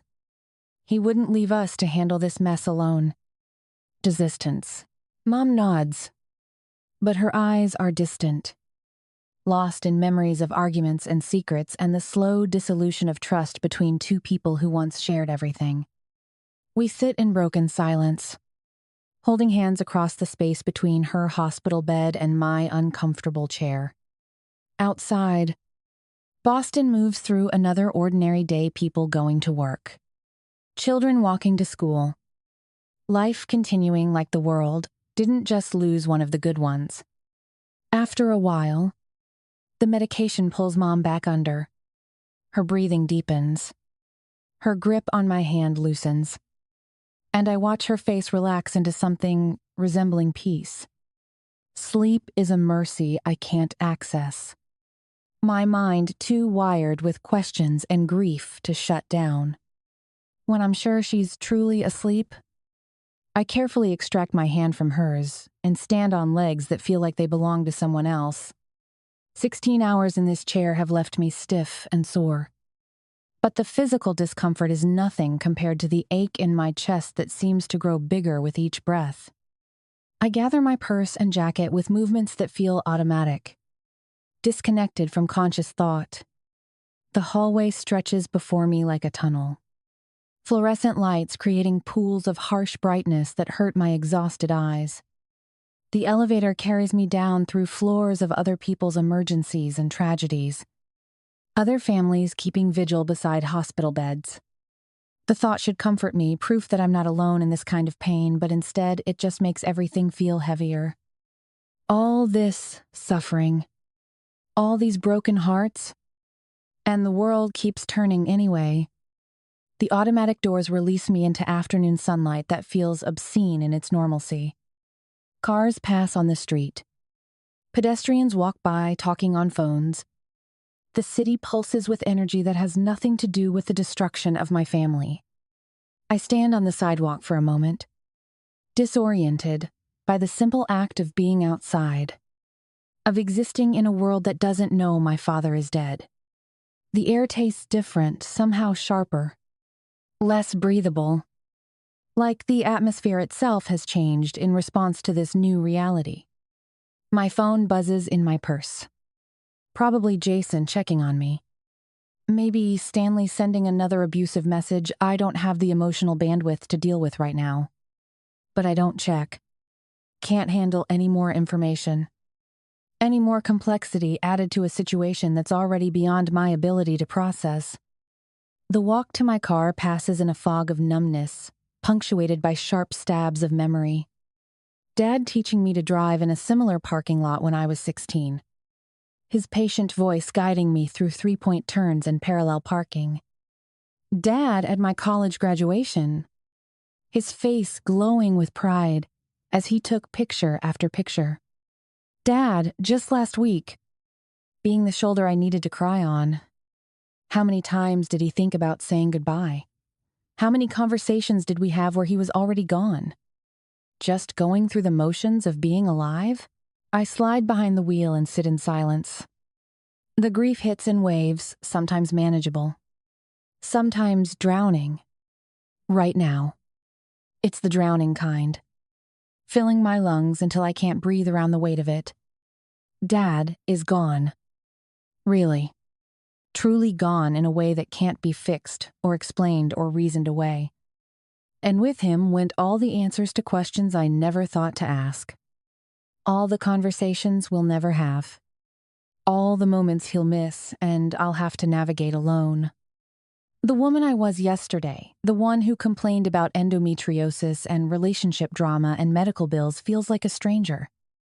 Those problems belong to someone whose father was still alive, whose family was still intact, whose biggest concern was whether she'd see some masked stranger again.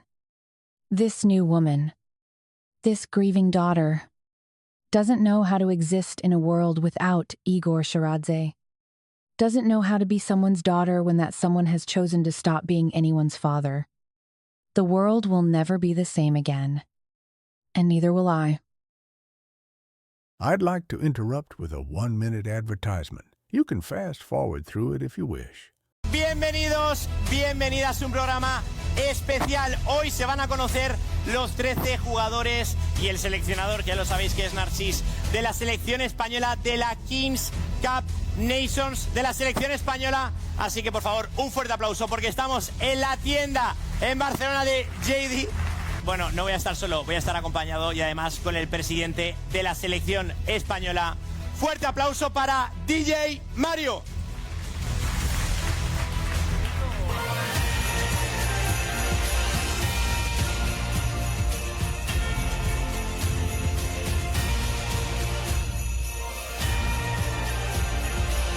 A ver. ¿Cuánta gente? ¿Qué tal, Mario? ¿Más tío regalos para mí? Ah, no es para ti, no me jodas. ¿Dónde los dejamos? Pues debajo del árbol. Es para luego, sí. Venga, debajo del árbol, Luego. debajo del árbol. Vamos a verlo ahí. Pensaba que eran para mí, macho. No, luego los vemos, luego los vemos. ¿Estás tú como presidente de... Chapter 19. Ilona. The hospital parking lot stretches before me like concrete purgatory. Cars glinting under the harsh afternoon sun. I sit behind the wheel of my Honda. Engine off. Keys dangling from fingers that won't stop trembling.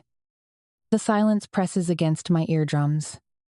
Broken only by the distant hum of traffic and the rhythmic beeping of some medical alarm filtering through the hospital windows above.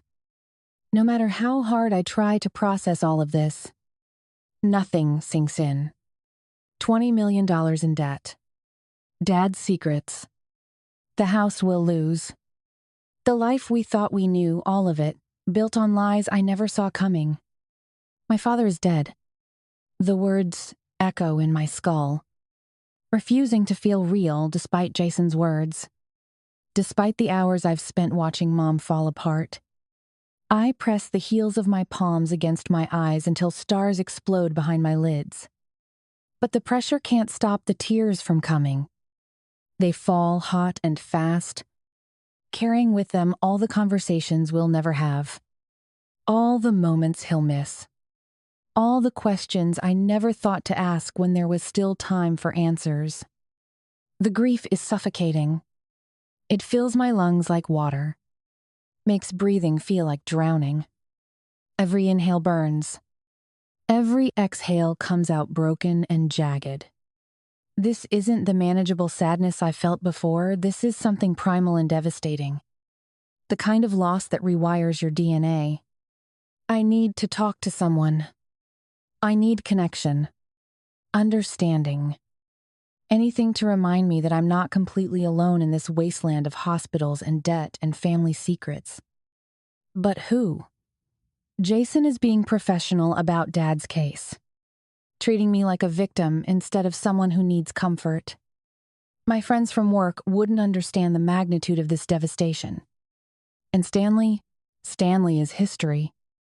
The thought should bring relief, and part of it does, but mostly it just adds another layer of isolation to an already unbearable situation. TMG, the masked guy. The thought hits me like lightning. He understood pain in ways that suggested his own familiarity with loss. Maybe, but it's Sunday. No masked nights. No burgundy rooms filled with candlelight, and the possibility of being seen by someone who doesn't need explanations. My phone feels heavy in my trembling hands as I stare at the blank screen. The Vanish Me app. His contact information, written in strong masculine handwriting. I could download it. Could reach across the anonymous divide and ask for what I need, not sex, not romance, but simple human connection from someone who's proven he can offer it without conditions. The app downloads faster than my racing heart can process. Black interface.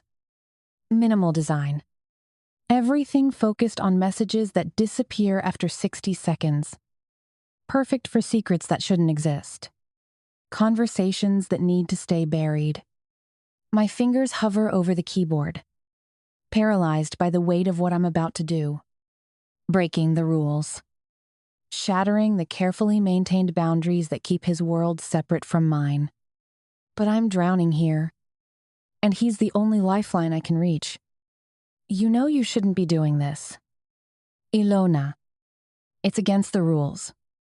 The message disappears into digital ether, leaving only the crushing weight of silence. Maybe he won't see it. Maybe he'll ignore it. Protecting the anonymity that makes our connection possible.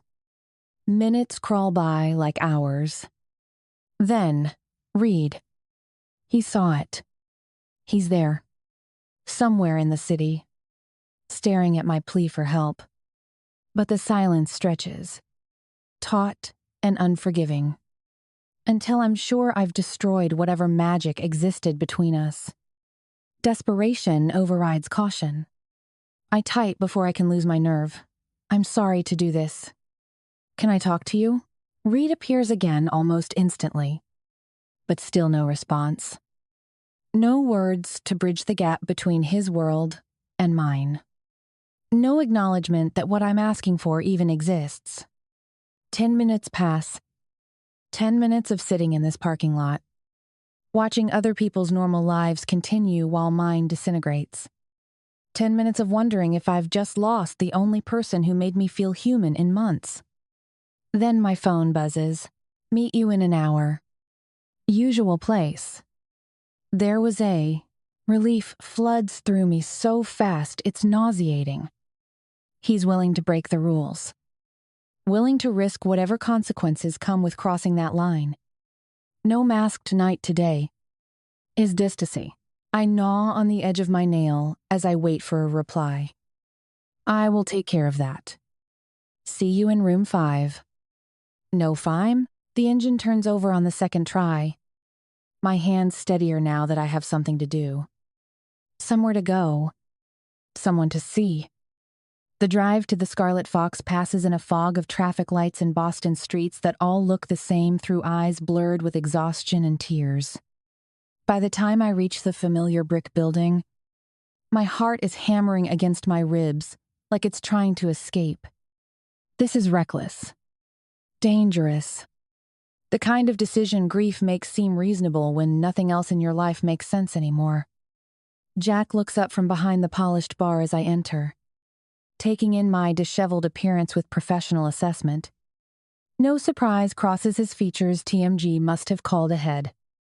Prepared him for this breach of protocol. He nods toward the hallway without a word. Understanding passing between us like shared conspiracy.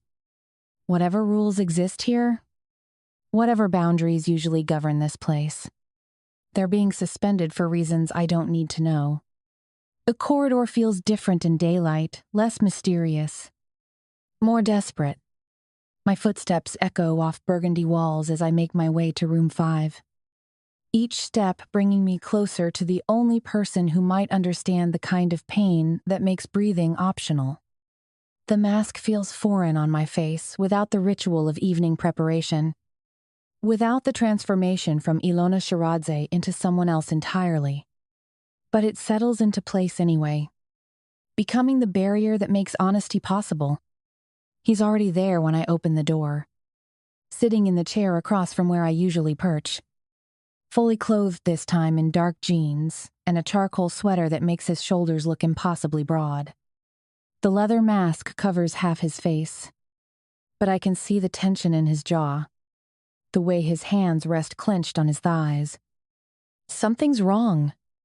He's different.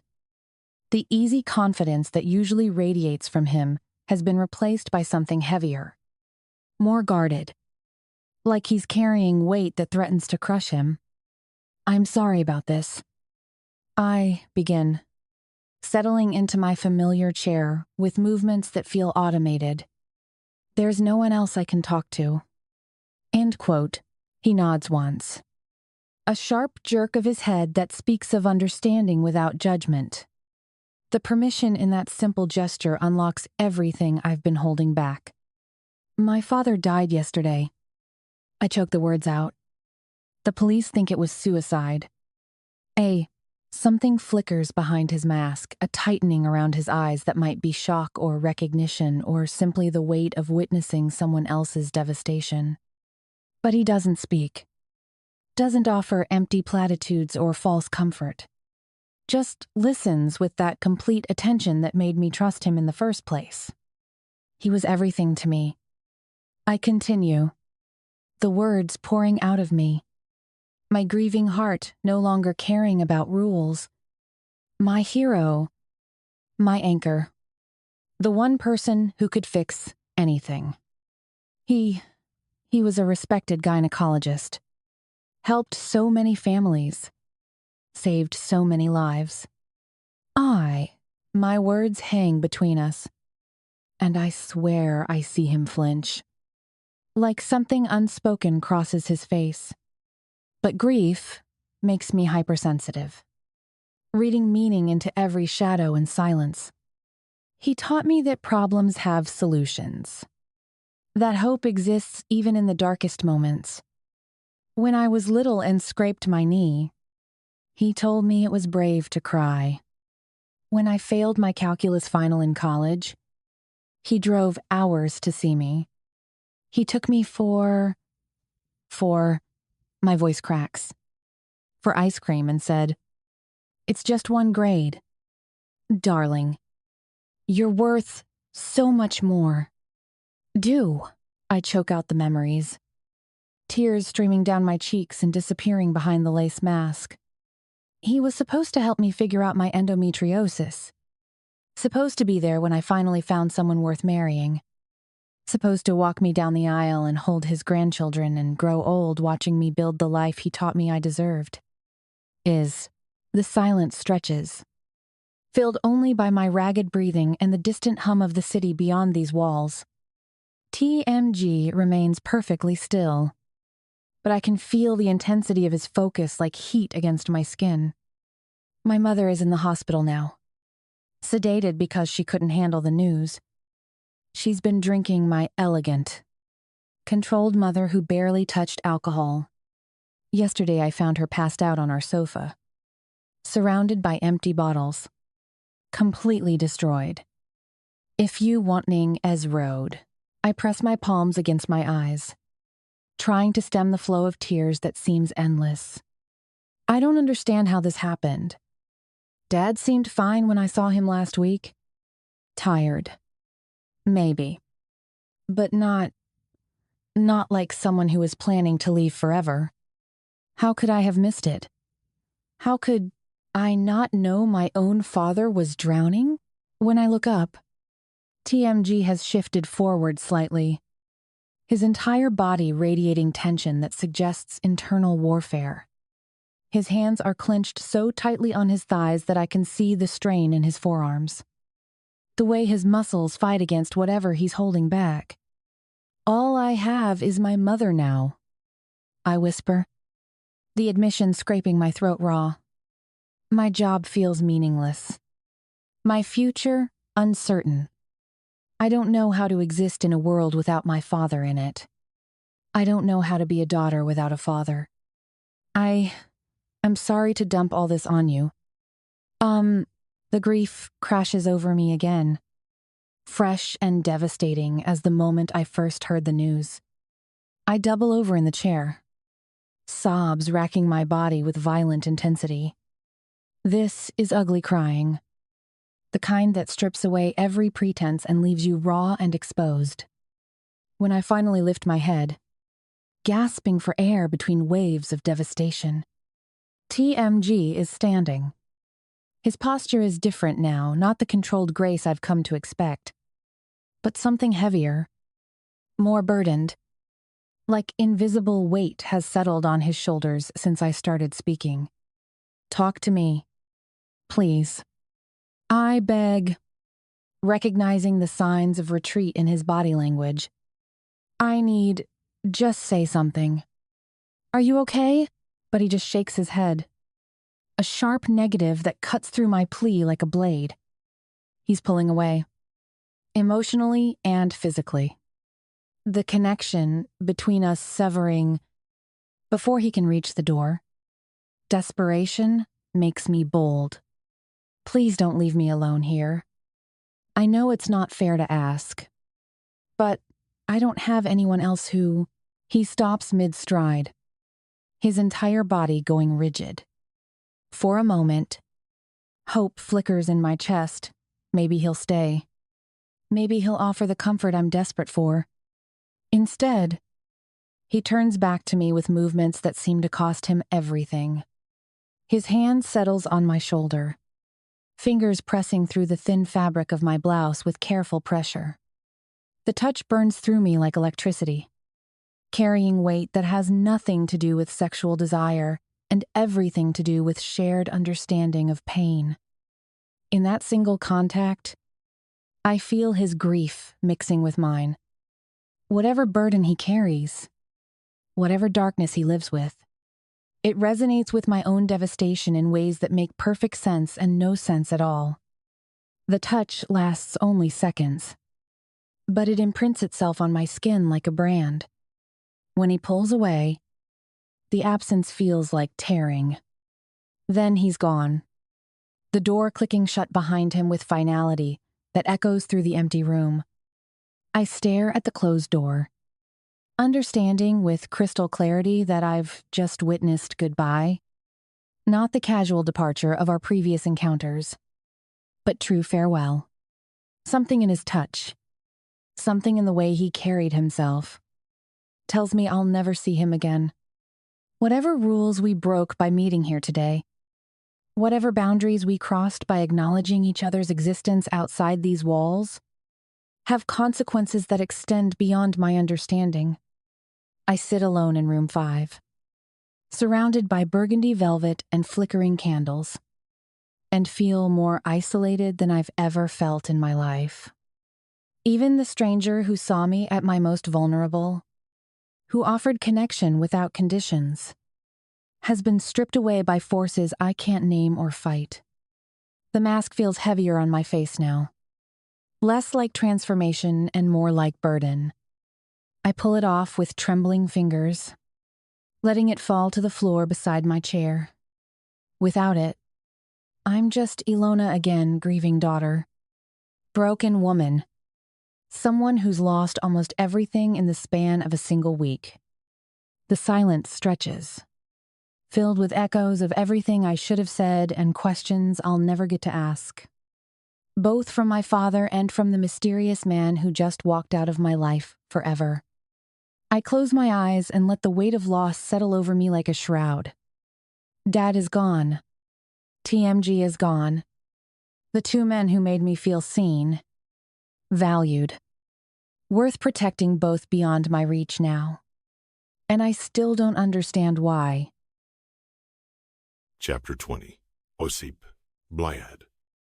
I feel like I've had my skull crushed with a sledgehammer. Igor Shiradzi's daughter. The masked woman who shared her pain with me. Who trusted me with her grief. Who came apart beneath my hands. She's my old business partner's daughter. I stare at the empty vodka bottle on my coffee table, the pieces clicking together in a way that makes my chest feel like it's caving in.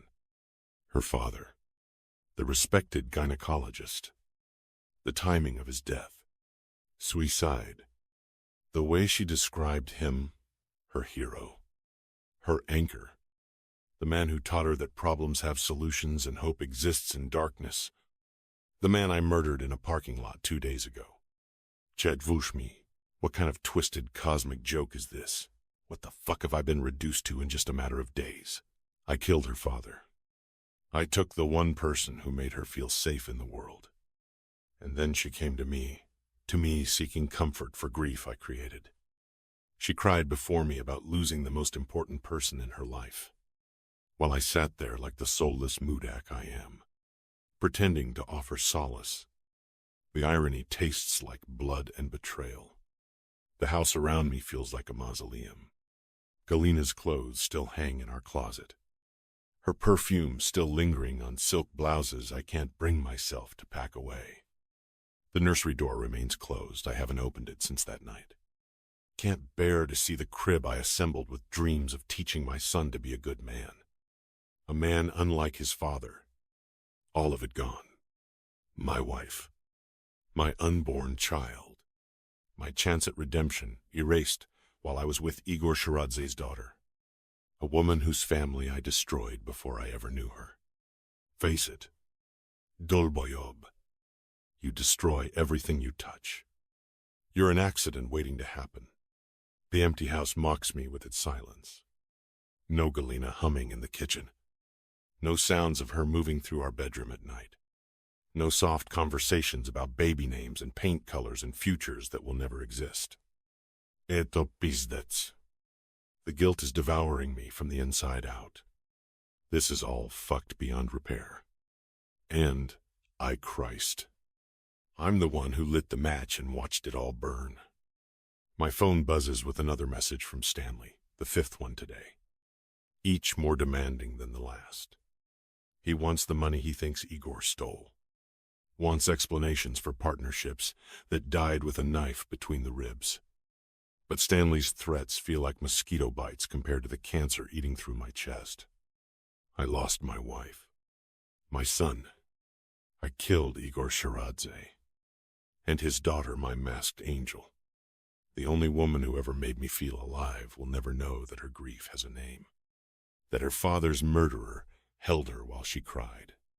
Fucked her. Offered comfort with hands still stained by blood. The guilt should destroy me. Maybe it is already destroying me. One shot of vodka at a time.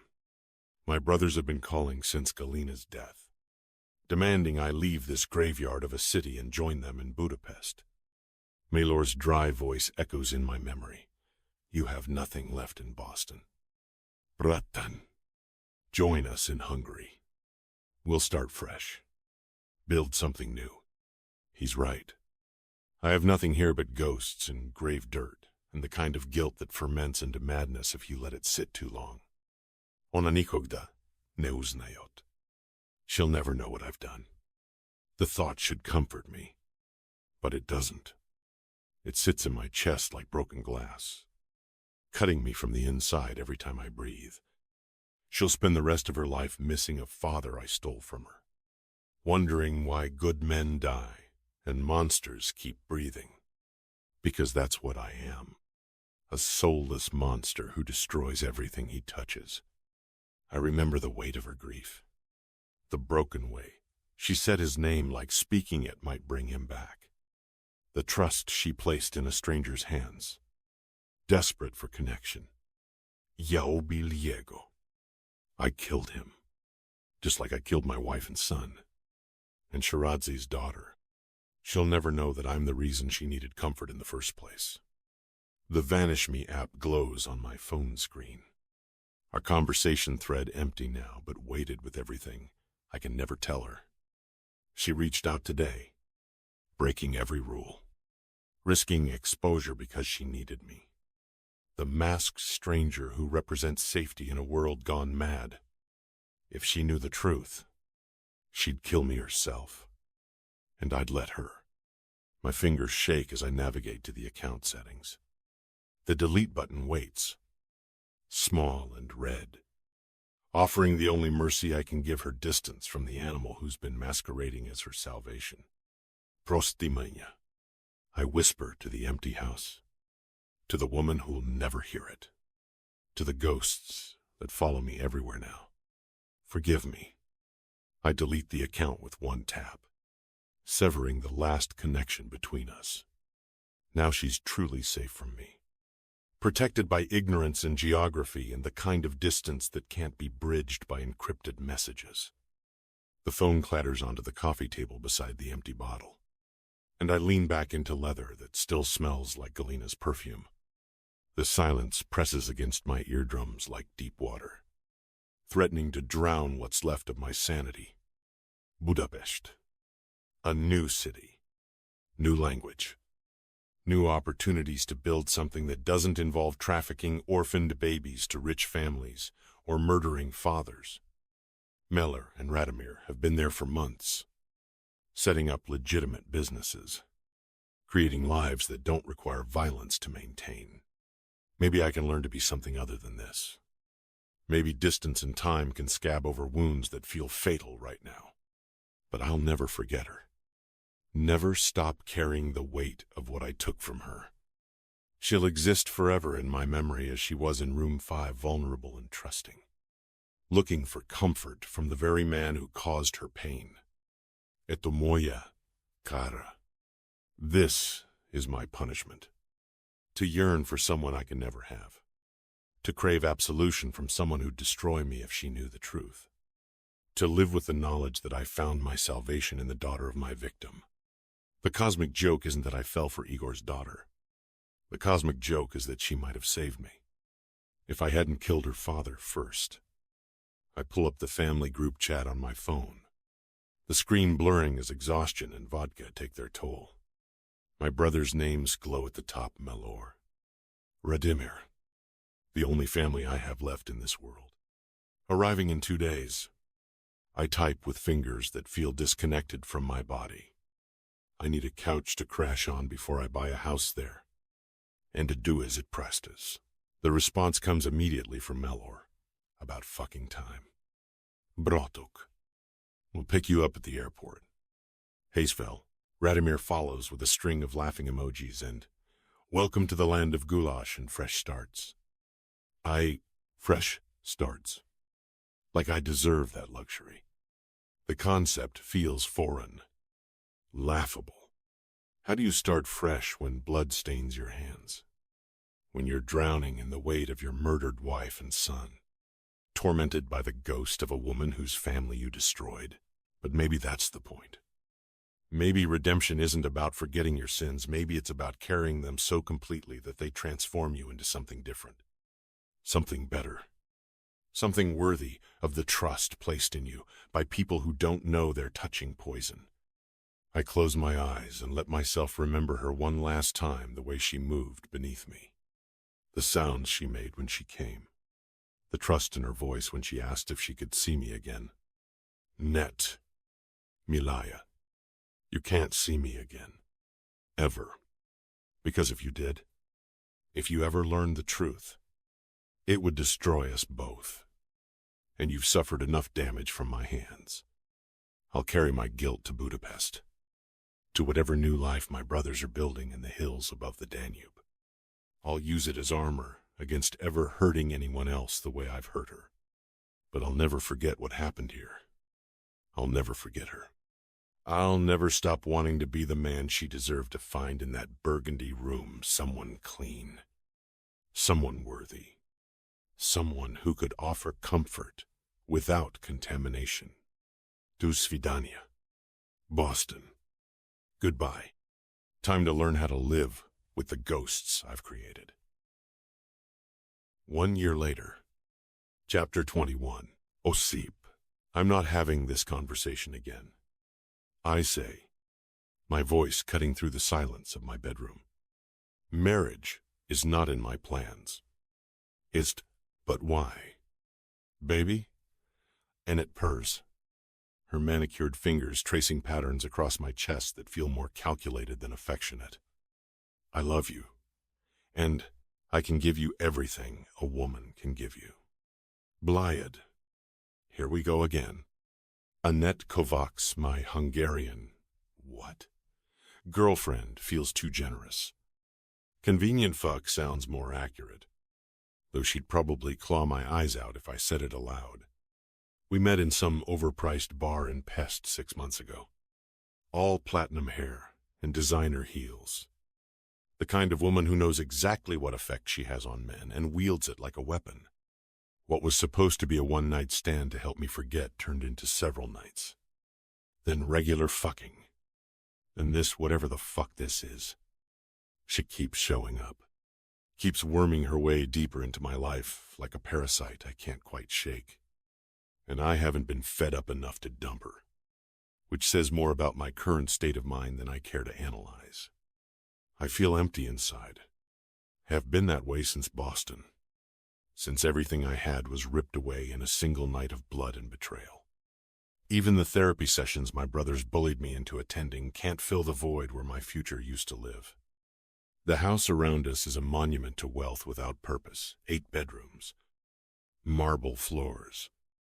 Tall windows overlooking the Danube. Buddha Hills real estate doesn't come cheap. But money has never been the problem. It's everything else that's fucked beyond repair. Ossip. Annette continues, her voice taking on that wheedling tone that makes my teeth clench. You live in this beautiful house all alone. Don't you want someone to share it with? Share it. Like she's offering me some grand gift instead of slowly moving her shit into my space without permission. First it was a toothbrush, then spare clothes. Now she's practically redecorated my guest bathroom with enough cosmetics to stock a department store. I like alone. I say, reaching for the tumbler of vodka on my nightstand. The burn feels familiar, comforting in ways human contact no longer does. After Galina died, I couldn't stay in that house. Couldn't even stay in Boston. Every corner held ghosts. Every room echoed with conversations we'd never have and dreams that died with her. Melor and Radomir had already been here in Budapest, building new lives away from all the Bratva bullshit. And after the nightmare with Galina, their invitations had begun to make sense. Come to Hungary. Bratan, they'd said. Start fresh. Nobody knows you here. They were right.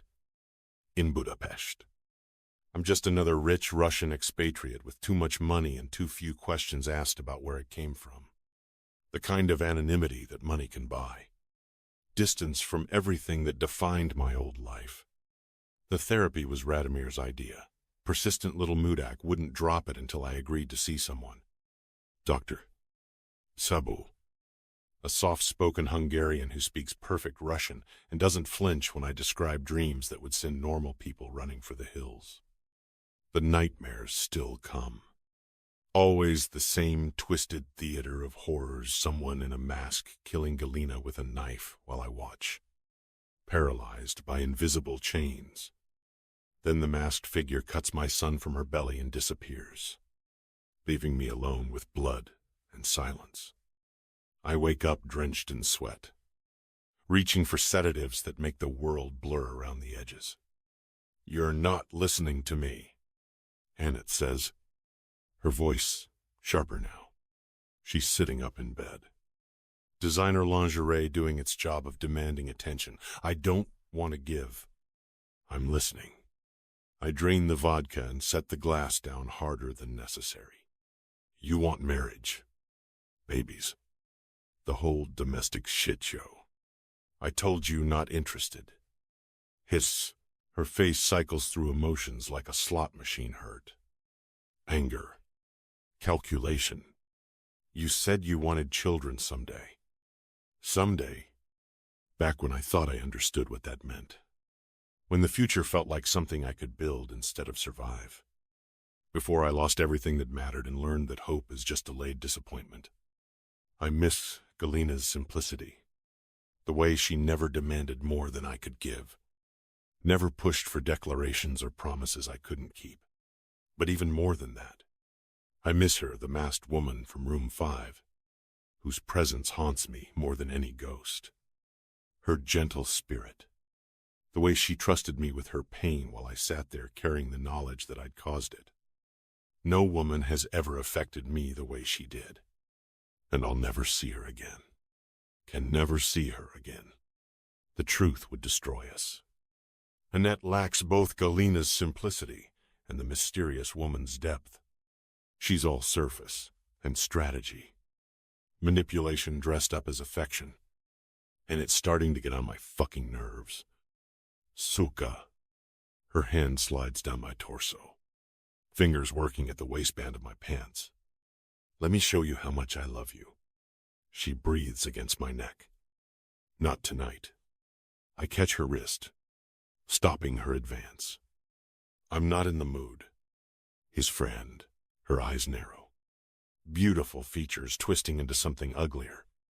You're never in the mood anymore. Are you fucking someone else? Job, fuyumat. The curse escapes before I can stop it. Here we go. When fendered, don't speak Russian when I'm talking to you. Her voice rises. The practiced seduction replaced by the kind of shrill anger that makes my skull throb. I know you're hiding something from me. Oh, Sip. You disappear for hours. You won't touch me half the time. You act like I'm some kind of burden. You are a burden. The words come out cold, but I'm past caring about her feelings.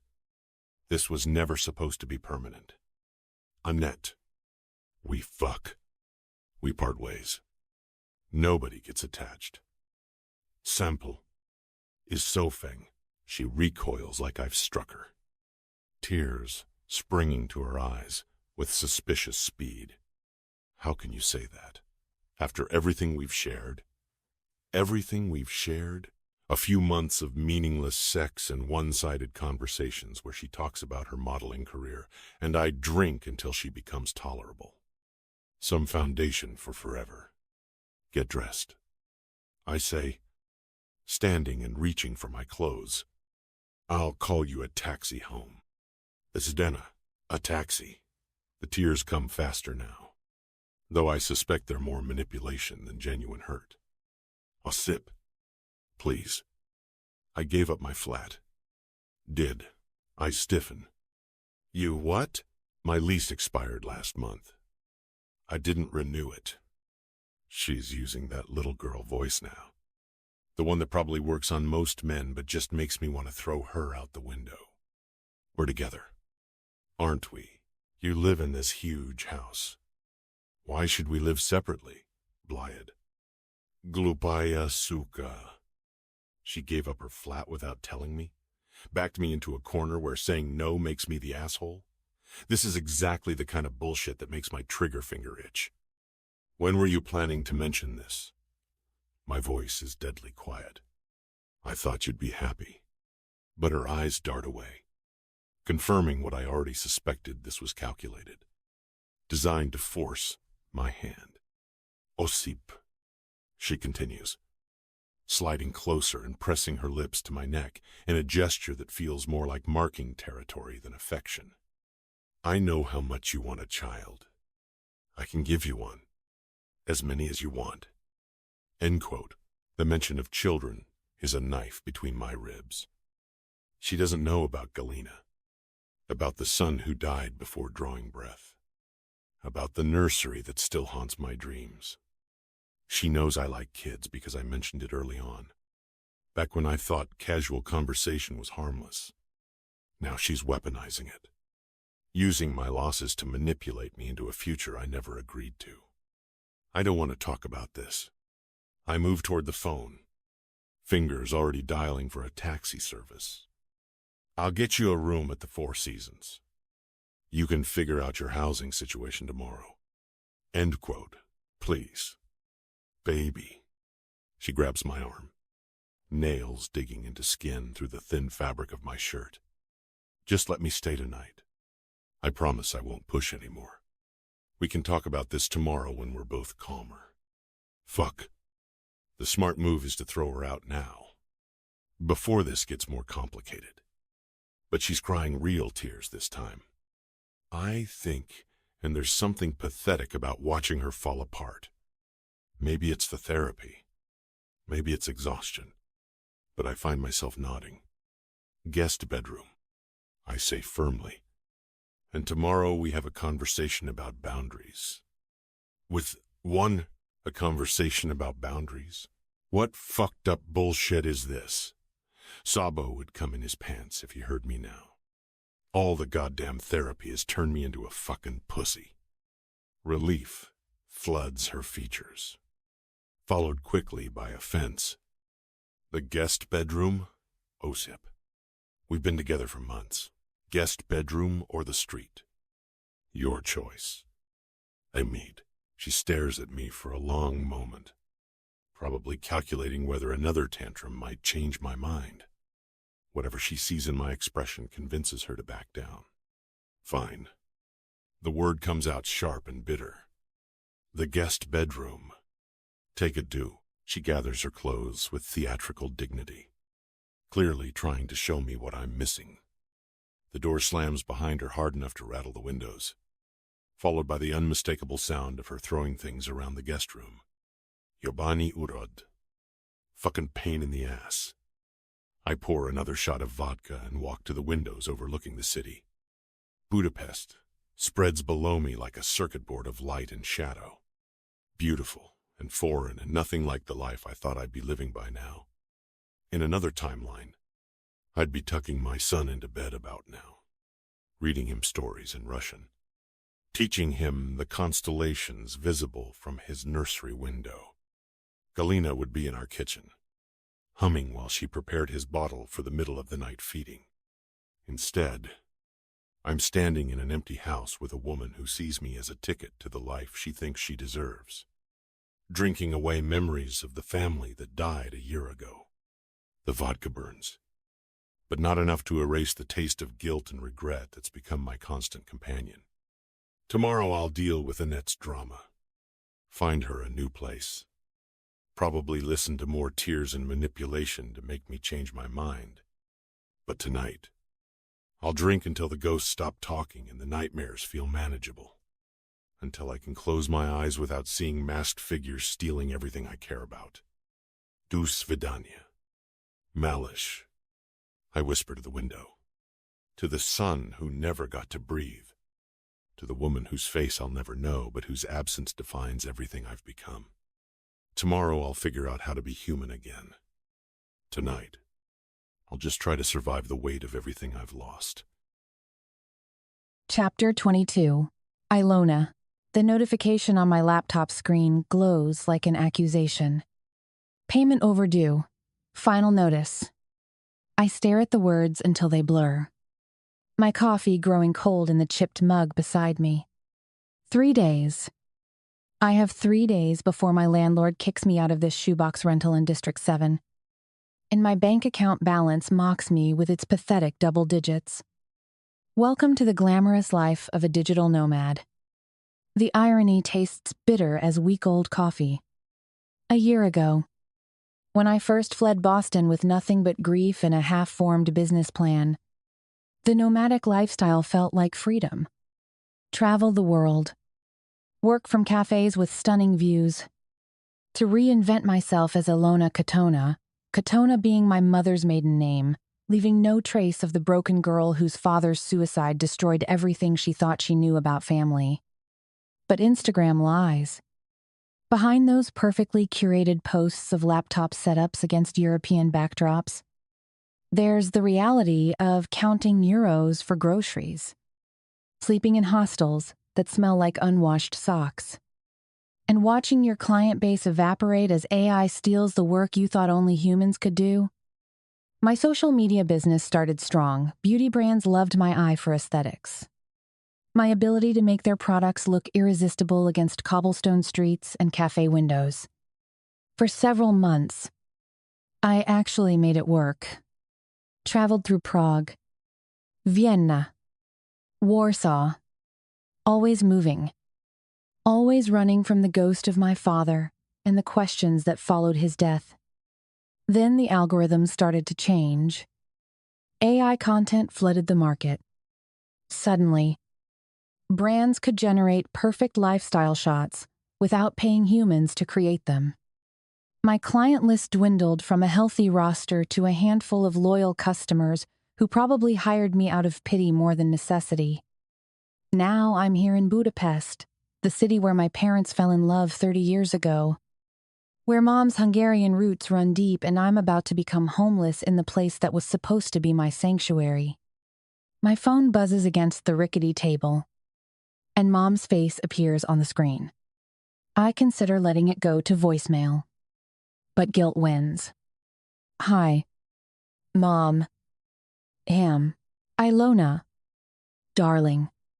Her voice carries that careful tone she's perfected over the past year, forced brightness hiding genuine worry. How are you?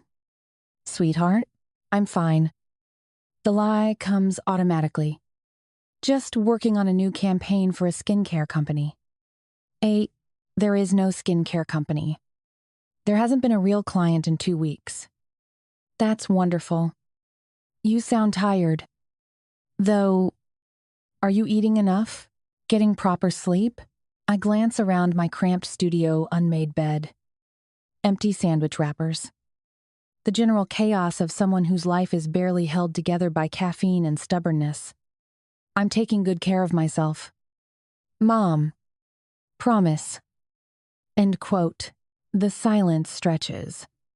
And I know she doesn't believe me. Since Dad's death, she's become hypervigilant about my safety, convinced that his mysterious business associates might come after me. I think it's grief-induced paranoia, but trying to argue with a traumatized woman only makes things worse. I still think you should come home, she says quietly. Boston isn't the same without you. Jason asks about you every time I see him at the grocery store. Jason, my former boss. The closest thing to a father figure I had after losing Dad. He called 2 weeks ago just to check in. His gravelly voice warm with concern I didn't deserve. Good people like Jason make me feel guilty for running away, for choosing distance over dealing with my problems. I'm building something here. Mom. Budapest feels like home. Another lie. But this one tastes sweeter. I can see why you and Dad fell in love with this city. And Juan, the mention of Dad creates another stretch of silence. We've gotten better at navigating around the crater his death left in our conversations. But the absence still echoes. Just be careful. Darling, I know you think I'm being paranoid, but your father had enemies. People who might... Mom, I keep my voice gentle but firm. Nobody followed me to Europe. Nobody cares about Igor Sharadzi's daughter enough to track her down in Budapest. I'm safe. Zandid Notany, I know. I miss you. Baby. You're all I have left. The words make my heart hurt. Guilt and love tangling in my chest until breathing feels optional. She's right, we're each other's only family now. Bound together by shared loss, and the questions we'll never get answers to. I miss you too. Mom, I whisper, but I need to be here right now. I need to figure out who I am without everything we lost. Well, after we hang up, I sit in the silence of my tiny studio and face the reality I've been avoiding. Mom's small apartment in Boston. Her worried phone calls. The life I left behind when I decided that running away was easier than healing. But right now, I need to focus on survival. I open Indeed. Who and scroll through job listings with growing desperation. Retail positions that require fluent Hungarian. Office jobs that want degrees I don't have. Restaurant work that pays barely enough to cover rent. Let alone food. Then I see it. Waitress wanted, the Scarlet Fox. Part-time, full-time positions available, accommodation included. Staff meal provided daily. The name stops me cold. The Scarlet Fox. Like the place in Boston where I used to escape when my life became unbearable. Where I'm at TMG. The masked guy. But this is Budapest. Not Boston. Different continent. Different world. Different life. The only connection is a name that probably means nothing beyond coincidence. I read the listing again, focusing on the practical details. Accommodation included. Staff meal daily. Exactly what I need to survive until I can rebuild my business or figure out my next move. My finger hovers over the phone number. This could be the lifeline I've been praying for. Or it could be a mistake that drags me back into memories I'm not ready to face. But desperate times call for desperate measures. The phone rings twice before a deep, male voice answers in accented English. The Scarlet Fox. This is Tibor. 80. Hi. I'm calling about the waitress position? Excellent. Yes. We are looking for someone reliable. Can you come in today for an interview? Say. 3 o'clock? That's 3 hours from now. I can shower. Find something clean to wear. And walk there to save bus fare. Google Maps shows it's only 2 kilometers away, manageable. Even with my diminishing energy reserves, that works perfectly. Should I bring anything specific? Just yourself and a positive attitude. Tibor says. Ask for me when you arrive. Tibor Arin. I have in mind. After I hang up, I allow myself one moment of cautious optimism. Maybe this is exactly what I need, honest work. Stable housing. A chance to rebuild without the weight of family history crushing me. I walk to the tiny bathroom and stare at my reflection in the cracked mirror. The girl looking back at me is thinner than she used to be, with sharper cheekbones and eyes that have seen too much. But she's survived a year of grief, displacement, and financial instability. She can survive this too. The shower water runs lukewarm, but it washes away the staleness of too many days spent hiding in this room. I dig through my limited wardrobe for something that says, reliable employee, instead of broke nomad. And crow, as I get dressed. I catch myself thinking about TMG once again. I never figured out who he was. Never got answers about why he disappeared so completely. Maybe it's better that way. Some stories are meant to remain mysteries. Beautiful and untouchable in their incompleteness. I check my reflection one last time, smoothing down my dark blazer over a simple white blouse. Professional, but not desperate, I hope. My hair falls in soft waves around my shoulders. And for a moment, I see echoes of the confident woman I used to be. The woman before Dad died. Before everything fell apart. But that's the past. Today is about survival. About taking the first step toward rebuilding something from the ashes of everything I've lost. I grab my small purse and the folder containing my hastily printed CV. Not much to show for 25 years of life. But it will have to be enough. Google Maps shows the walk will take about 25 minutes. Perfect timing to arrive exactly at 3 o'clock. Assuming I leave now. The autumn air will be crisp, and the walk will help calm my nerves. As I reach for the door handle, my phone buzzes with a text from Mom. Thinking of you today. Sweetheart. I love you. There. Her timing is uncanny. Like she always knows when I need to hear those words. I type back quickly. Love you too. About to head out for something promising. V's node.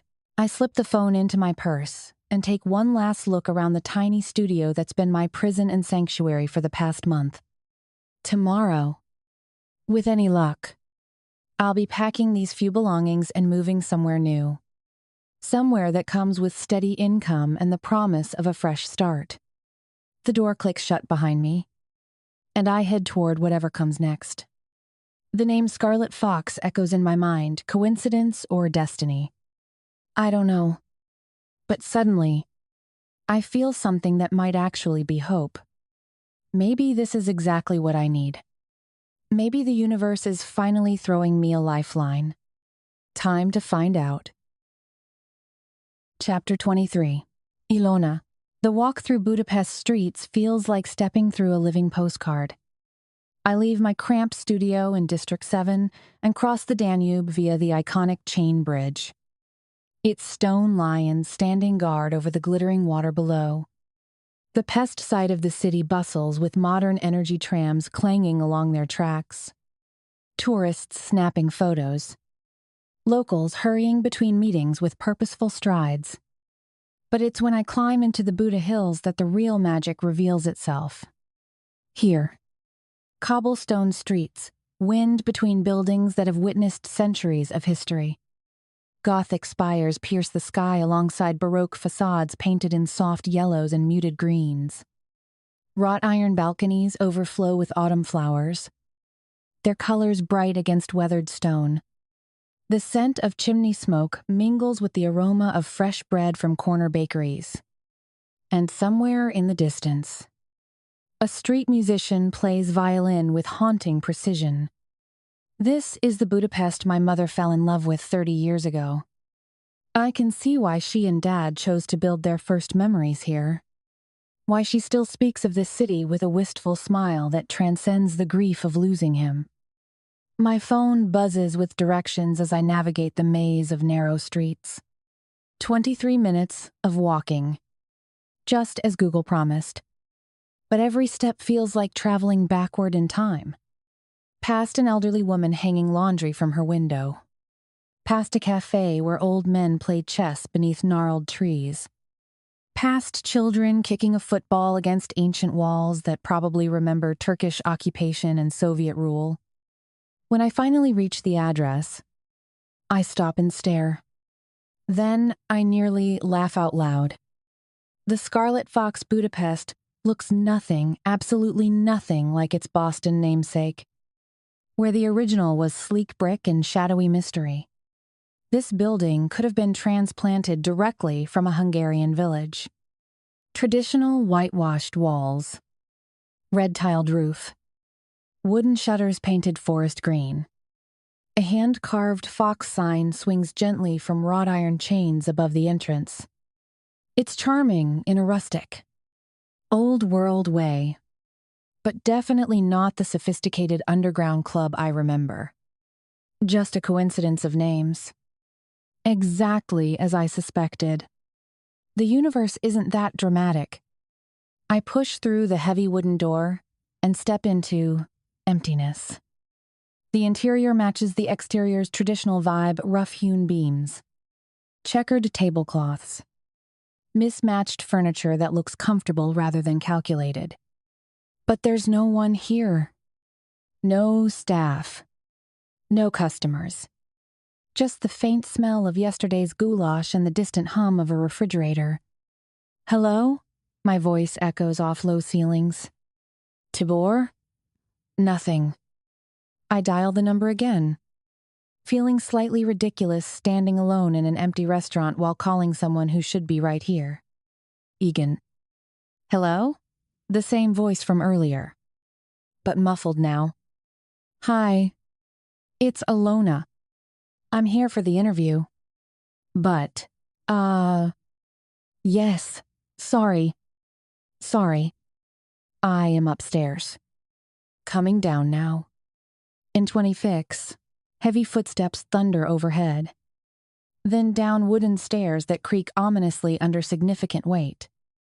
Moments later, a man appears who looks exactly like Central Casting's idea of a Hungarian restaurant owner. Tibor Arany is probably in his 50s. with a substantial belly that speaks of sampling too much of his own cooking. Salt and pepper hair is slicked back with questionable success. And his complexion suggests a man who enjoys his palinka after service. He's not unattractive, exactly. But there's something about the way his eyes immediately travel the length of my body that makes my skin crawl. Ilona. He approaches with arms spread wide, as if we're old friends rather than strangers meeting for a job interview. You are even more beautiful than you sounded on the phone. I force a smile and extend my hand for a professional handshake. But he bypasses it entirely and pulls me into a hug that lasts several seconds too long. His hands linger on my waist, and I catch a whiff of alcohol on his breath despite it being mid-afternoon. Shall we sit and talk? I extract myself from his grip politely. A year of nomadic life has taught me how to handle unwanted attention without causing offense, a skill I wish I'd never needed to develop. Of course. Of course. He gestures toward a corner table, his gaze dropping to my legs as I sit down. Can I get you something to drink? Coffee? Something stronger? Coffee would be lovely. Thank you. End quote. He disappears behind the bar, and I use the moment to study my surroundings more carefully. The restaurant is clean enough, though clearly showing its age. Faded photographs of Hungarian countryside cover the walls, and traditional folk music plays softly from hidden speakers.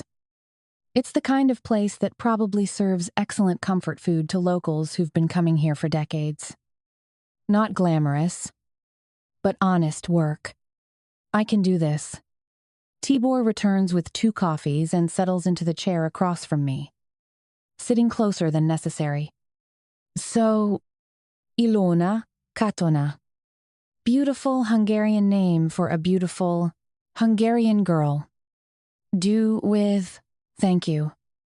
I open the folder containing my CV, trying to steer the conversation toward professional territory.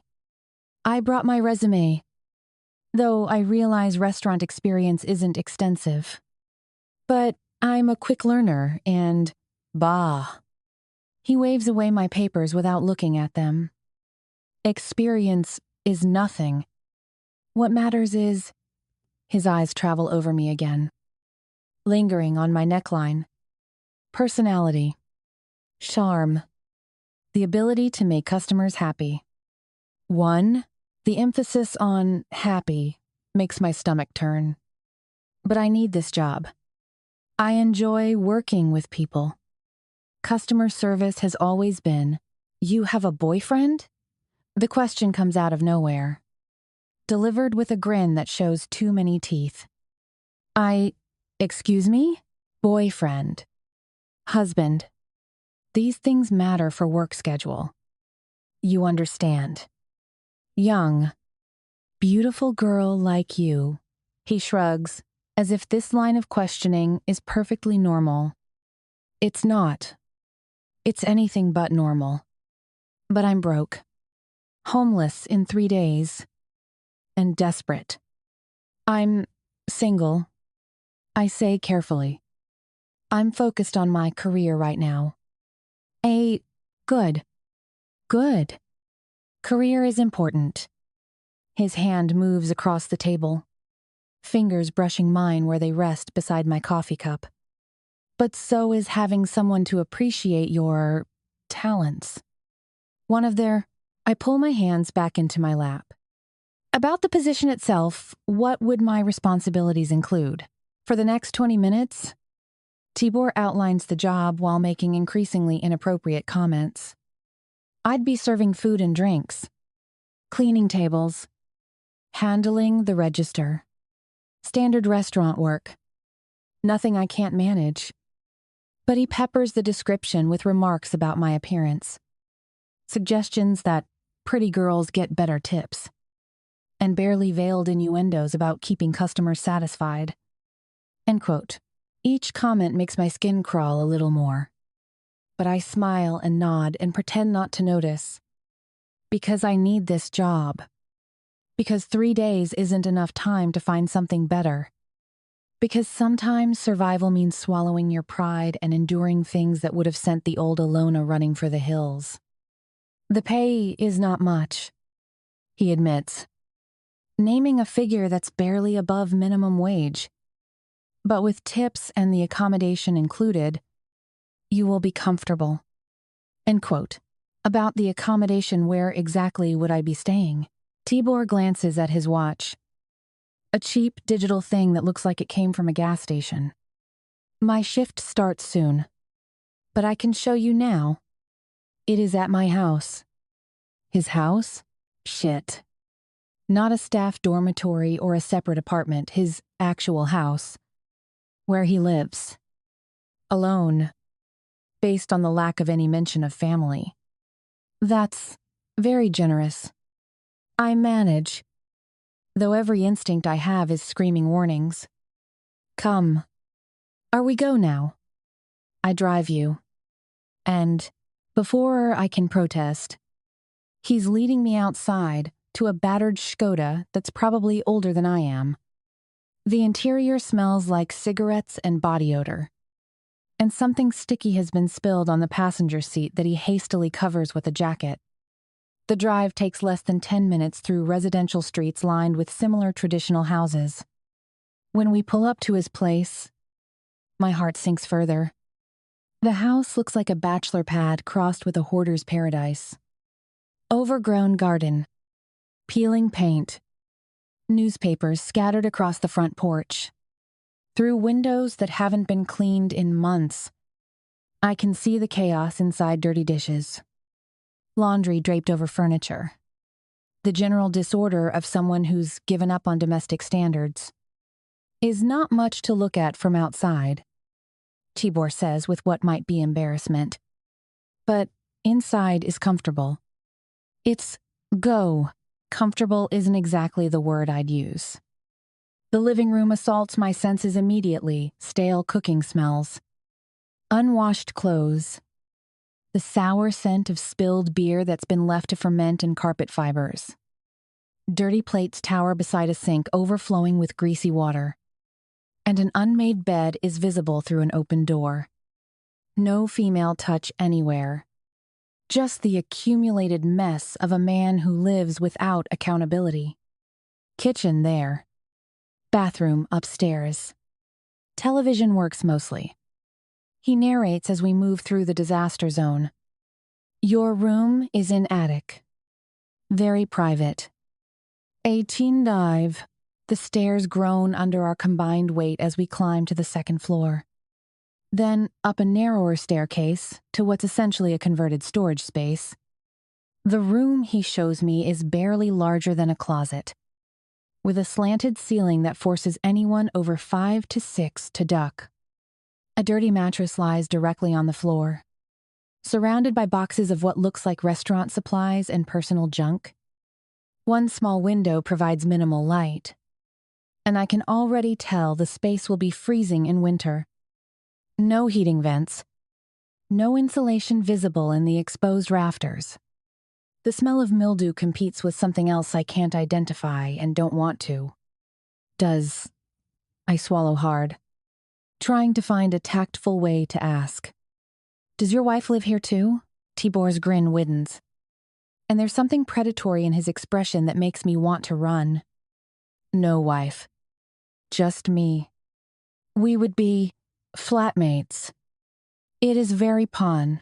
The way he says flatmates makes my skin crawl. Like the word means something entirely different in his vocabulary. Shit. But what choice do I have? Having accommodation included in the package means I could survive here while rebuilding my business. Maybe save enough to find a proper flat once I'm back on my feet. In the meantime, I'll just have to lock the door to my room. It's perfect. I lie, forcing enthusiasm into my voice. When can I start? Tomorrow morning. 8 o'clock sharp. His hand lingers above my lower back as he guides me toward the stairs. I show you to your room properly tomorrow. Tonight, you rest in your old place. Tomorrow, we begin our partnership. The word partnership carries the same loaded implications as flatmates. And I fight down nausea as his hand hovers over my spine.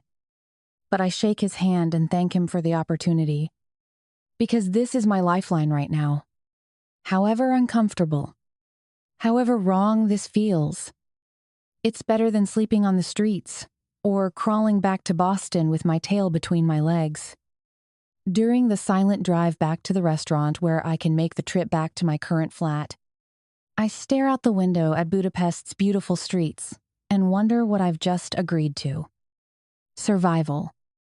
I remind myself. This is about survival. I can handle whatever Tibor throws at me for a few weeks or maybe a couple of months. I've survived worse things than a lecherous boss and questionable living conditions. This is temporary, just long enough to get back on my feet and find something better. But as the car winds through the city's historic streets, past couples walking hand in hand, and families enjoying meals on restaurant terraces, I can't shake the feeling that I've just made a deal with the devil. One more compromise in a year full of them. One more situation where I swallow my pride and accept what's offered because the alternative is worse. At least it's only temporary.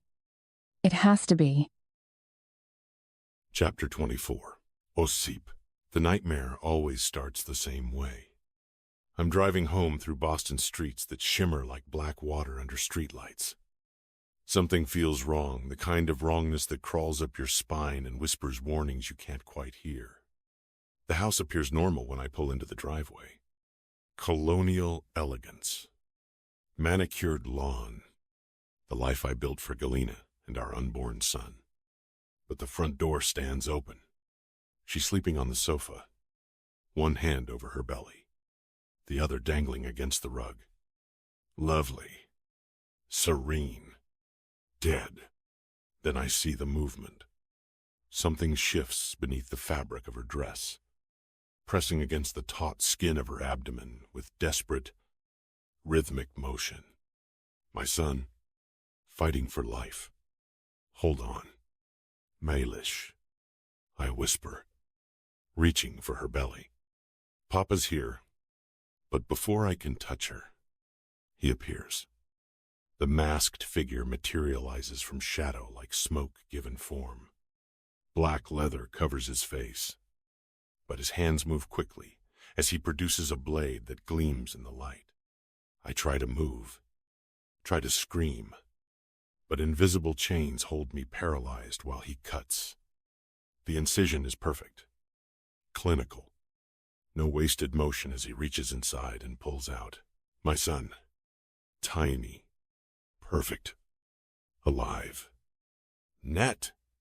The word tears from my throat like broken glass. Don't take him. But the masked figure is already moving, cradling my child against his chest as he glides toward the door. I struggle against the chains that bind me, muscles straining until tendons threaten to snap. Posaloista, please, he's mine. The figure pauses at the threshold, turns back to face me. Behind the leather mask, I see nothing, no eyes, no humanity, just void. When he speaks, his voice sounds like death. You don't deserve to keep what you love. When I bell subscribe, then he's gone, vanishing into darkness with my son's cries echoing in the night. I'm left alone with Galina's cooling corpse and the knowledge that I failed them both. Always the same. Always. I jolt awake in my king-sized bed. Sweat-soaked sheets, clinging to skin that feels like it's raw. The digital clock glows 3:47 a.m. Its red numbers, burning against the darkness of my Buda Hills bedroom. Bozemoy. My hands shake as I reach for the sedatives on my nightstand, little white pills that promise oblivion. Doctor. Sabo prescribed them months ago when the nightmare started interfering with basic function. Sleep is when we process trauma, he'd explained in that calm, clinical voice. But sometimes The mind needs help sorting reality from fear. End quote. I dry swallow 2 pills and lie back against Egyptian cotton that costs more than sheets should reasonably cost. The medication takes 30 minutes to work. 30 minutes of staring at shadows that might be memories or might be guilt given form. When consciousness finally fades, it takes the ghosts with it. The next time I wake, pale morning light filters through windows that overlook the Danube. My body feels heavy, disconnected, like I'm wearing someone else's skin. But my cock is hard as steel, throbbing with need that has nothing to do with the woman currently occupying my guest bedroom. Instead, I think about her, the masked woman from room 5, whose name I'll never know but whose presence haunts me more effectively than any ghost. My hand wraps around my length, stroking with movements that feel more like punishment than pleasure. I remember her skin, porcelain pale in candlelight, the way she looked at me when I walked through that door, not with fear or calculation, but with hunger that matched my own. She was everything Annette isn't. Honest, vulnerable, real. I come with a grunt while guilt and longing wage war in my chest. The release is violent, emptying, but it doesn't touch the ache that's taken up permanent residence behind my ribs. The shower runs ice cold because I deserve the shock of it. Deserve the way it steals my breath and makes thinking impossible. By the time I emerge, skin raw and lungs burning, I feel almost human. The sound of movement drifts from the kitchen, Annette, probably making coffee and planning whatever manipulation she'll attempt today. Yesterday's conversation about marriage and children hangs between us like a loaded weapon, and I don't have the energy for round 2. I dress quickly in dark jeans and a charcoal sweater, grab my keys, and slip out through the side entrance before she can corner me with tears or accusations or whatever performance she's rehearsed overnight. The Buddha Hills wrap around me as I drive through narrow streets that predate my grandfather's grandfather. This is why I chose Budapest, the weight of history. The sense that individual tragedies matter less when measured against centuries of survival. The Scarlet Fox sits at the corner of 2 residential streets. Traditional whitewashed walls and red-tiled roof, making it look like something from a fairy tale. I've been coming here for weeks, drawn by the name, even though it bears no resemblance to the Boston club that changed my life. Coincidence? That's all. The interior matches the exterior's rural charm, rough-hewn beams, checkered tablecloths, mismatched chairs made for comfort. A middle-aged waitress serves coffee strong enough to wake the dead while someone clatters around the kitchen. Jó reggelt. She greets me with a tired smile that speaks of too many early mornings. Good morning, sir. Getting jó reggelt, I reply, settling into my usual corner table with a view of both entrances. Old habits. The coffee arrives, black and bitter, exactly how I prefer it. For 20 minutes, I sit in silence and watch Budapest wake up through windows spotted with age. Trams clang past carrying office workers to jobs that don't require violence. Mothers push strollers along sidewalks, cooing at their babies. Normal life. The kind I used to think was for other people.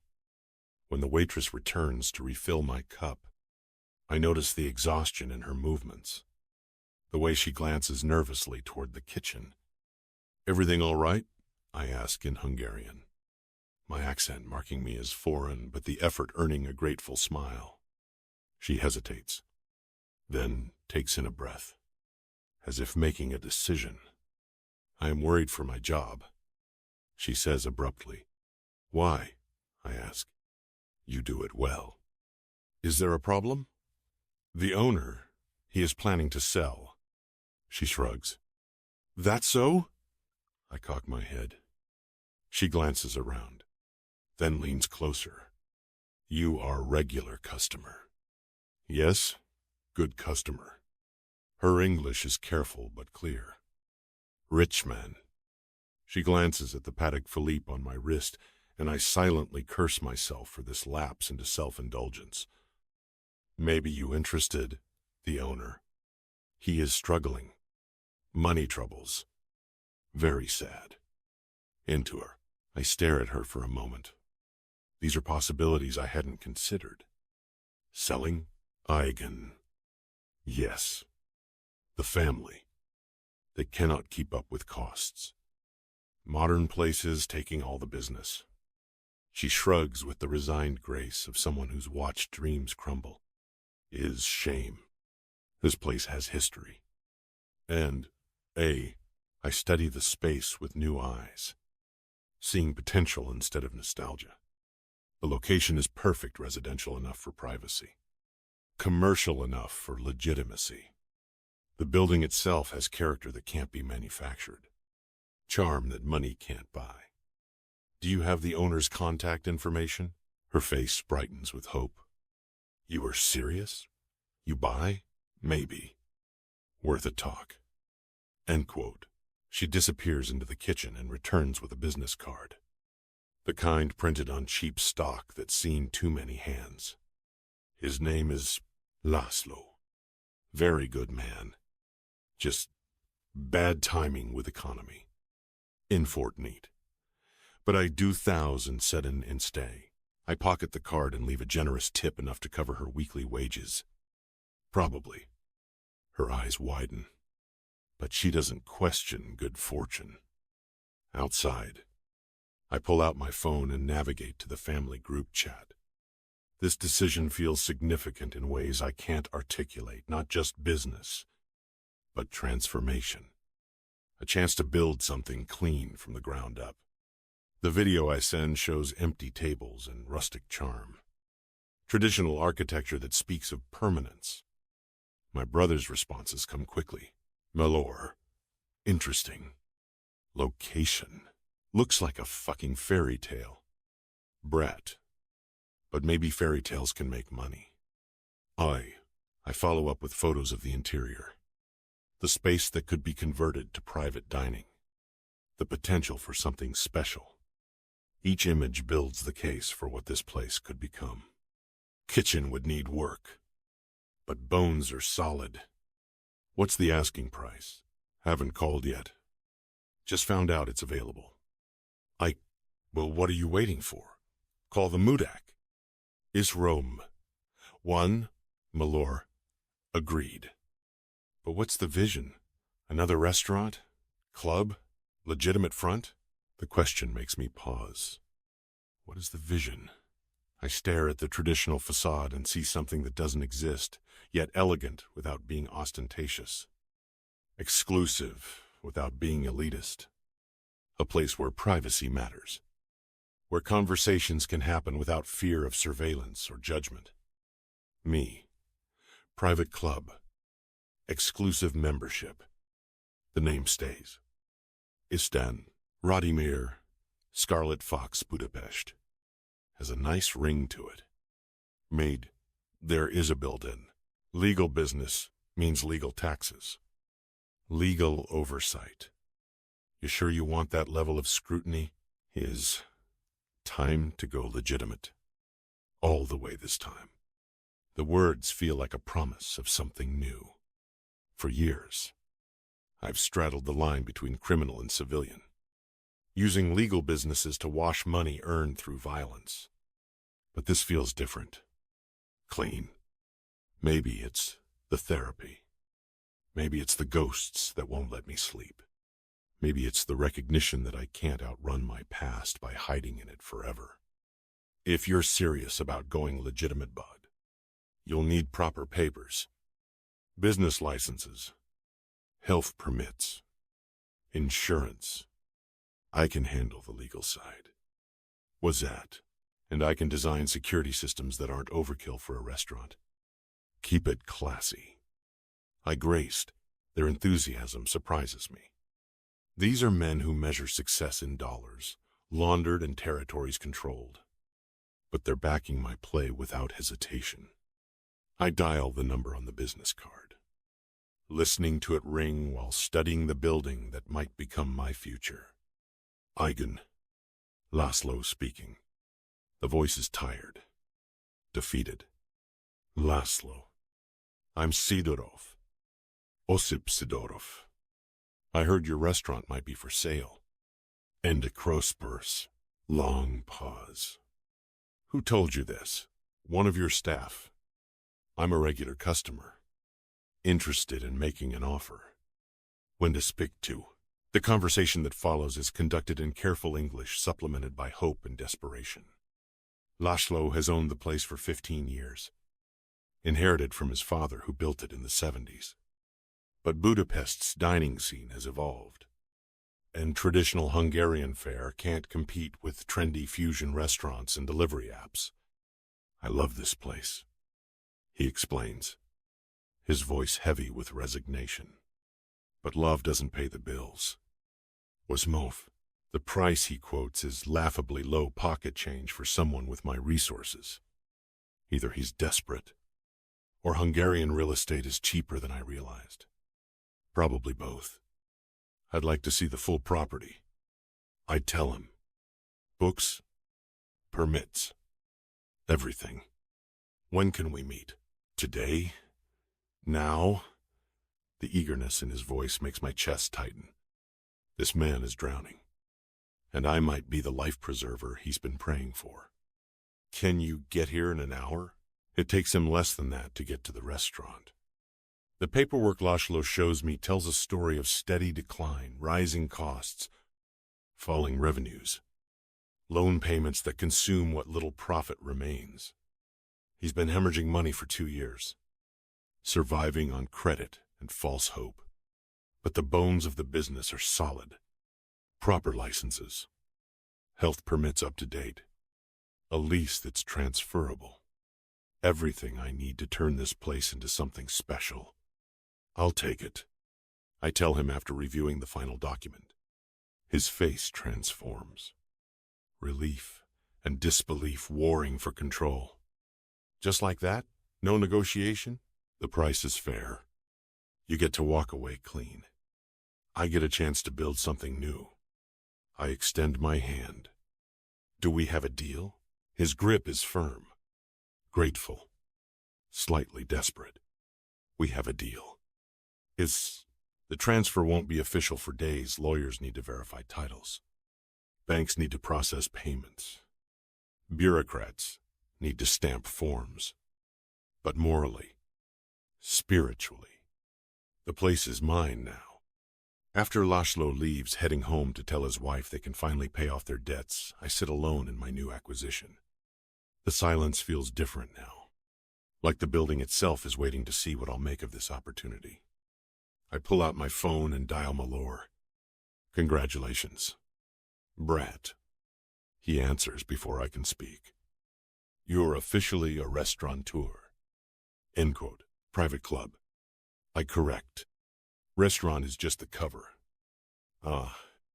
Gangsters hangout. He chuckles. The suggestion sets my teeth on edge. This will be different. This will be clean. I want it done right. I tell my brother. Legal in every way that matters.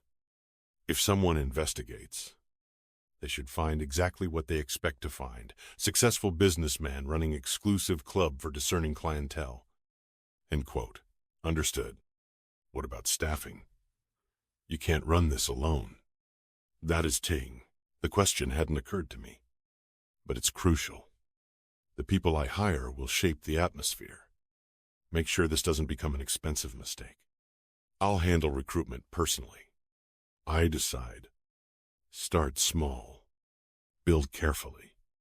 I look around the empty restaurant, trying to imagine it filled with the right kind of people. Not petty criminals or sycophants, but individuals who appreciate quality, discretion, authenticity. People who understand that the best things in life require patience and respect.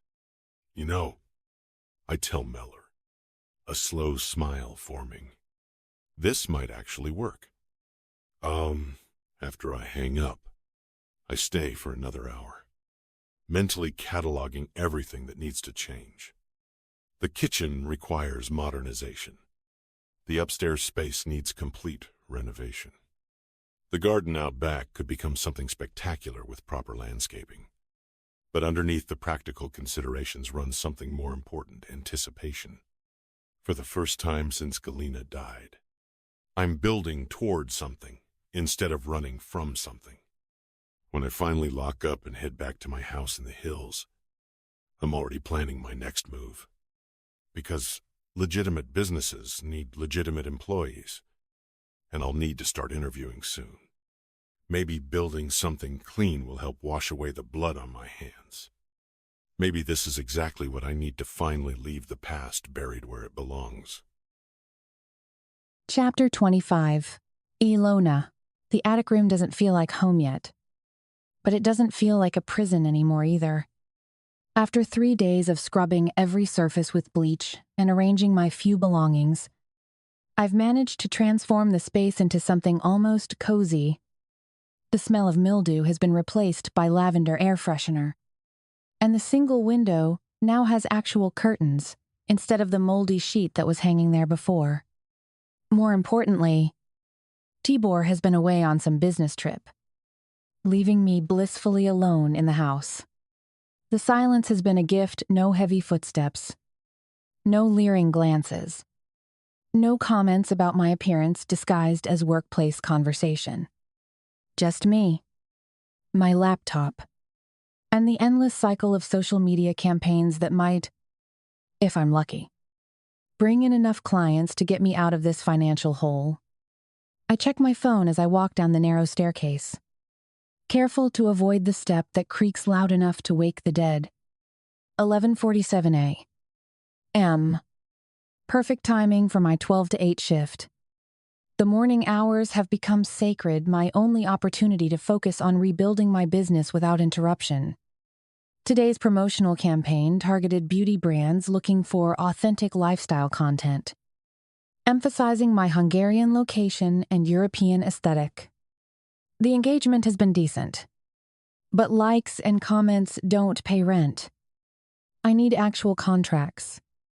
Actual clients willing to pay actual money for content creation. The bus trip to the Scarlet Fox takes less than 5 minutes from Tibor's house. Winding through residential streets where elderly neighbors tend postage stamp gardens and children play football, it's peaceful in a way that Boston never was quieter. More human-scaled. If my circumstances were different, I might actually enjoy living here. But circumstances are what they are. I'm a broke digital nomad working as a waitress in a rundown restaurant, sleeping in an attic room that belongs to a man who totally creeps me out. Not exactly the European adventure I'd imagined when I left Boston. The restaurant looks busier than usual as I approach. Voices and laughter spilling through windows that need cleaning. Strange lunch crowds are typically modest. Mostly local workers grabbing quick meals between shifts. But today feels different, charged with an energy that makes me quicken my pace. I slip through the employee entrance and change quickly into my uniform black pants. White blouse, apron that's seen better days. The fabric smells like industrial detergent, but it's clean and respectable. Pride is a luxury I can't afford right now. The moment I push through the kitchen doors, chaos greets me.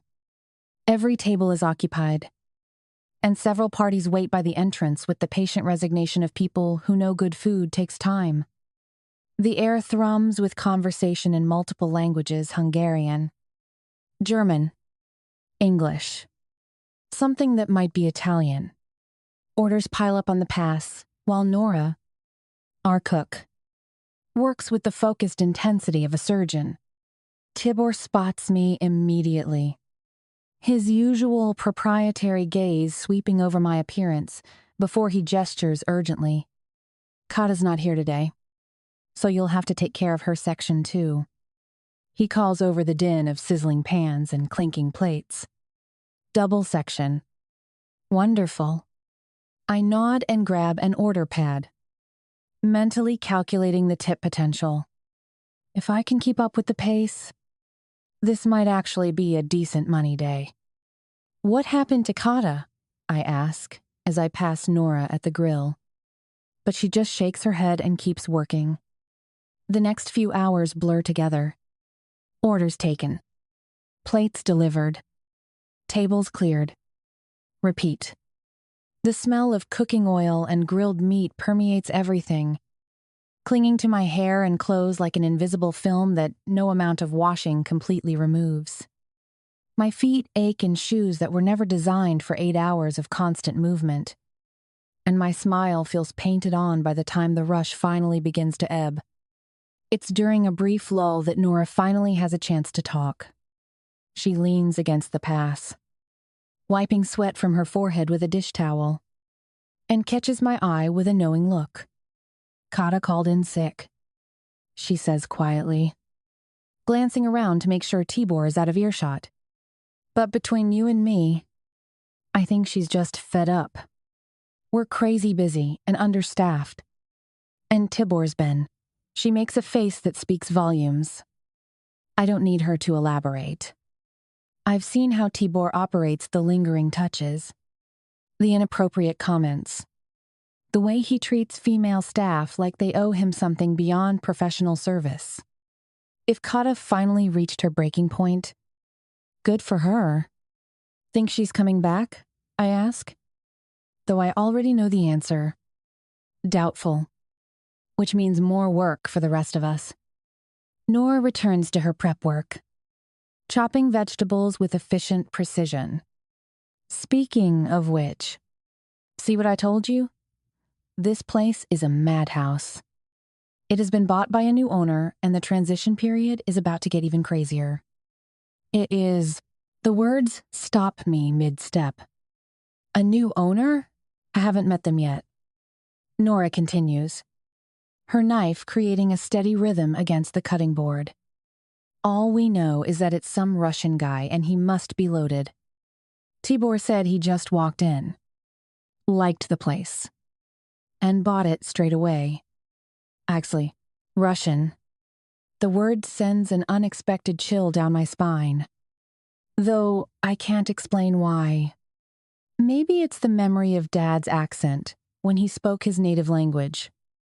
Or the way certain Russian phrases still make me think of childhood bedtime stories. But more likely, it's just the uncertainty new ownership always means changes. And changes usually aren't good for employees at the bottom of the hierarchy. Did Tibor say when the transition happens? Soon. I think maybe that's why we're so busy lately, words getting out that something's changing. Nora shrugs with the philosophical acceptance of someone who survived multiple restaurant ownership changes. Could be good. Could be bad. At least it can't get much worse. The afternoon shift continues at a relentless pace. My feet throb. My lower back aches from bending over tables. And the smile I wear for customers feels increasingly fragile. But the tips are better than usual. Apparently, busy restaurants make people more generous. Or maybe it's the anticipation of change that's putting everyone in a good mood. By 6 o'clock, the last lunch, stragglers have cleared out and the dinner crowd hasn't yet arrived. It's the golden hour when restaurant staff can finally breathe, restock supplies, and prepare for the evening rush. I use the break to count my tips enough to cover groceries for the week, with a little left over. Not great, but survivable. That's when I make the decision that's been brewing all afternoon. I need more money, more stability, more hours to build a cushion that might let me eventually move out of Tibor's attic and into a place where I don't have to worry about midnight visits or inappropriate comments disguised as workplace conversation. When the restaurant finally quiets, I approach the counter where Tibor is reviewing receipts. He looks up as I approach, and something in his expression makes me want to retreat to the safety of the kitchen. But I need this job. Need the money. Need to swallow my pride and ask for what I require to survive. What do you want now? Ilona? His tone carries the familiar edge of irritation mixed with something else I don't want to identify. Probably annoyance that I won't let him get his hands on me. If it's time off you're asking for, forget about it. We're struggling with staff already. Désolé, that's not why I'm here. I force confidence into my voice, standing straighter despite the exhaustion weighing down my shoulders. It's the opposite. I'd like to pick up extra shifts. It's plays to play. His eyebrows climb toward his hairline. Surprise, replacing irritation. He studies my face for a moment that stretches uncomfortably long, as if trying to read motivations I'm not sure I want him to understand. Extra shifts, he repeats slowly. How many extra shifts? Whatever you can give me. Mornings. Late nights. Weekends. I need the money. And do a can. The admission costs me something, another small piece of the pride I used to carry like armor. But pride doesn't pay rent or put food on the table. And I've learned that survival sometimes requires sacrificing the person you used to be for the person you need to become. Let's talk about it, Tibor says finally, his gaze sliding over me. I resist the urge to cringe. Come to my office at the end of your shift. End quote. The words should sound businesslike, professional. Instead, they carry undertones that make every survival instinct I have start screaming warnings. But I nod anyway, because I don't have the luxury of choice right now. Of course. Thank you. If one, I turn away with my head high, tired. Worn, but still standing, still fighting. I may bear little resemblance to the confident social media manager who left Boston a year ago, but I'm stronger in some ways. Harder. More willing to do what it takes to survive. Tonight, I'll sit in Tibor's office and negotiate for more hours. More money. More stability. I'll smile and nod and ignore whatever shitty comments he makes. Because this job is my lifeline. But someday soon, I'll build something better. Something that's mine. That doesn't require compromising pieces of myself for the privilege of basic survival.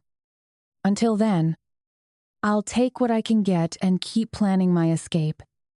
Even if that escape feels impossibly far away right now. Chapter 26. Ilona. So, Ilona, why do you want the extra work?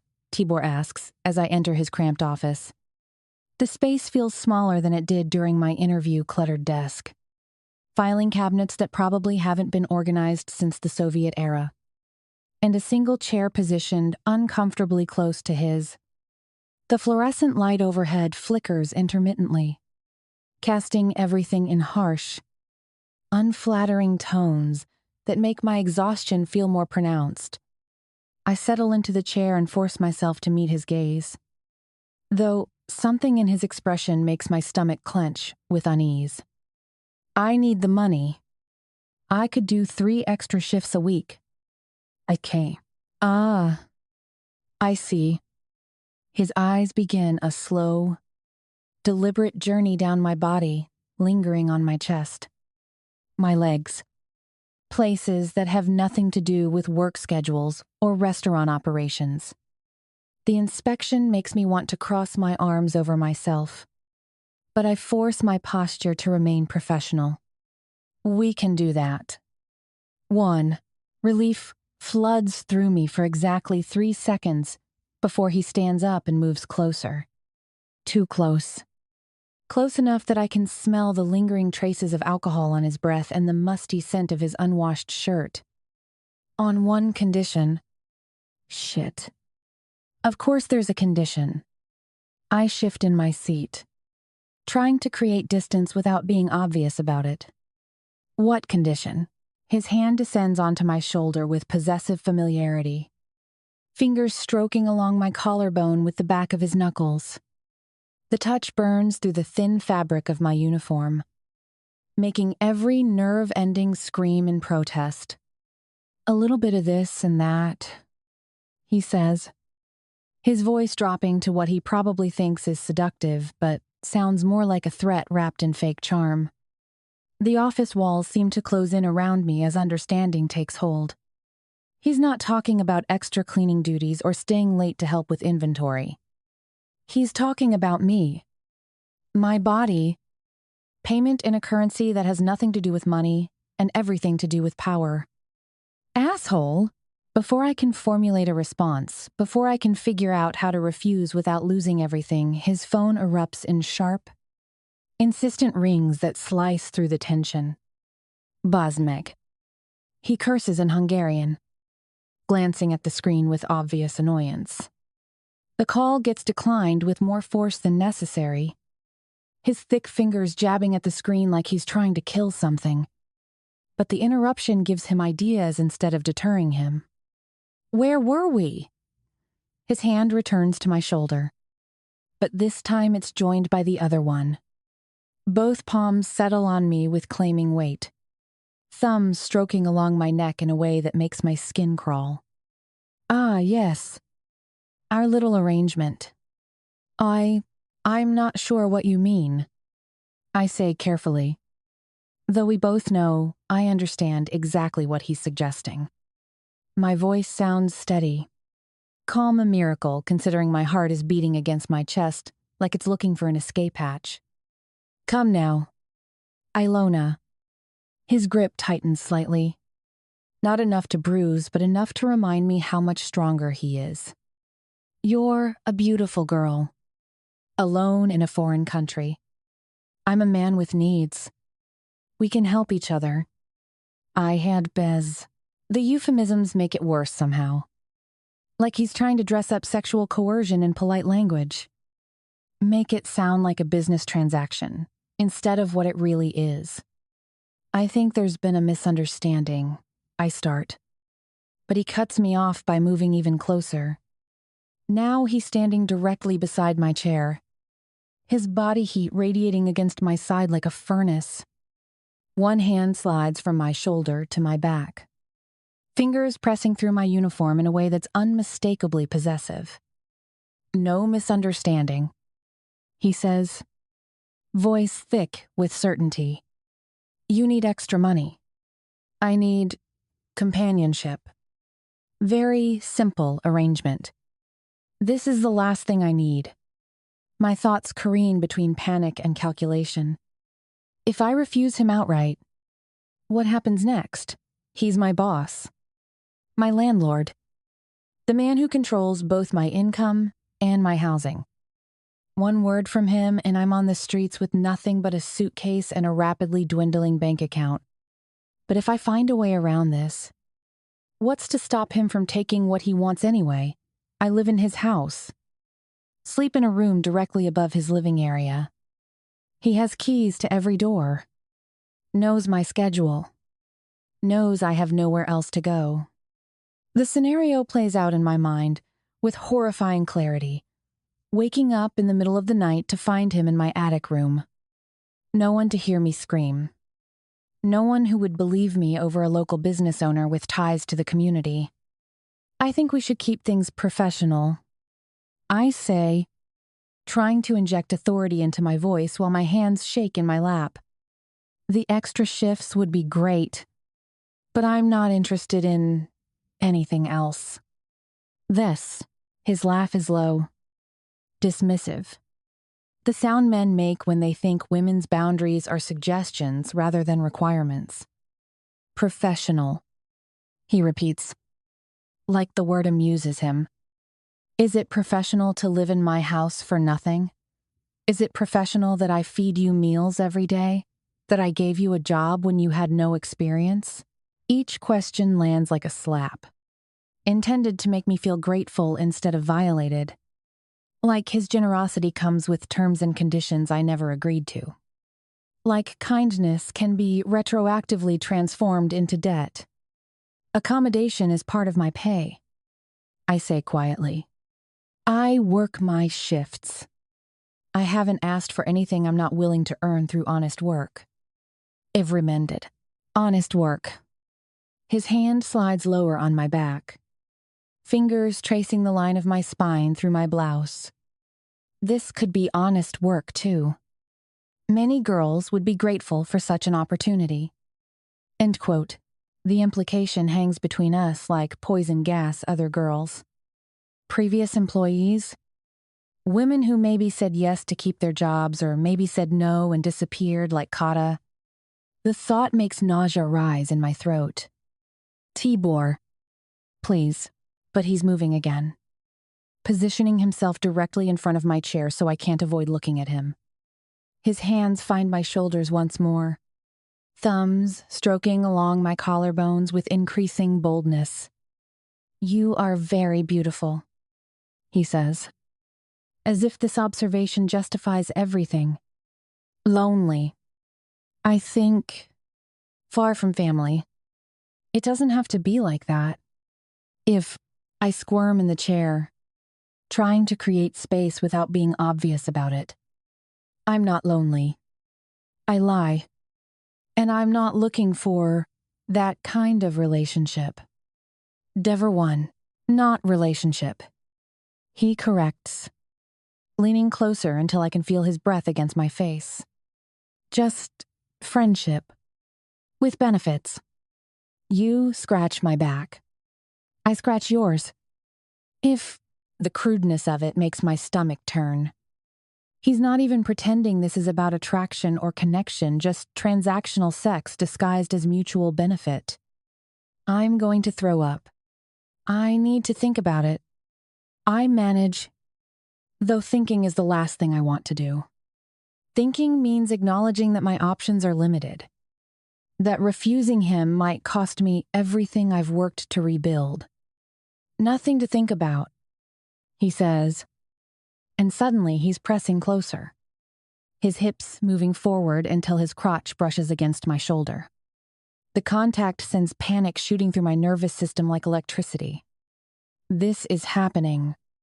He's actually doing this, touching me without permission, using his position to corner me in a space where no one can hear what's happening.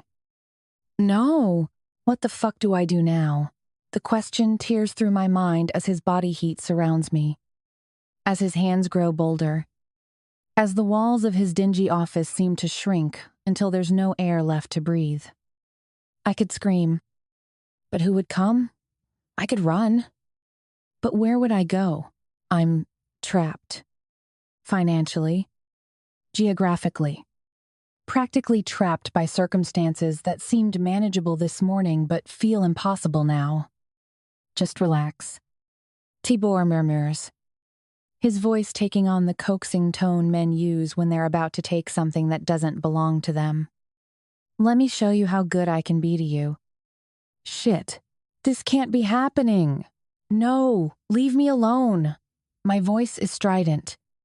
His hips press forward again. More deliberately this time, and I feel the unmistakable hardness of his dick through his pants. The sensation makes me want to vomit, to claw my way out of this chair and run until my lungs burst. Stop it!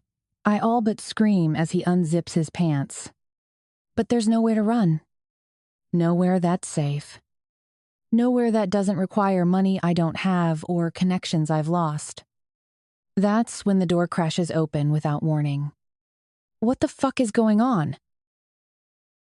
Chapter 27. Osip.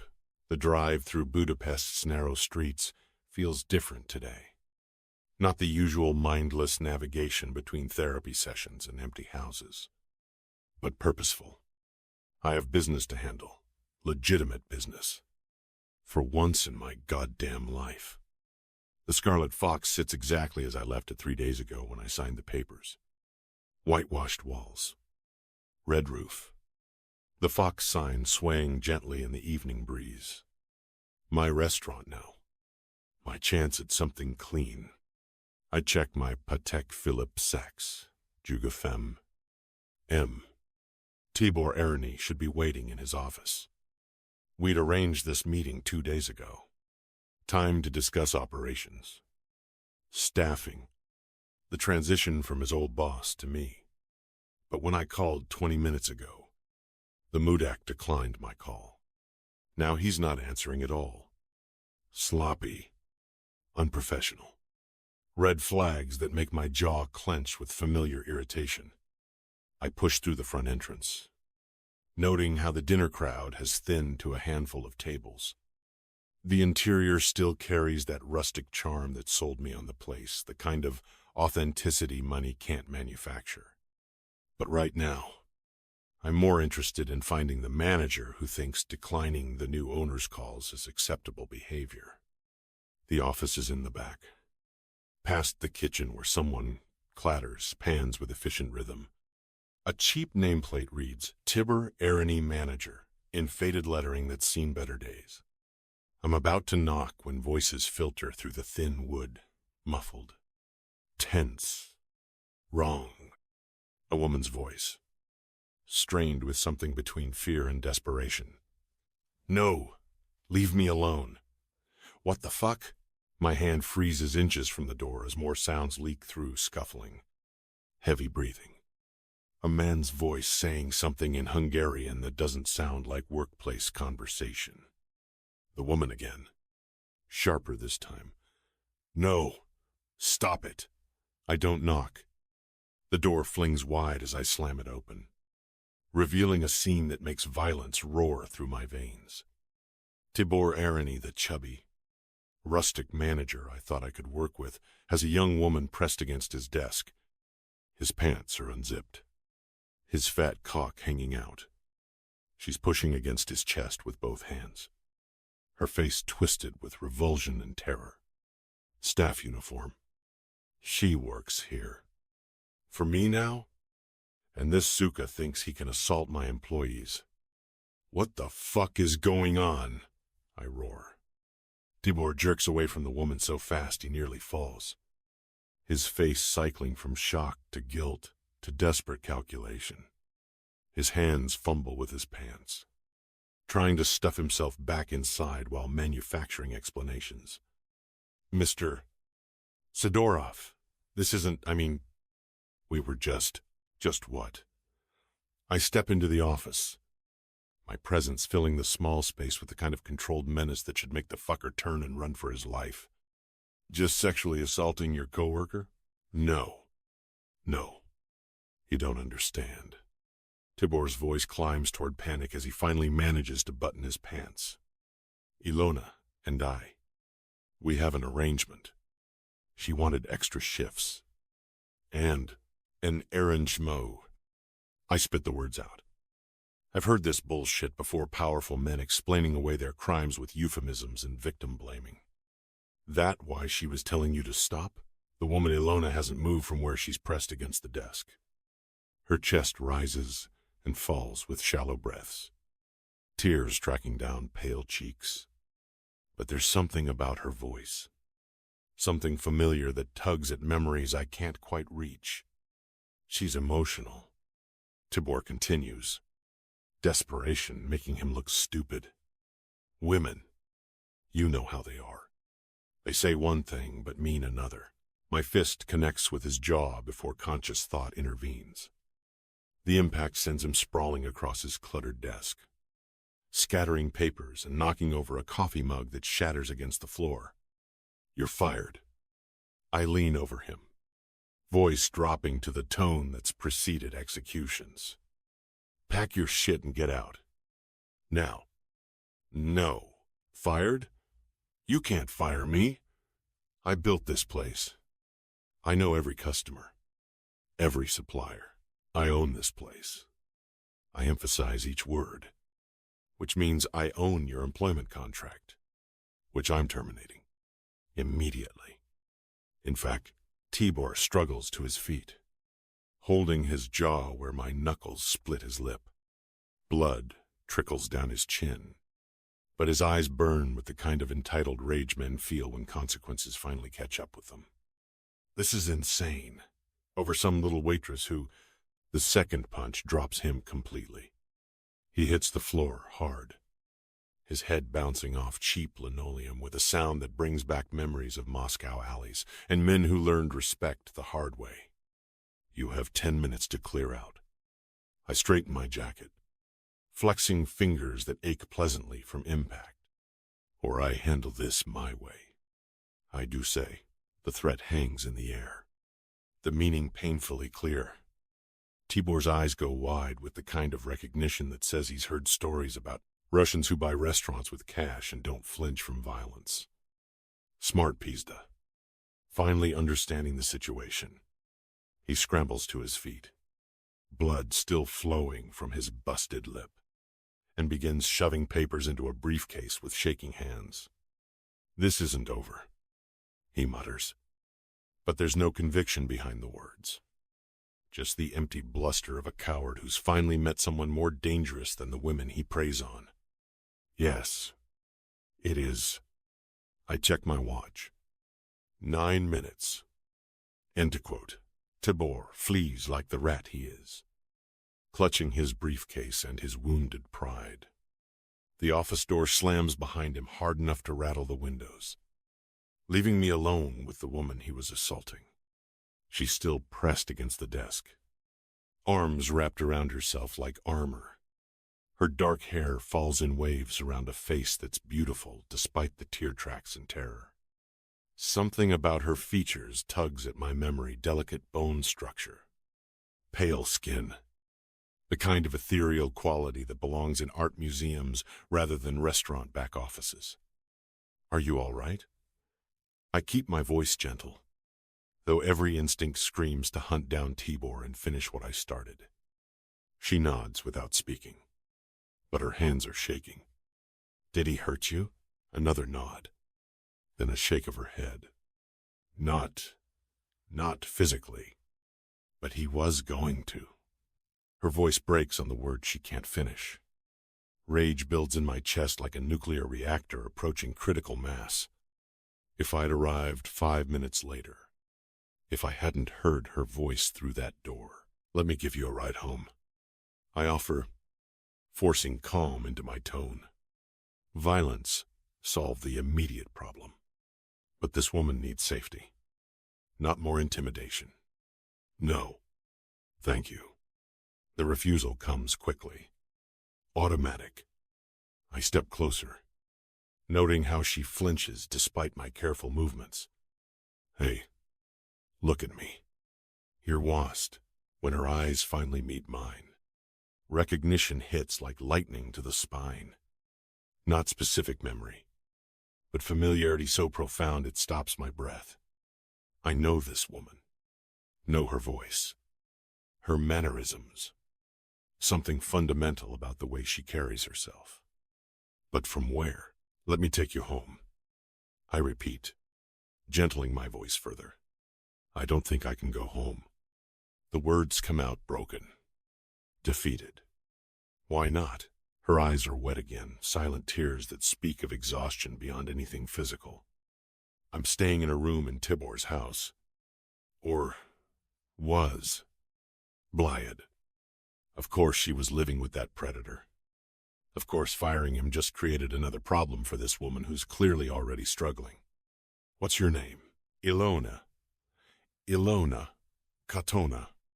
She wipes her eyes with the back of her hand, trying to compose herself. Katona. Hungarian surname. But her accent is pure American. East Coast. Maybe Boston. The familiarity grows stronger, like trying to remember a dream that's slipping away. I'm Sidorov. I tell her, I'm the new owner. Do you work here? Yes. The word comes out husky.